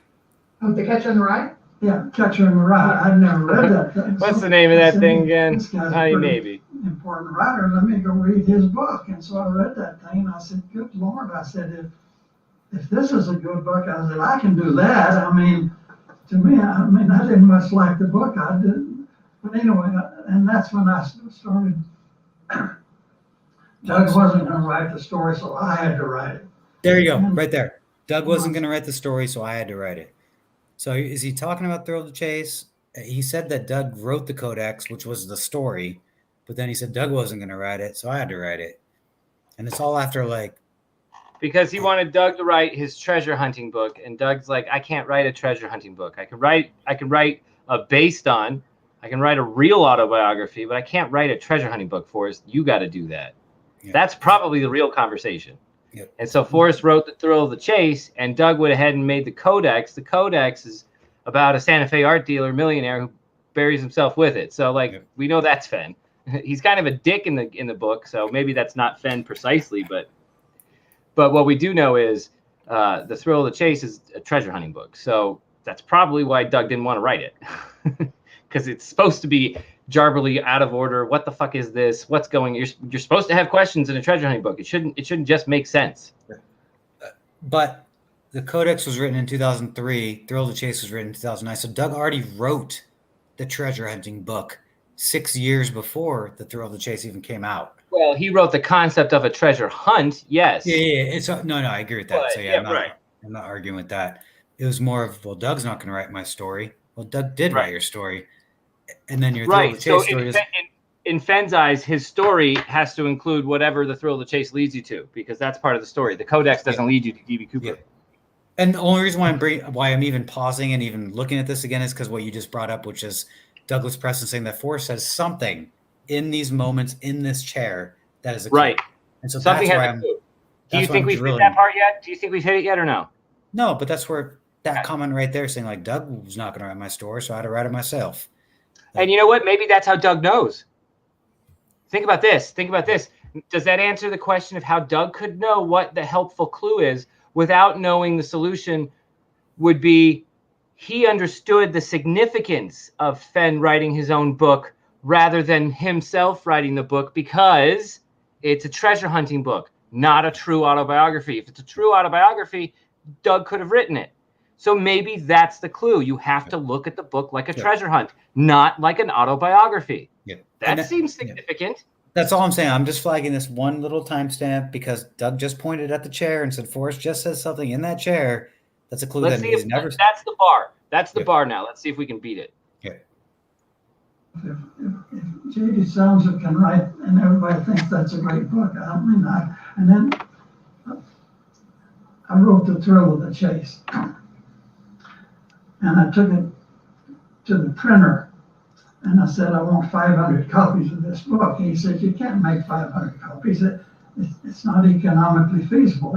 He said, for 50 cents a piece, you can get another 500. I said, okay, we'll do that. And so we printed it. You're telling me master salesman who worked from his garage for over $1 million, who knows how to make sure the dollars and cents make sense, who's already written books before this, he doesn't understand you can't make 500 copies at a Kinko's? Is that what is that the story he's trying to tell us right now? And he's already published 10 books by this point. He's already published upwards of 10 books at this point, and he's walking into a Kinko's to try to publish his most important memoir, The Thrill of the Chase. Are we serious right now? Is that the story we're supposed to be told? Okay.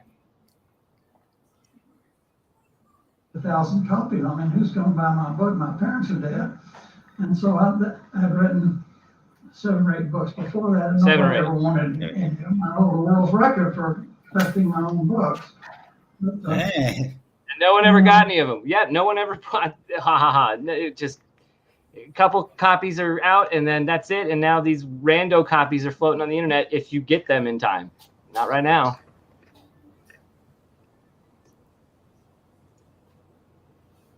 Margie Goldsmith. Forrest said in an email he went to Kinko's to print the cover of Amazing Mabel. Hemispheres magazine united behind. I don't know if I believe that, but that's holy. I mean, I believe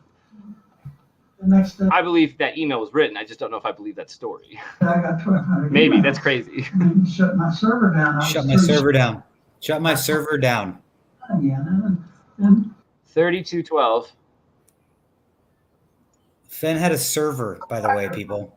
My own books. Oh, and by the way, for the guy who doesn't drink, what are those right there? I guess that's grape juice. That's grape juice. And Fenn had a server, by the way. No, he's not computer savvy, but they said that he literally just said that he got so many emails to shut his server down. Who has a server? I mean, Packer Hillary Jack might. Clinton. I don't. Hillary Clinton has a server. Ah! But I'm just saying he has a dang server. But And Margie Goldsmith in Manhattan wrote a story that appeared in Hemispheres magazine behind ever seen in a United airplane. The next day I got 1,200 emails. I mean, he shut my server down. I was three days coming back online again. And in the back of my mind, the treasure story had an appeal to me. And I figured that if it appeals to me, maybe it'll appeal to somebody else. But in the back of my mind, nothing like that had ever happened to me or worked for me before. I knew the future. Not keyword here. Nothing worked for me before. If he had written ha ha ha, that didn't work. No, it never took off. Yeah. And he actually changed his phrase, like nothing like that happened. Worked for me. This is key. And I was three days coming back online again. And in the back of my mind, the treasure story had an appeal to me. And I figured that if it appeals to me, maybe it'll appeal to somebody else. But in the back of my mind, nothing like that had ever happened to me or worked for me before. The treasure story didn't work before, is what he's saying. If you could. I knew the fuse was there, but I couldn't find a match anyplace. Well, I knew the fuse was there, but I couldn't find the match. He does it again. Ha ha ha! Let's listen to that in an instant replay. For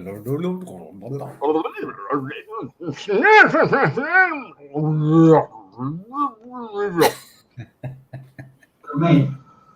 And I figured if it appeals to me, maybe it'll appeal to somebody else. But in the back of my mind, nothing like that had ever happened to me or worked for me before. I knew the fuse was there, but I couldn't find a match anyplace. Well, Margie Goldsmith provided the match that lit the fuse, and it just exploded. And 2 weeks later, we went into reprint. The book's in 11th printing now. But that was what started me. And I forgot your question. Yeah, I forgot your question. Ha, ha, ha.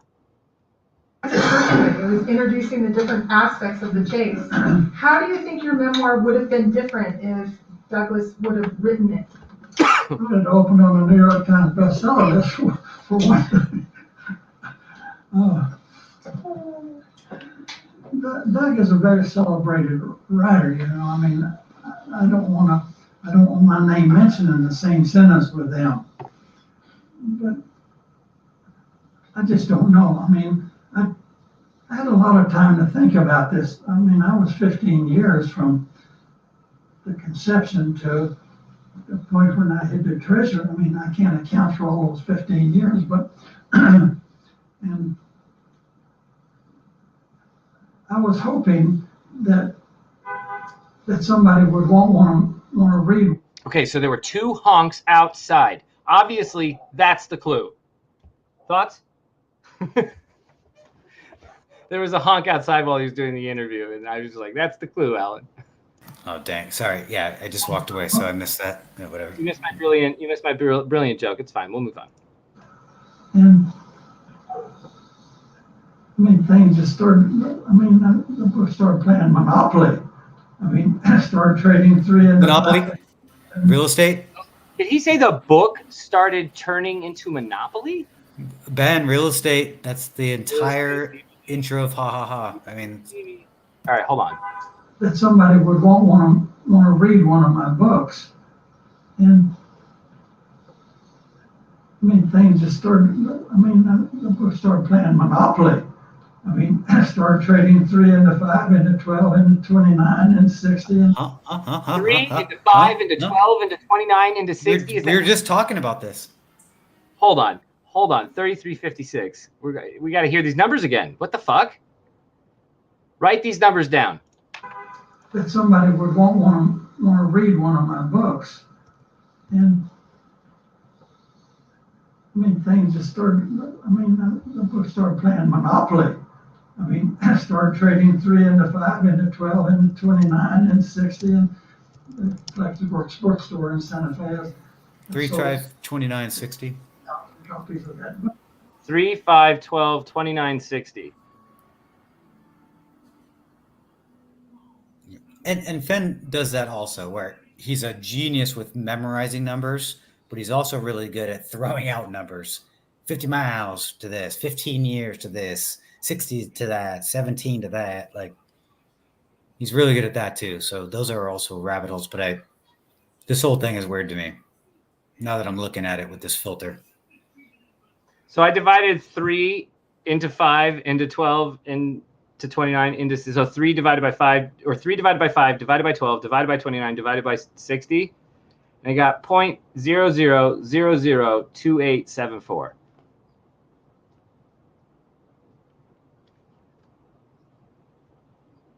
If you add them up, it's 109. 3 multiplied into 5, is that a phrase? Isn't it 3 divided into, though? Isn't into a divided thing? Yeah. Yeah, it could be a nothing burger, like looking at the numbers, but the fact that his brain chooses numbers, that's a thing. How do you choose what's a nothing burger unless you actually go down the road to see if it's a nothing burger? Though, right? Of course. Exactly. Of course.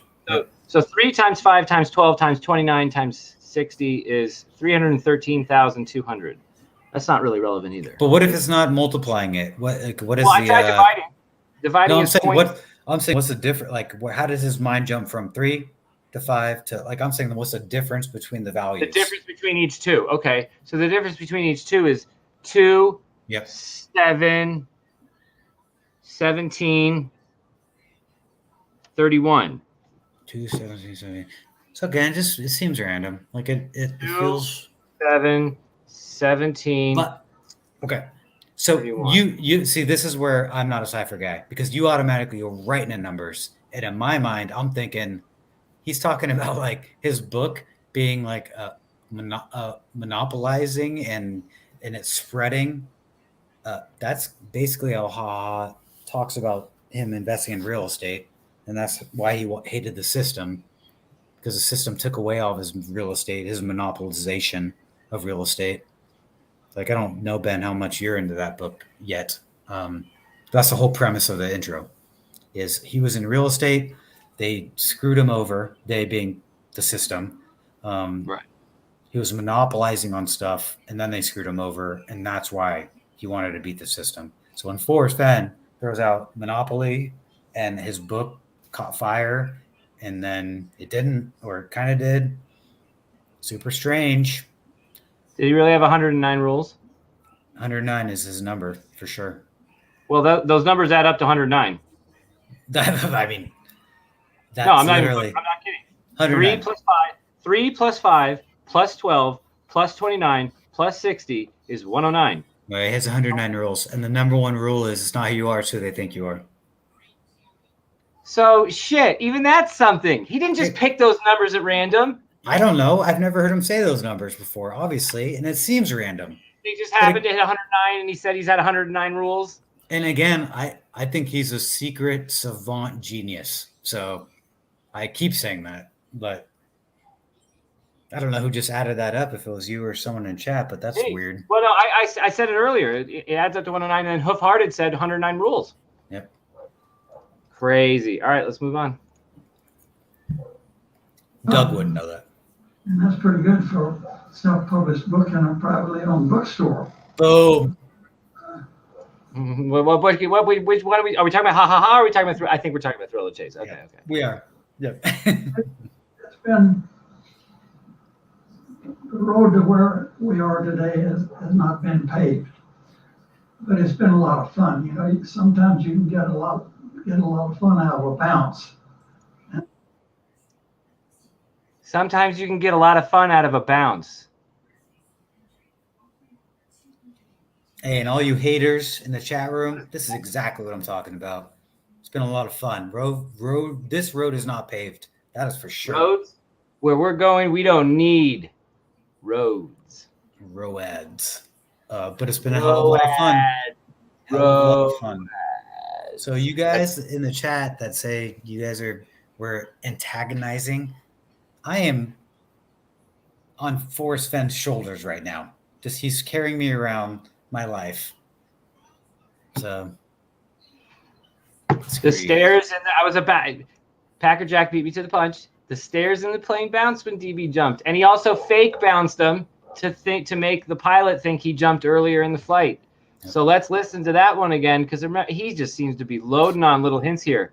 Maybe this is a guy who knows the chest has been found. And also, hey, and besides the chest being found, the end is drawing nigh, honestly, at this. Yep. So it's more of like, how many nuggets can I nuggetize? Right. In case you weren't getting it before, because you probably weren't, I'm going to throw some more. Because when you do come back to this, you're going to see it and go, ah, shit. And that's what we're feeling. 53,000 copies of that book. And that's pretty good for a self-published book in a privately owned bookstore. But it's been, the road to where we are today has not been paved. But it's been a lot of fun. You know, sometimes you can get a lot of fun out of a bounce. Bounce. And we've bounced along a pretty gravel road for a few years, going on 11 years now, I think. So looking at the thrill of the chase, you said there's subtle hints throughout the book. How do you define subtle? No, I didn't say that. Okay. Sprinkled. I said there are subtle hints in my books, not throughout my books. In the There's a books. difference. Sprinkled in the books. Okay. Wait, can you pause? In my Because he's actually wrong here, and this is like the third or fourth time he's been wrong in his own interview. He says in the Thrill of the Chase, there are hints sprinkled throughout the pages of this book, like it's in the dust jacket, dust jacket of Thrill of the Chase. On the left hand side, it says sprinkled throughout this book. And so Caper asking it she's asking for a reason, and then he says, "No, I didn't. I never said that." So maybe that just means he didn't write the dust jacket, but it's definitely in the freaking. Hold on. I think you're confusing a couple things. Yep. This and by the way, this isn't. I don't know if this is Forrest Fenn's writing or not. We don't know. Okay, if you're right. I already know where you're going, but you're right. Yep.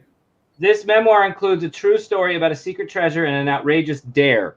Unlock the clues that are scattered among these pages, and you can go home with a bronze chest that is so full of gold that it's almost too heavy. Actually, it's a quoting Forrest Fenn. It's quoting Forrest Fenn. Yeah. Okay. So scattered Unlock throughout. the clues that are scattered among these pages. Now, in the book, I believe he says sprinkled. I think sprinkled might be right before the poem or something like that. It's right after the poem. There you go. Yeah. That's hard to say. There are also other subtle, Jesus Christ, that's hard to say. There are also other subtle clues sprinkled in the stories. Yeah. It was vital that nobody share my knowledge about the location of the treasure.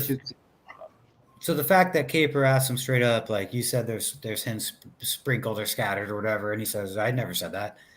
So that just means someone else. But key point here, though, he's correcting the throughout versus in. Yeah. In my book versus throughout. Maybe it's in the way Caper asks throughout. Maybe that's the clue. Maybe this is it. It could be. And sorry, before you hit play, it reminds me of sorry, just hit play. I'm done. I'll shut up. Throughout the book. How do you define subtle? No, I didn't say that. Okay. I said there are subtle hints in my books, not throughout my books. There's a difference. Okay. There are some subtle hints in my books. Books.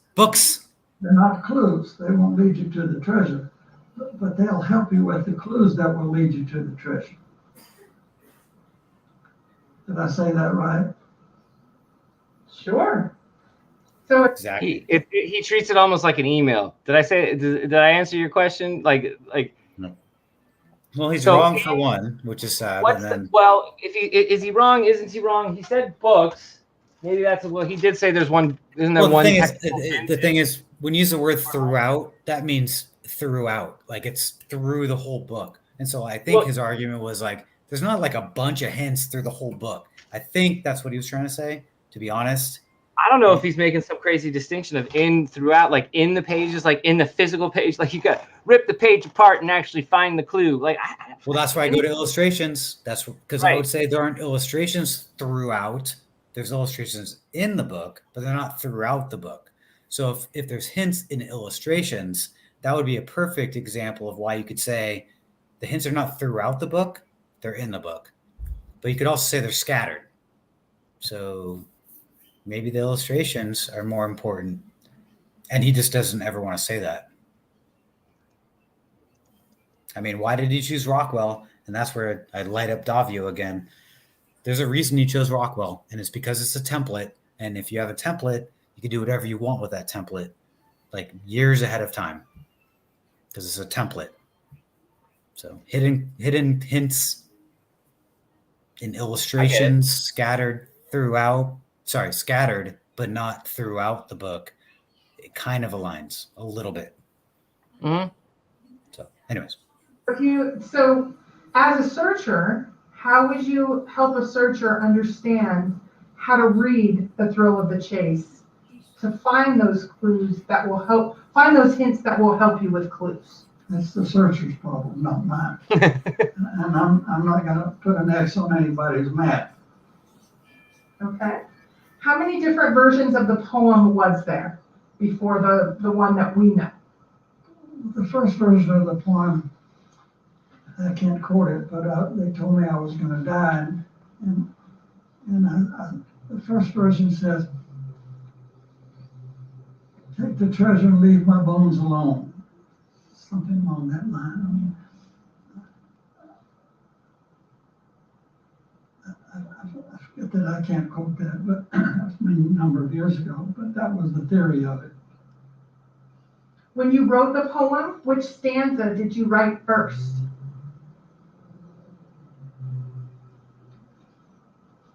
Well, I knew every step from the first one, from the first clue to the last one.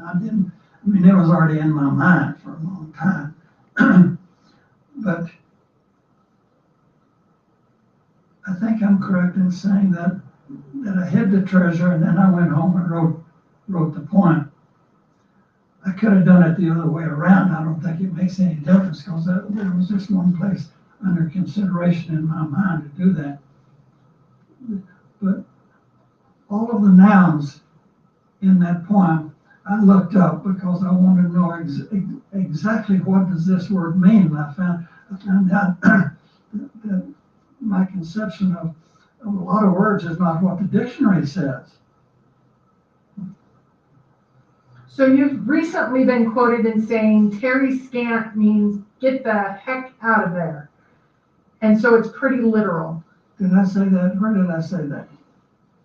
There's a recording from it's up on Dale's site of a recent interview. I think that's right. Well, what's your question then? Are all 9 clues literal? I'm not going to talk about the clues. Okay. So if we begin it with where warm waters halt, which you've told us many times, and when we cease, we have it and get the heck out of there. What is the reason for stanzas 1, 5, and 6? I'm not going to talk about that. You're trying to back me up into a blind canyon. Yeah, you are. I know your type. Will all the clues withstand the test of time? Sure. Well, say that a different way. When you said... Why was he so quick to say sure there? Will all the clues stand the test of time? Sure. Sure, because they're written down in my poem and it's on the internet. It'll stand the test of time, the clues, right? So maybe he's asking her to say it a different way. Do you mean the clues locations or do you mean the clues? withstanding the test of time, say 900 years from now. What's up, little man? You want to say hi? Hey, you want to say hi? Say hi. They can hear you. Hi. Hi! He's just saying hi. All right. Ah, nice.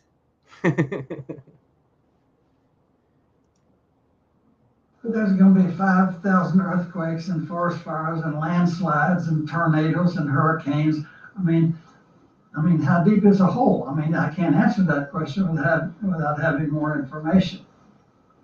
Will you still be able to solve your poem 900 years from now through those earthquakes and wildfires and? Are you asking me what disastrous events, natural events are going to take place between now and 900 years from now? We know there'll be many. We know there'll be many. Every year that treasure has not been found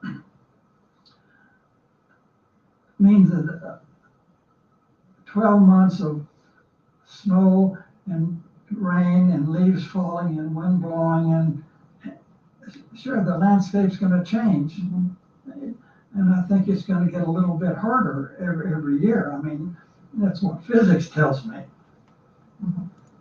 It's going to get harder every year. Does he know about the damaged blaze yet? Julie asks, she goes, clearly Jack hasn't told him about the blaze. I don't know. He's already saying it's going to get harder every year. He's bringing up nature, and Jack says a force of nature is what got it. Maybe Fenn just doesn't know how to answer this question without giving away the blaze has been damaged. Maybe he doesn't believe Jack because Jack hasn't gotten the chest yet. But he's taking pictures of the chest, I'm sure, so he probably does believe him. So maybe he doesn't want to admit that. Okay, I'll move away from the poem. So you've put out many scrapbooks, over 200. Ask about 328. Forrest Fenn gets mail, weekly words, surprise words, etc. As new searchers come in, they have a wide variety of information, almost too much information. What role do all of these additional materials, the scrapbooks and words and things, play in solving the poem? I'm not going to answer that question. Okay. How did you select the scrapbooks for Once Upon a While? Not going to answer that question. So let's just pretend the scrapbooks meant something. He didn't want to say it, not going to answer. Let's pretend the scrapbooks didn't mean something. He still didn't want to answer. So that means absolutely he doesn't care if you think or if he's doing red herrings. If he knows they have nothing to do with anything, why not just say they have nothing to do with anything? Because if they don't have anything to do with them, because he wants you to wonder if they do, which means he's playing games right there by definition.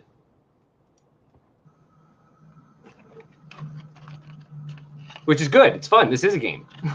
Well, I've written I don't know how many scrapbooks. I didn't write all of them that are on Dal's list, but of the 200, I think 16 that are on there, I've written about 180 or so, I'm guessing. So when I decided to write Too Far to Walk, which was my second memoir, I just reviewed everything that I'd written before and had some new things to say. So my scrapbooks generally are around 950 words, and I try to keep them short because I don't want to bore people too much. But I think that's how that came about. Can we remember for a second? I'm just going to throw it out there. Can we remember for a second? This is the same man who has said he's gotten drunk with Jackie Kennedy. I don't feel like I'm talking to people younger than me at this point. I feel like I'm only talking to people who are mostly older or the same age as me at this juncture of my life and in the chase. He had drinks with Jackie Kennedy. Not just drinks. She spent the night overnight, and they snuck out the back room and snuck away from the paparazzi, like together. It's not just like they sipped a bourbon and then they went in separate ways. They snuck out the back, eluded the paparazzi, and that's where the story comes in with the bourbon. Or the brandy? Sorry, brandy. Yep. Yeah. Oh, man. Why did you revise Once Upon a While? I'll be right back. It went out of print. Because it went out of print. We were going to reprint it, and so I just decided to change a few made and throw another couple of stories in, so it would be a new book. And she was comfortable in who called Mr. Fenn a dick?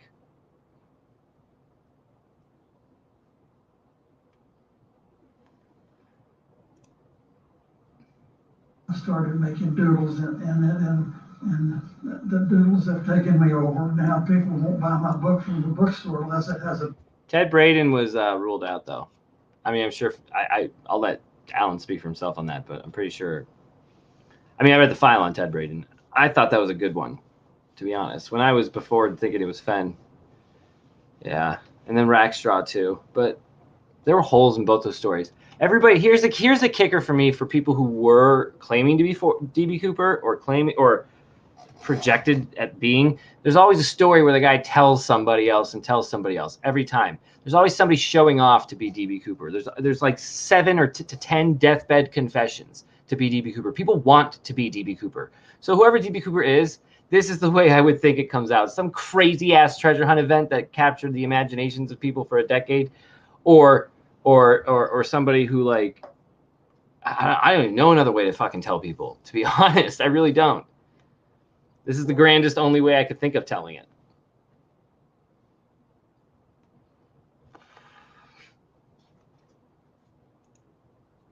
Doodle in it, so we have created a monster. What significance do the aberrations have, such as knowledge without the D? Such as what? The knowledge without the D? I'm just having fun. As a matter of fact. I'm just having fun. I think Alan is going to die when he hears that. We have to pause. We're going to wait. I guarantee there's got to be a ha line for that. Oh, my God. We'll start it at... That's great. I guess we'll just start it there. I'm going to wait for Alan on that one. Oh, my goodness. He's going to flip.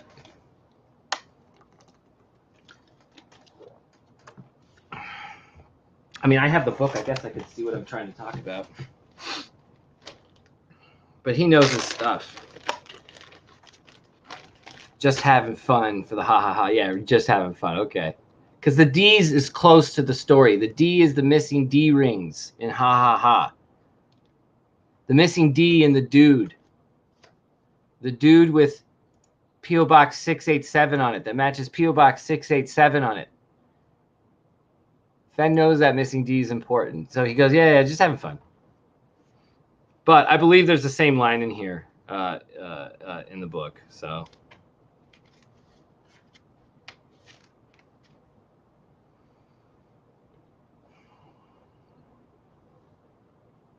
this will be much easier if I have it like in a text form and we can just Control F the shit out of this.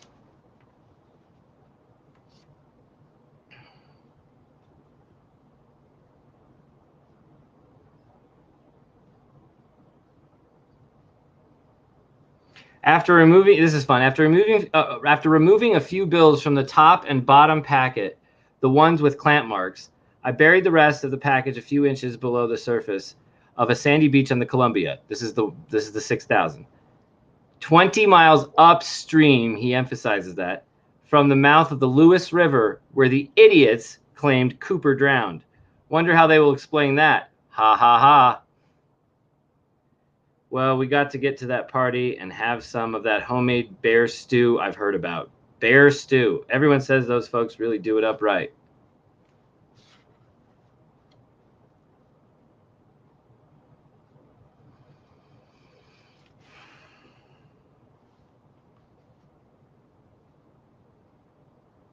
His friends from Coca-Cola and the Georgia banks are praying for him right along with you. You can be sure of that! Exclamation point.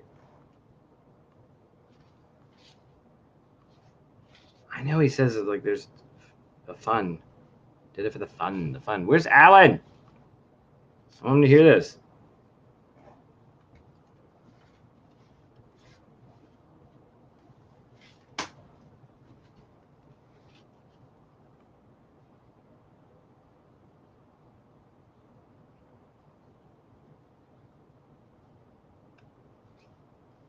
I was tense and flushed with excitement while thinking of the prospect of using that 200,000. Beautiful! Exclamation point. Finally, over the intercom came the word that we were ready for takeoff, and I had Blondie capitalize Blondie, tell the captain it was okay to let the passengers and 2 of the stewardesses out. That surely showed him what a fine fellow I was. Semicolon. It left one of the stewardesses and the flight crew on board. He didn't like it.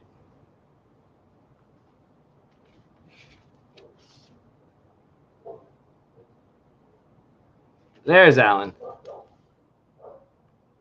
Hey, what's up, man? Sorry. Oh, you're good, man.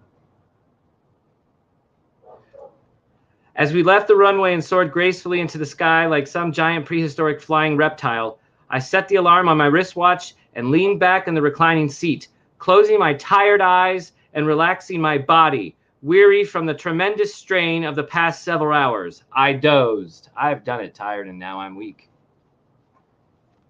So, Alan, there was a fun little quote here. Yep, sorry. Listening now, sorry.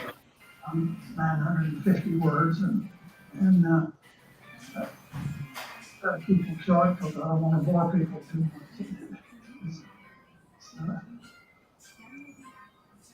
But I think that's how that came about. Why did you revise Once Upon a While? Because it went out of print, and we were going to reprint it, and so I just decided to change a few mistakes that I made. This wasn't it. And throw another couple of stories in, so it would be a new book. And I started making doodles in it, and the doodles have taken me over. Now people won't buy my book from the bookstore unless it has a doodle in it. So I've created a monster.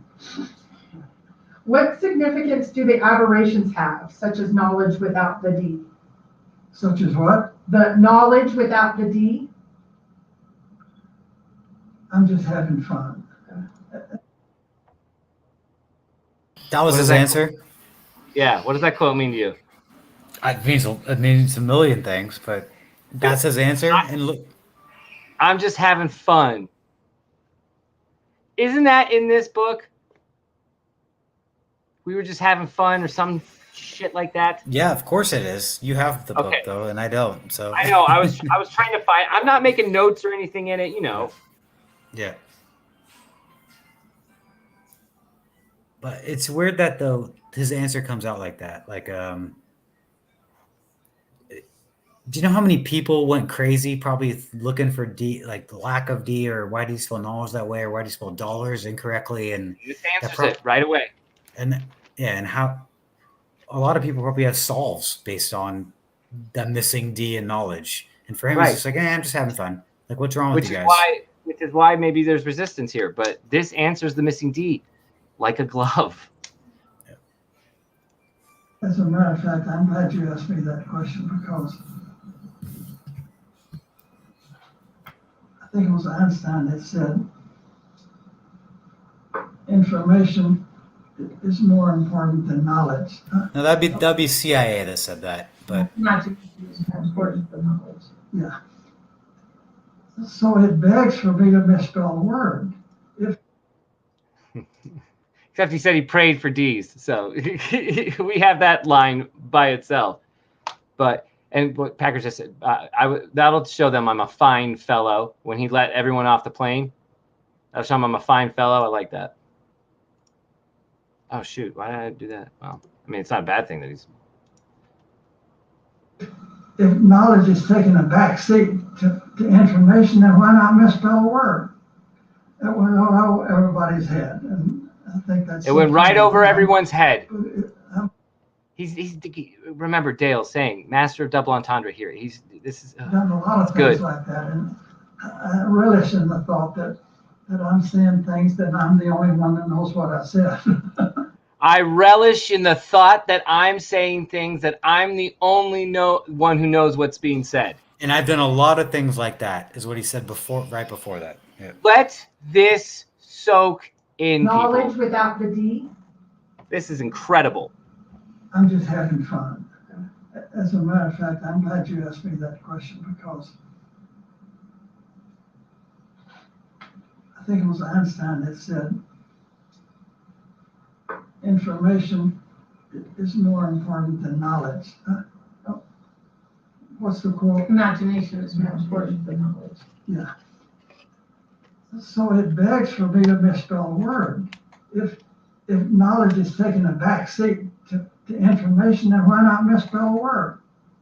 It went over everybody's head. And I think that's so funny that I've done a lot of things like that. And I really shouldn't have thought that I'm saying things that I'm the only one that knows what I said. Do you ever anticipate every word that you would say or anything you would do would be taken as a clue or a hint for your treasure chest? That's one of the things I did. I mean, no, I mean. I don't buy it for a second. That's preposterous, really, but I know that that's happened. It's preposterous to take everything he says and possibly misconstrue it when he just said, I relish in the thought of knowing that I'm the only one who knows what I said. And he thinks it's then the next thought is preposterous that we dissect his words? That alone is preposterous. And then the couple that, and don't play it, but like, how do you solve the thrill of the chase? Read the book. Then read the book slowly. Then read the poem. Then read the book over and over again, 10, 12, 15, 20 times. Memorize it. Like, he's such a he's such a character. There's layers to this. There's layers. And he knows he prepared for this. This was his magnum opus. And there's a guy by the name of Chris Frieda. Do you know that name? I know that name. He has a PhD in electrical engineering, and he designs.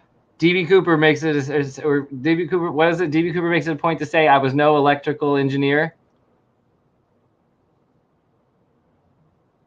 Are you asking me? Sorry. Yeah. Do you remember that? We were talking about electric. Book? I think it's in the book. Ha ha ha.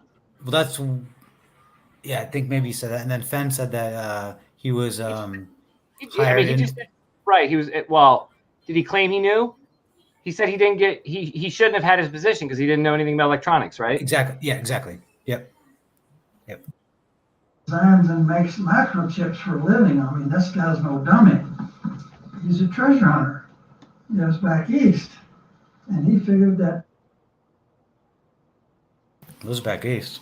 Did we all just hear that? Why the fuck did he just say he lives back east? Whoa, whoa, whoa, whoa, whoa, whoa, whoa, whoa, whoa, whoa, whoa, whoa, whoa, whoa, whoa, whoa, whoa, whoa, whoa, whoa. Don't start knocking on Crystal Frida's door because that guy is a. No, I'm not. No. But I still want to hear this in context. Come in. I'm just saying, like, don't let the. Yeah. I love the Crystal Frida Litter 81. Is that what it's called? Litter 82? Litter 81. I love that story. Freaking amazing. And also, it's 4:48. I have to leave at 5. So I have 12 minutes. Just heads up. I don't even know if you're here, Ben. Don't know if I'm here. Don't know if anyone's here. If anyone. And if you are here, I'm glad you're here.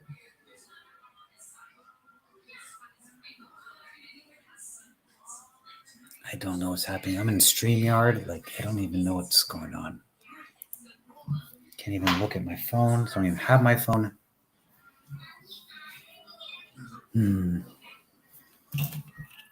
Well.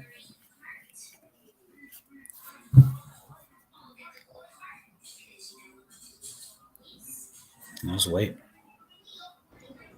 All right, sorry about that. You're good.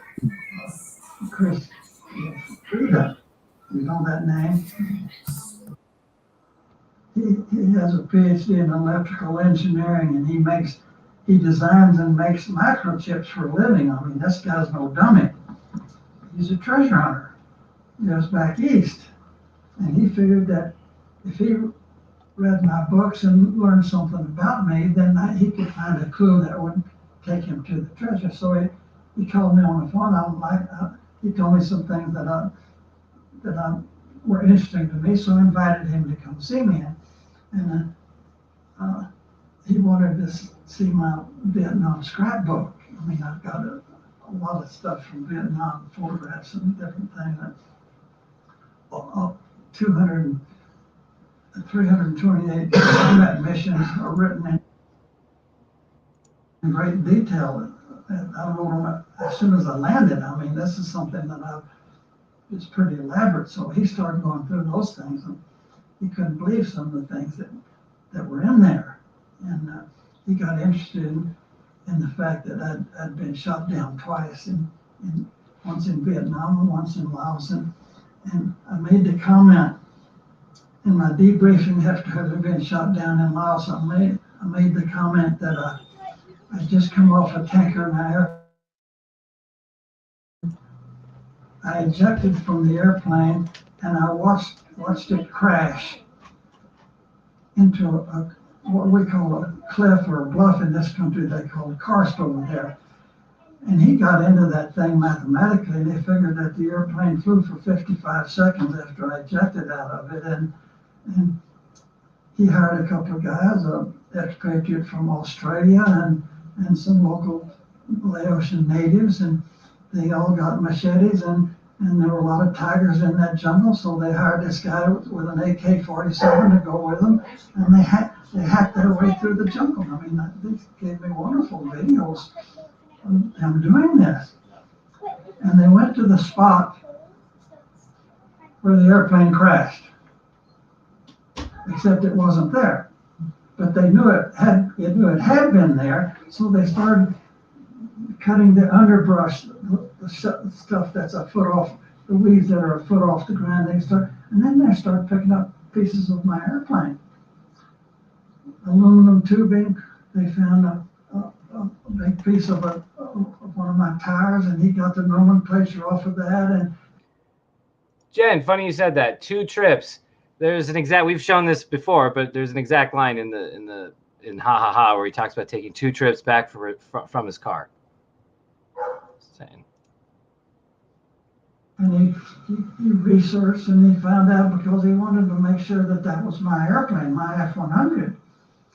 So he found out that tire, the nomenclature on that tire told him that only 2 different types of fighters in the Vietnam War used that tire, and the other airplane was an F-106. We lost 6 F-106s, and he researched where every one of them crashed, and there was another F-100 that crashed about 2 miles from where my airplane was. So he did some research and eliminated that.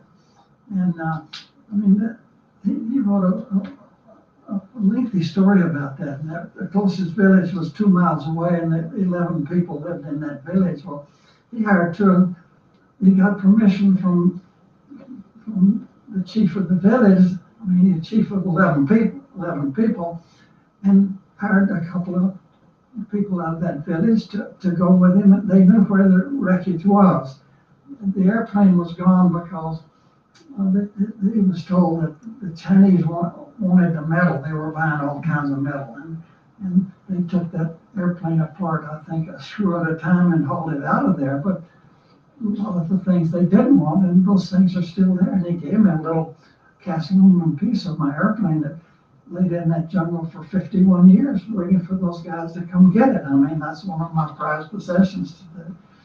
But I was gonna say, how did that make you feel when you saw the? Bet. Can I just comment? Yeah, I'm not trying to interrupt, but yeah. That's why we're doing this. I'm sorry, I'm hearing myself. Just waiting for that to go away. I wonder if it's because when we do that audio, it does it. Yeah, it might be. It might be the audio sharing. I can still hear myself. I'm sorry. Try. What about now? Hello. Barely. Nope, I still hear. Well, try to do without. All right. Either way, well, let's get Chris LaFrida a copy of Ha Ha Ha, and Ben. Right. Yeah, forward it to him, because that's brilliant. Like, whatever he did is brilliant. So, and what Huli was saying in that comment is, like, if Chris LaFrida can find a piece of an aluminum fighter pilot thing from 1968 in the middle of a Laotian jungle. Why can't we find D.B. Cooper's money? Just funny. But let's get Chris a copy of Ha Ha Ha if he's interested. And maybe he is. Maybe he is. Proceed, so now you have it. When I was filling my treasure chest up with things that I wanted it to be valuable, which means you have to put small things in there. And so I put several hundred, maybe 1,000 gold nuggets in there.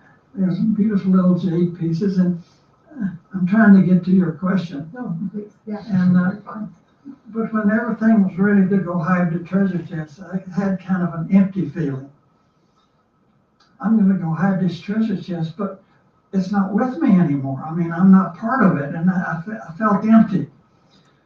Now remember, he said the turquoise bracelet was part of him. That was it. But he's saying he's not part of that treasure chest yet. All that gold, all the jewels, he's not part of it yet. And I started thinking about that, and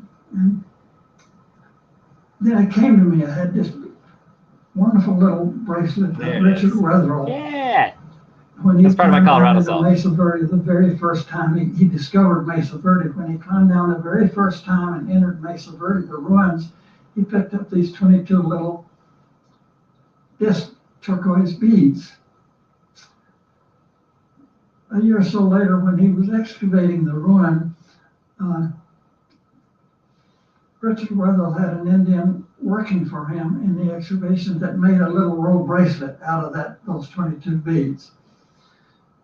Well, a lot of things happened. An Indian shot and killed Richard Wetherell. I mean, there's a myriad of events that took place after that. But then the bracelet was sold to Fred Harvey of the Harvey houses, the Grand Canyon. He owns all those concessions. And then when he died, that collection was being acquisitioned into the Herd Museum in Phoenix. Well, it just so happened that Byron Harvey was a friend of mine. He was a relative of Fred Harvey's, and I was talking to him one day, and he showed me this bracelet. And I said, well, I'll play you a game of pool for that bracelet. This guy was certifiably crazy. I mean, you had to like the guy, but when I first went in his house in Phoenix, he had Maria Potts lined up. Phoenix. And he was rolling one like a bowling alley, breaking Maria Potts. I mean, he was known to jerk the phone off the wall in the Herd Museum because he got mad. But anyway, I won that bracelet in a pool game. So I told myself, if I put that bracelet in this treasure chest, that's part of me. And that was the last thing I put in. I closed the lid and I said, yeah, that's okay. I'm part of the thing from now on. But then when Chris Lafrida sent me that little piece of my airplane, I got the same feeling, I'd been full circle. And I could feel myself subconsciously relaxing a little bit, if that makes any sense. And it was closure for me. And all of a sudden, I'm in the back of my mind, I've always been sorry that I jumped out of that airplane, because it was a good airplane. Jumped out of that airplane. It was a good airplane. Jumped out of that airplane. I thought he ejected from the airplane we know of, right? Yes, ejected because it was shot up. Yeah. Right. Wait. He regrets jumping out of this airplane, though. Yep. 174 times it took me out in a combat mission, and they brought me back. Back to the real story. Okay. And now I'm gonna desert this guy that's done all these things for me for double entendre. 2 months. Stories at once. And I think by gaining that little piece of a cast aluminum, I think I really don't know what I'm talking about. But can you pause that? Because I was just about to say, I don't know what the hell he's talking about. Sorry, hold on, bro. He said, I'm going to desert this guy? Like, what do you mean desert this guy? The guy he's talking about is himself. And then where is he deserting this guy? Yeah, unless you're in the desert. DB Cooper, the DB Cooper we know jumped over the desert. Exactly. I'm going to desert this guy. To the point where that little piece of metal now is one of my prized possessions. I mean, that may sound crazy to you, because it is crazy. Now, do you feel the same way about the bracelet? Do you still want the bracelet back? Sure, it's a $350 bracelet. It's the only cheap thing in there. It's the only silver piece. I mean, everything else is gold, and here's a silver bracelet with turquoise. It's not an expensive piece of rock like an emerald or something. But sure, I mean, I'd like to have that thing back. Okay. But I think a lot of it depends on how it comes back too. And I don't want to dwell on that, but sure, I mean, so when I don't want to get it in the mail. I'd like for somebody, the people that finds the treasure, I would like for him to hand it to me, and let's talk about it and warm up to it a little bit. I mean, it can get very abstract if you're not careful. What on earth does that even mean? I want the person to hand it over to me. It could get a little abstract. That he wants to have a talk with whoever finds his chest because things have gotten a little abstract. What? Well, so talking about, I know you gotta go, but the treasure, it is there. The chest and the contents are theirs, correct?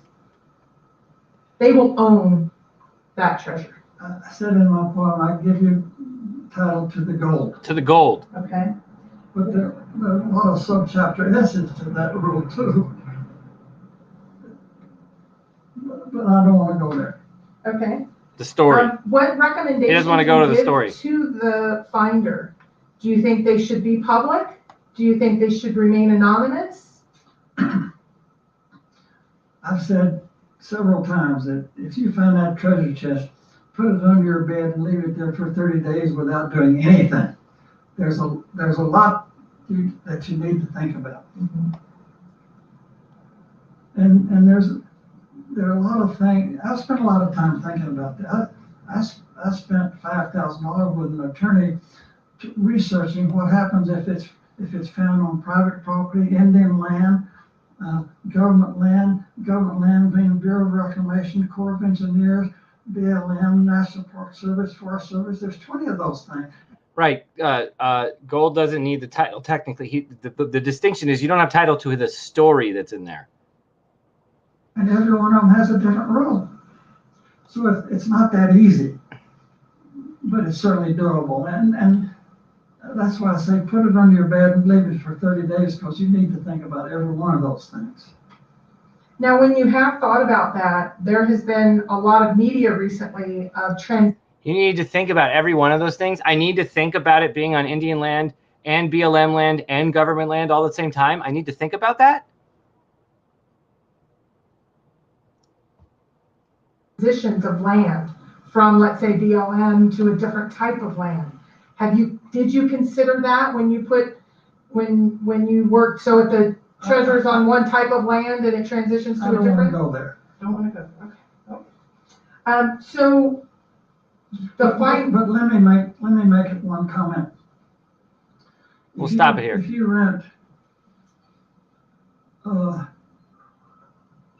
rent a cabin on private property in northern New Mexico, it's sitting out there by itself, you rent it. What are you renting? You're renting a place to sleep.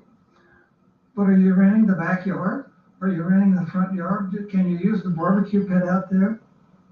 And if you can use those things, then that's your property, isn't it, for 24 hours? You see where this can go?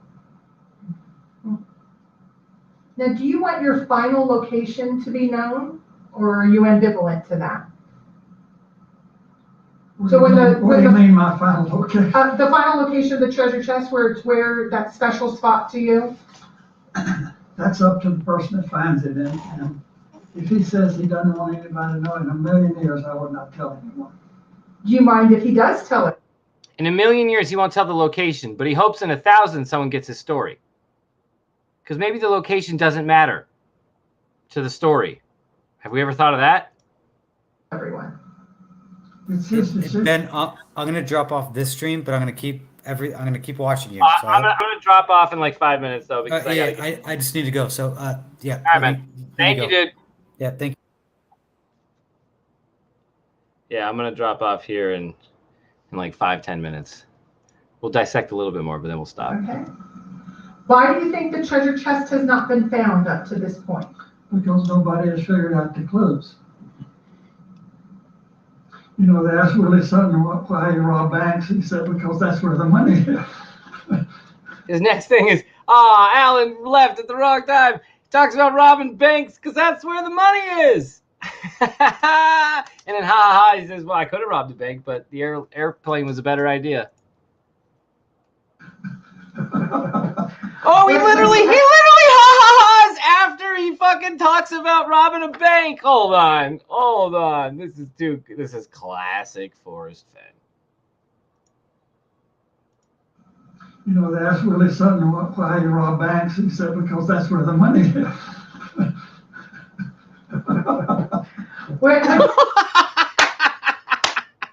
All right, we're ending it right there. That unbelievable. That's exactly the right place to end it. Freaking ha. Oh my God. I love it. All right. So probably won't go this weekend. I don't think. Saturday's fun time. Sunday's football, but maybe we'll be there Sunday night. I don't know. We'll see what happens if we keep finding shit out. But once again, little wrap up. P.O. Box 687. The dude, P.O. Box 687. The coincidences are starting to stack up, my friends. Ha.